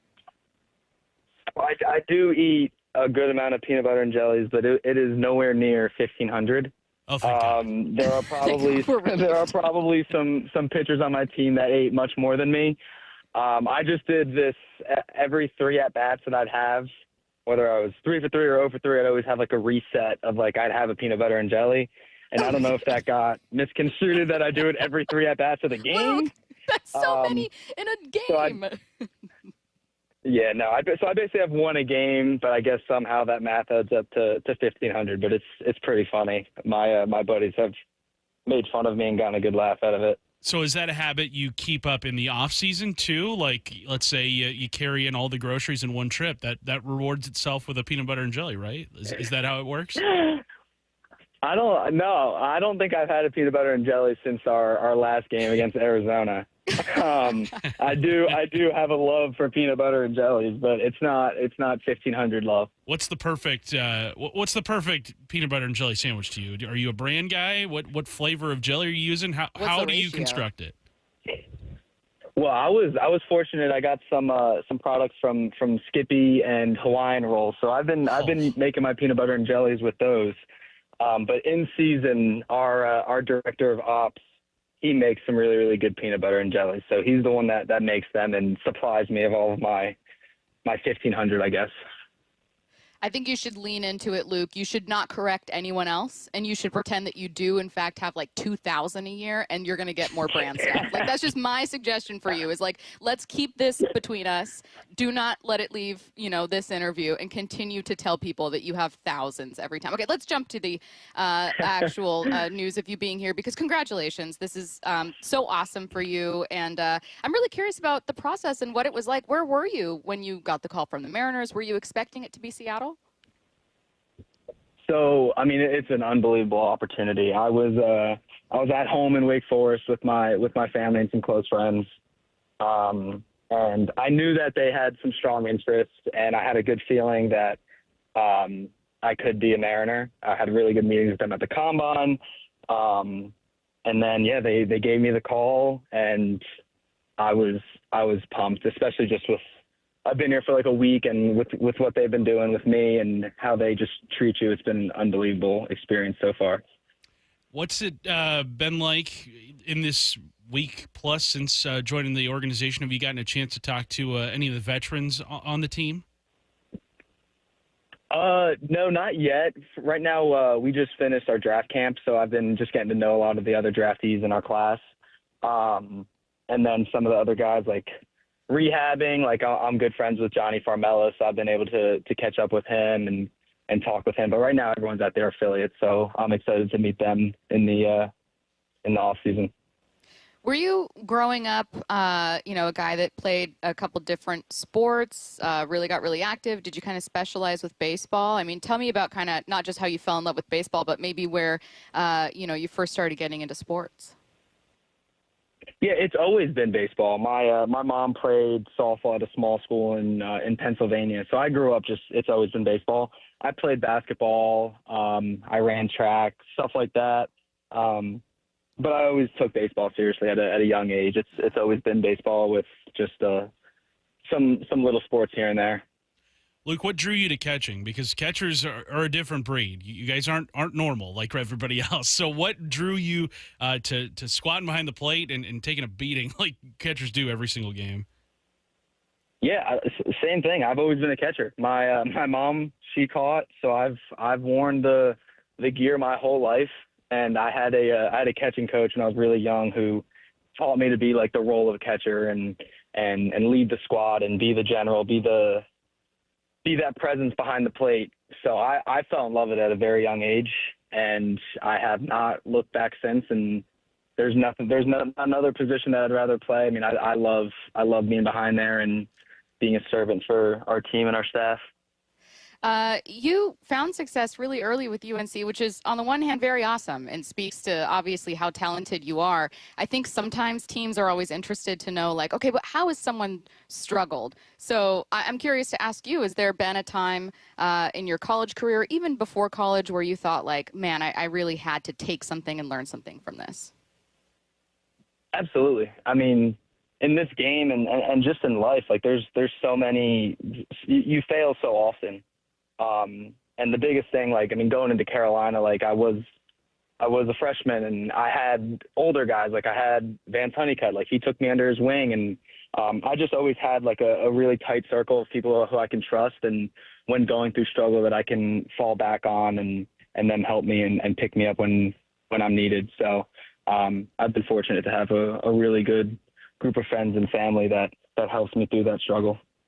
Luke, who were some of the catchers you looked up to as a kid? Who were some of the guys that you maybe took a few things from in how you do things behind the plate? I definitely grew up watching like Yachty and Jorge Posada. I mean, those guys, what they did behind the plate, and I mean, Yachty and Salvi, just growing up watching them catch, like, they're unbelievable. And I'd say now, like, the person that I've watched lately the last year or two is Cal Raleigh. And it's pretty convenient that now I'm with the Mariners, but there's so much that I can watch and learn from. And as I've gotten older and been in baseball more, like being able to just watch games and learn things just through the television, and it just is like a test of how good these guys are behind the plate. Are you just as shocked as everyone else in baseball that Cal is leading the league in home runs and raking, or as a catcher are you like, great, we have faith in this contingency, we know we can be offensive weapons? Yeah, no, definitely not shocked. I mean, he's got some thump, and he can really swing it, so I'm not shocked at all. And he hits bombs, so definitely not shocked. Luke, one of the best Mariners of the last decade plus is Kyle Seager. He's a North Carolina alum. Have you ever gotten a chance to meet him or speak with him? Oh yeah. He's been coming by the last couple of years. He stops by, and I've been able to talk to him, and he's awesome. You know, I've been able to pick his brain, and he had an unbelievable collegiate career, and then he just was a 10+ year big leaguer. So I mean, whenever he comes by, I'm sure to talk to him, and he's always willing to talk to me and answer all my questions. Cade Anderson was taking kind of a self-deprecating shot at himself for obviously being an LSU guy, not having visited Seattle, not knowing exactly where it was. Do you know where Seattle is? I think so. It's in Washington, right? Great news. You got it. You're already acing the test, Luke. Perfect. In people's defense, I do think some people might think it's Washington, D.C. They get a little confused. No. So, yeah, you could be forgiven for that. Yeah, I have a buddy on my Carolina team, and he's from Yakima, which is actually where our AAA affiliate is. So he's quizzed me up a little bit on some Washington knowledge. Luke, also, you said you're from Wake Forest, North Carolina. You go to UNC. Were there people that you grew up with who were like, hey, man, what are you doing going down Tobacco Road? We got it right here, Wake Forest. What is it like with all those schools so close by? So I'm originally from New Jersey. I lived in New Jersey up until my freshman year of high school, so until I was 15 years old. And living in New Jersey, all I wanted to do was go to Carolina. That was my dream school, and my family and I have two older sisters, and we all wanted to go to school down here. But my family and I, we picked up in hopes for us to have opportunities and me to play baseball at Carolina. So I didn't really understand the rivalry between everyone in state, and then being in high school, I came to a realization of it. But it's always been Carolina, and if people gave me a hard time about it, I just tell them that I'm going to the best school in North Carolina in the country. But yeah. What was growing up in Jersey like? Were there teams that you rooted for, like specific East Coast teams? Were you pretty strictly with baseball too when it just came to teams you liked? I kind of watched everyone. Like growing up in New Jersey, I obviously watched the Yankees a bunch. But like I said, I was more focused on just watching as much baseball as I can and doing everything I can to play baseball at Carolina. Yeah, not the diehard Jets fan of Vinny Pasquantino. No, not a diehard Jets fan. You saved yourself a lot of suffering, Luke. So that's the good news. Well, congratulations. We're so happy for you. This is a really cool journey that you're on right now, and it's a great organization. We're happy for your time to talk with us. So thanks so much. Yeah, thank you guys for having me.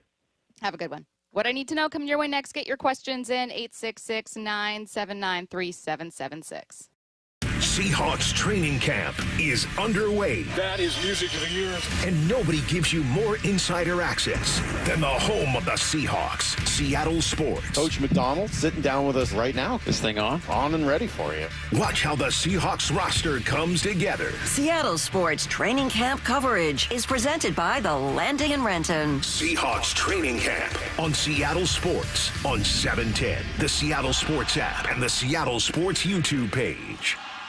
I saw her texting, coming up to a stop sign, and so I saw the accident coming, and she T-boned us. In the blink of an eye, Crystal's life changed when she suffered a severe spinal injury. The pain was something I had never experienced before in my neck. I got massage therapy. I saw a chiropractor. I was prescribed muscle relaxers so I could sleep. I got depressed. Nothing was relieving the pain. Drugs, sleepless nights, and depression. Sound familiar? I'm Dr. Mark Shelley, a chiropractic physician and board-certified functional neurologist. At Sound Pain Solutions, our treatments include high-dose laser combined with spinal decompression and other comprehensive therapies to rehabilitate damaged discs.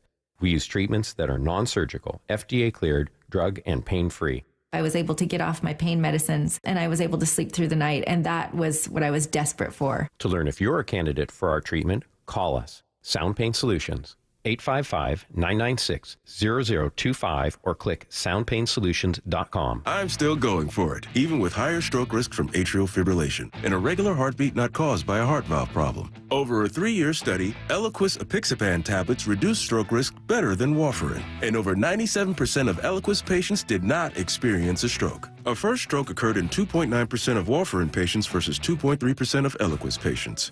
Don't stop prescription Eliquis without asking your doctor. Stroke risk may increase. Eliquis can cause serious and potentially fatal bleeding. Don't take if you have an artificial heart valve, abnormal bleeding, or antiphospholipid syndrome. While taking, you may bruise more easily or bleed longer. A spinal injection increases blood clot risk, which may cause paralysis. Get medical help right away for unexpected bleeding or bruising, or back pain, tingling, numbness, muscle weakness, or incontinence. Aspirin products, NSAIDs, SSRIs, SNRIs, and blood thinners increase bleeding risk. Tell your doctor about planned medical or dental procedures. Learn more at Eliquis.com or call 1-855-ELIQUIS. Overburdened with a bunch of stuff you don't want anymore, but feel bad throwing it away? John here with Happy Hauler, Seattle's eco-friendly junk removal. We prioritize donating and recycling. We'll help get your items to those in need instead of going to the landfill. At Happy Hauler, we pride ourselves on responsibility, community, and sustainability. We're a family-run small business that provides junk removal, donations, and recycling. Make yourself, your community, and the planet happy. It's time to reclaim your space. HappyHauler.com, hauling with a heart. So why don't you speed? I've had one too many close calls on the road, and then I learned the facts. It's dangerous to drive too fast. It's true. 1 in 3 fatal crashes involve speeding. Most people try to be safe, but speeding is dangerous. You know, the faster you go, the longer it takes to stop. The faster you drive, the harder you'd hit someone. Slower speeds save lives. Please drive the speed limit so everyone is safe. Learn more at togetherwegetthere.com. Seattle Sports is giving you a shot at 4 tickets to see the Seahawks host the Raiders August 7th. Just open the Seattle Sports app, tap the Win tab in the bottom right corner, and enter. You can enter once per day, so the more you enter, the better your chances. Enter daily from July 23rd through 28th. Full details and rules at seattlesports.com/win. Only from the home of the Seahawks, Seattle Sports. The home of the Mariners, Seattle Sports. Cal swinging a drive, deep to right field. Every pitch of every Mariners game is on the Seattle Sports app. If you want that summer body you've always dreamed of, then this message is for you, ladies, and you men too. Get rid of extra stubborn fat and address areas of loose skin around the waistline, chin, and under the upper arms with ProSculpt, the new one-day instant permanent fat removal and skin tightening treatment. Maybe you've tried the lasers, fat freezing methods, even those new pills, but without the desired results. ProSculpt is different. It's minimally invasive, performed while fully awake, gentle, yet powerful. Designed to target the waistline, chin, neck, arms, and thighs, ProSculpt uses FDA-cleared plasma technology to deliver immediate, permanent fat-reducing and skin-tightening results, all in just one visit. If you want that summer body this summer, then you must act now. Go to ProSculpt.com today to schedule your free consultation. Get $250 off. For instant, permanent fat reduction and skin tightening, visit ProSculpt.com. From whiplash to herniated discs, there are a few car accident injuries we've all heard of. J.P. Pendergast with Pendergast Law explains that even the most common injuries differ from one another. Pre-existing conditions, health history, beginning of treatment. There are hundreds of factors that make every person and every injury unique. While these variables aid medical treatment, the strongest case recoveries must also take them into account. Could you explain a little bit more? Our team at Pendergast Law is obsessed with turning over every stone to differentiate each case. This requires thorough investigation, diligent listening, and relentless research. We never pursue cases with a one-size-fits-all approach. We built our success by treating every injury and every case with the individualized attention our clients need and deserve. Pendergast Law's individualized approach to even the most common injuries makes the difference in case outcomes. It's another reason why I can't recommend them enough. If you or a loved one has been injured in a car accident, call Pendergast Law. We can help. From the Quantum Fiber Studio, This is Bumpin' Stacy. weekdays 10 to 2. On Seattle Sports and 97.3 FM HD2. Oh no, my feet don't reach. She broke the chair. I broke the chair. I didn't think I'd be the one to break the chair. We'll just Our leave it. first day outside, and you break the chair. No, I didn't. It's just got like it's fine. It's fine. It looks great. It's what I need to know. Get your questions You could easily in right pass now. that off on Wyman. Wyman would break a chair. Easily. Yeah. I just didn't think. I thought we'd maybe we have someone that's like, we get one of the offensive linemen and he's like, I'm not looking forward to that. I didn't think it'd be me is what I'm saying. 866-979-3776. Get your questions in for what I need to know. What I need to know, says our first listener. If there was an MLB version of Hard Knocks for spring training, which team would you like to see featured on it? I'll remove the Mariners because I think we'd all love insight into what goes on. So take the Mariners off. Astros. Ooh. I want to see how they cheat. How do you do this Where you guys so keep well? the garbage cans. I would have wanted to see I know we saw kind of with the Red Sox, but this Red Sox, just the entire thing with Devers would have been interesting. That's where it all started. Was in Yeah, spring training this year. That would have been a very good watch. My second choice would probably be The team. Mets. Oh, I was going to say a team like the Dodgers because you're just watching star after star. Like you're just watching dude after dude enter into the clubhouse. Like, look who's here now. I want to see the Mets just so you can see the Juan Soto. Yes. Oh, that would have been good. Yeah. Oh, the Yankees. While I hate the Yankees, it would have been fun to watch them on the other end be so upset. Like, how dare he? Yeah. How dare he not become Yankees a Yankee? fans would have gave the best sound bites ever. Oh, unbelievable. 866-979-3776. Is it a cop-out to go under anesthesia for a tattoo? Yes, unless you're getting like your whole chest. stomach, chest. Yeah, I can see that. But come on. Yeah, come on, man. Suck it up, Buttercup. Yeah, you just gotta roll with it. What I need to know. Oh, I had one here about the Seahawks. I'll find it in a second. I'll get a non-sports one. What I need to know, says Carter from Tacoma. Choose one. I think you've seen both. Paranormal Activity or Blair Witch Project.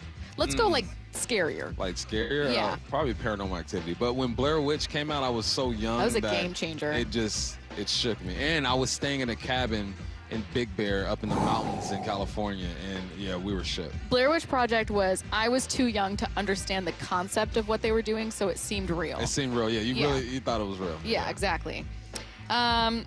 Let's see. 866-979-3776. Creamy, crunchy, or super crunchy? We need to know. That was a question for what, peanut butter? Luke Stevenson. For Luke Stevenson. Seems like a creamy peanut butter, dude. You can't eat that many. You can't responsibly eat that many peanut butter and jelly sandwiches with crunchy peanut butter. Yeah, it's got to be creamy. Yeah, that's wild. What will the Walker Charbonnet split be? 70-30, 60-40? What do you think? To start, it's going to be 75-25. After that, it's up to Charbonnet. Someone said, because I said I broke the chair, and they said, make that 20 bald eagles to lift Stacy. Wow. I'm blocking this number. What I need to know. Let's see. If you were a B2B sales rep, which product? A B2B? If you had like something where you're like, I could sell this product. You know, I sold soda back in the day. Pretty good at it. Do that. But I would say selling something. I don't know. I got out of sales because I didn't like it. Yeah, I felt I'd like be I was very selling bad. things. You don't need this, but I'm gonna sell it to you anyway. I don't know. I just go back to soda. I sold the heck out of soda because the grocery stores needed it. Taco Bell. Is that doesn't why you need me to don't sell drink soda anything for anymore, them. Bob? You know what? I did drink a fair amount of soda back then. Maybe that's Things why. have changed. Yeah. Things have changed. 866-979-3776. Get your questions in. Oh, my answer for the last one was Taco Bell. But Sell Taco Bell. I don't know. They don't Sell need Taco Bell cards? door to door. That's called DoorDash, Stacy. That's called Uber Eats.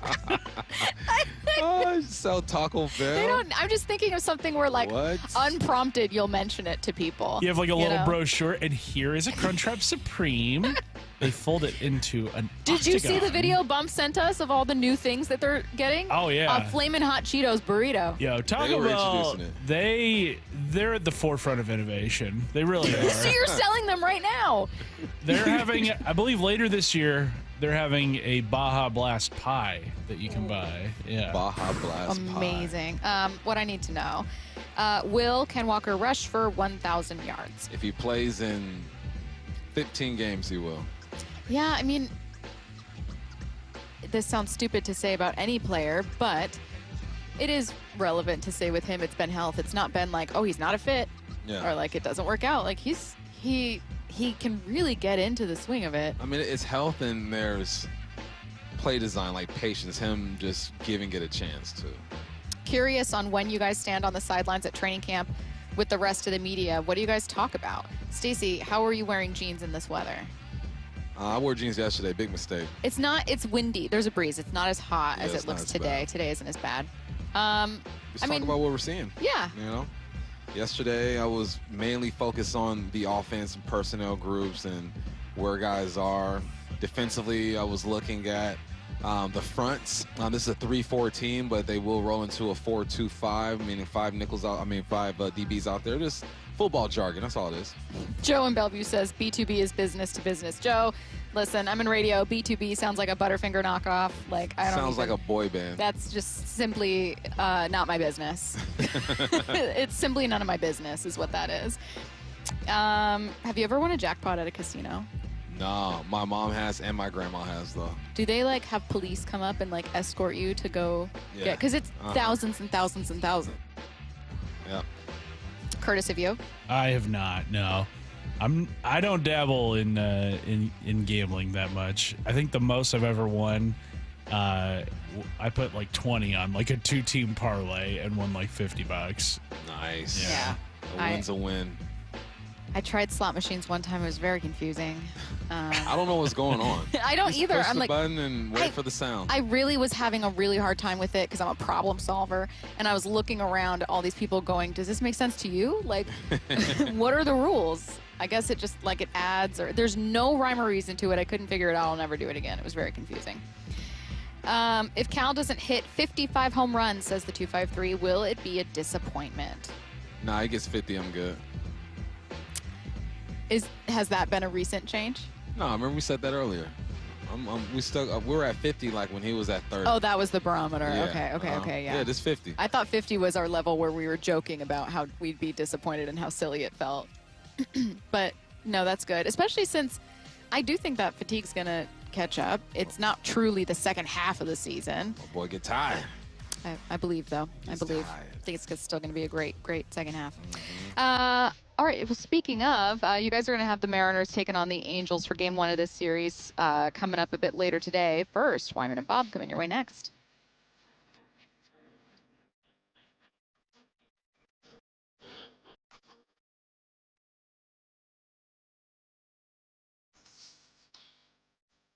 Seahawks training camp is underway. That is music to the ears. And nobody gives you more insider access than the home of the Seahawks, Seattle Sports. Coach McDonald sitting down with us right now. This thing on and ready for you. Watch how the Seahawks roster comes together. Seattle Sports training camp coverage is presented by the Landing in Renton. Seahawks training camp on Seattle Sports on 710, the Seattle Sports app, and the Seattle Sports YouTube page. Now is your time to get into a new D.R. Horton home by taking advantage of their National Red Tag Sales event, now extended through July 27th. Stop by any of their participating communities and find select Red Tag homes at incredible pricing. So whether you're buying your first home or looking for an upgrade, you don't want to miss the Red Tag Sales event extended to July 27th. Discover the D.R. Horton difference at drhorton.com. D.R. Horton, America's builder and equal housing opportunity builder. The Davis Law Group Charity Golf Tournament heads to the Prospector Course in Suncadia on August 20th. Proceeds benefit Life Support I-90, funding life-saving training and equipment for the first responders on call every day, covering the thousands of travelers heading over the I-90 corridor east of Snoqualmie Pass through Cle Elum and the surrounding areas. Tee times and sponsor packages are limited, so sign up today at dlggolf.com. That's dlggolf.com, because the life you save could be your own. More fiber and laxatives, eh? Who are you? I'm future you. Future me? Constipation with belly pain still coming back? Our doctor figured it out. It's irritable bowel syndrome with constipation, or IBS-C, and Linzess could help you get ahead of it. Linzess linaclotide is a prescription medicine that treats IBS-C in adults. It's not a laxative. It's a once-daily pill that helps you get ahead of your symptoms. It's proven to help you have more frequent and complete bowel movements and helps relieve overall abdominal symptoms, belly pain, discomfort, and bloating. These symptoms were studied in combination, not individually. Do not give Linzess to children less than 2. It may harm them. Do not take Linzess if you have a bowel blockage. Get immediate help if you develop unusual or severe stomach pain, especially with bloody or black stools. The most common side effect is diarrhea, sometimes severe. If it's severe, stop taking Linzess and call your doctor right away. Other side effects include gas, stomach area pain, and swelling. Talk to your doctor and say yes to Linzess. Learn more at linzess.com or call 1-800-LINZESS. With Progressive's Name Your Price tool, you get coverage options based on how much you want to pay for car insurance. And then you decide how to spend the rest of your money, because you're in charge. And right now, you're going to pay for groceries. But you decide what groceries. Just keep in mind you're running out of dishwashing soap. But you decide if you're going to buy that soap. It's just those dishes won't clean themselves, will they? Remember, with Progressive's Name Your Price tool, we'll help you find coverage at a fair price. And then you're in charge. Progressive Casualty Insurance Company and affiliates. Not available in all states. Price and coverage match limited by state law. Why'd I go to the doctor? One day at the firehouse, I was so lightheaded I could barely stand. Even my crew noticed. Getting checked out was the right call. Turns out I have atrial fibrillation, which increases the risk of stroke about 5 times. Symptoms like irregular heartbeat, heart racing, chest pain, shortness of breath, fatigue, or lightheadedness can come and go. But if it's AFib, the risk of stroke remains. If you have symptoms, contact a doctor. I'm so glad I did.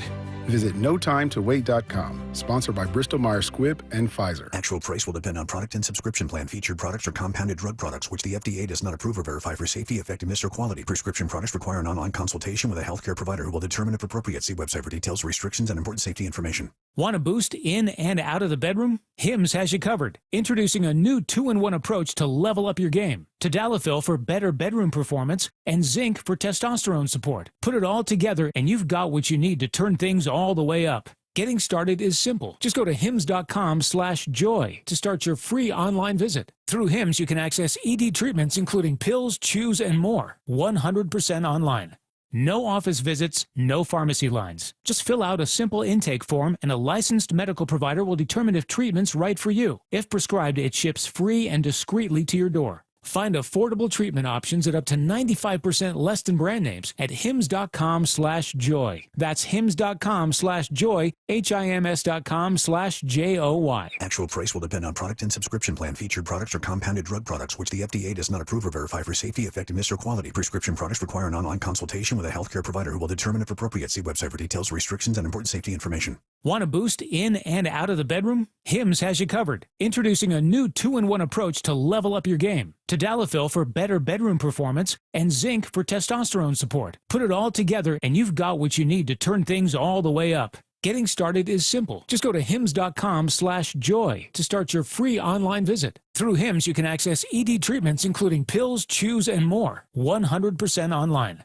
No office visits, no pharmacy lines. Just fill out a simple intake form and a licensed medical provider will determine if treatment's right for you. If prescribed, it ships free and discreetly to your door. Find affordable treatment options at up to 95% less than brand names at hims.com/joy.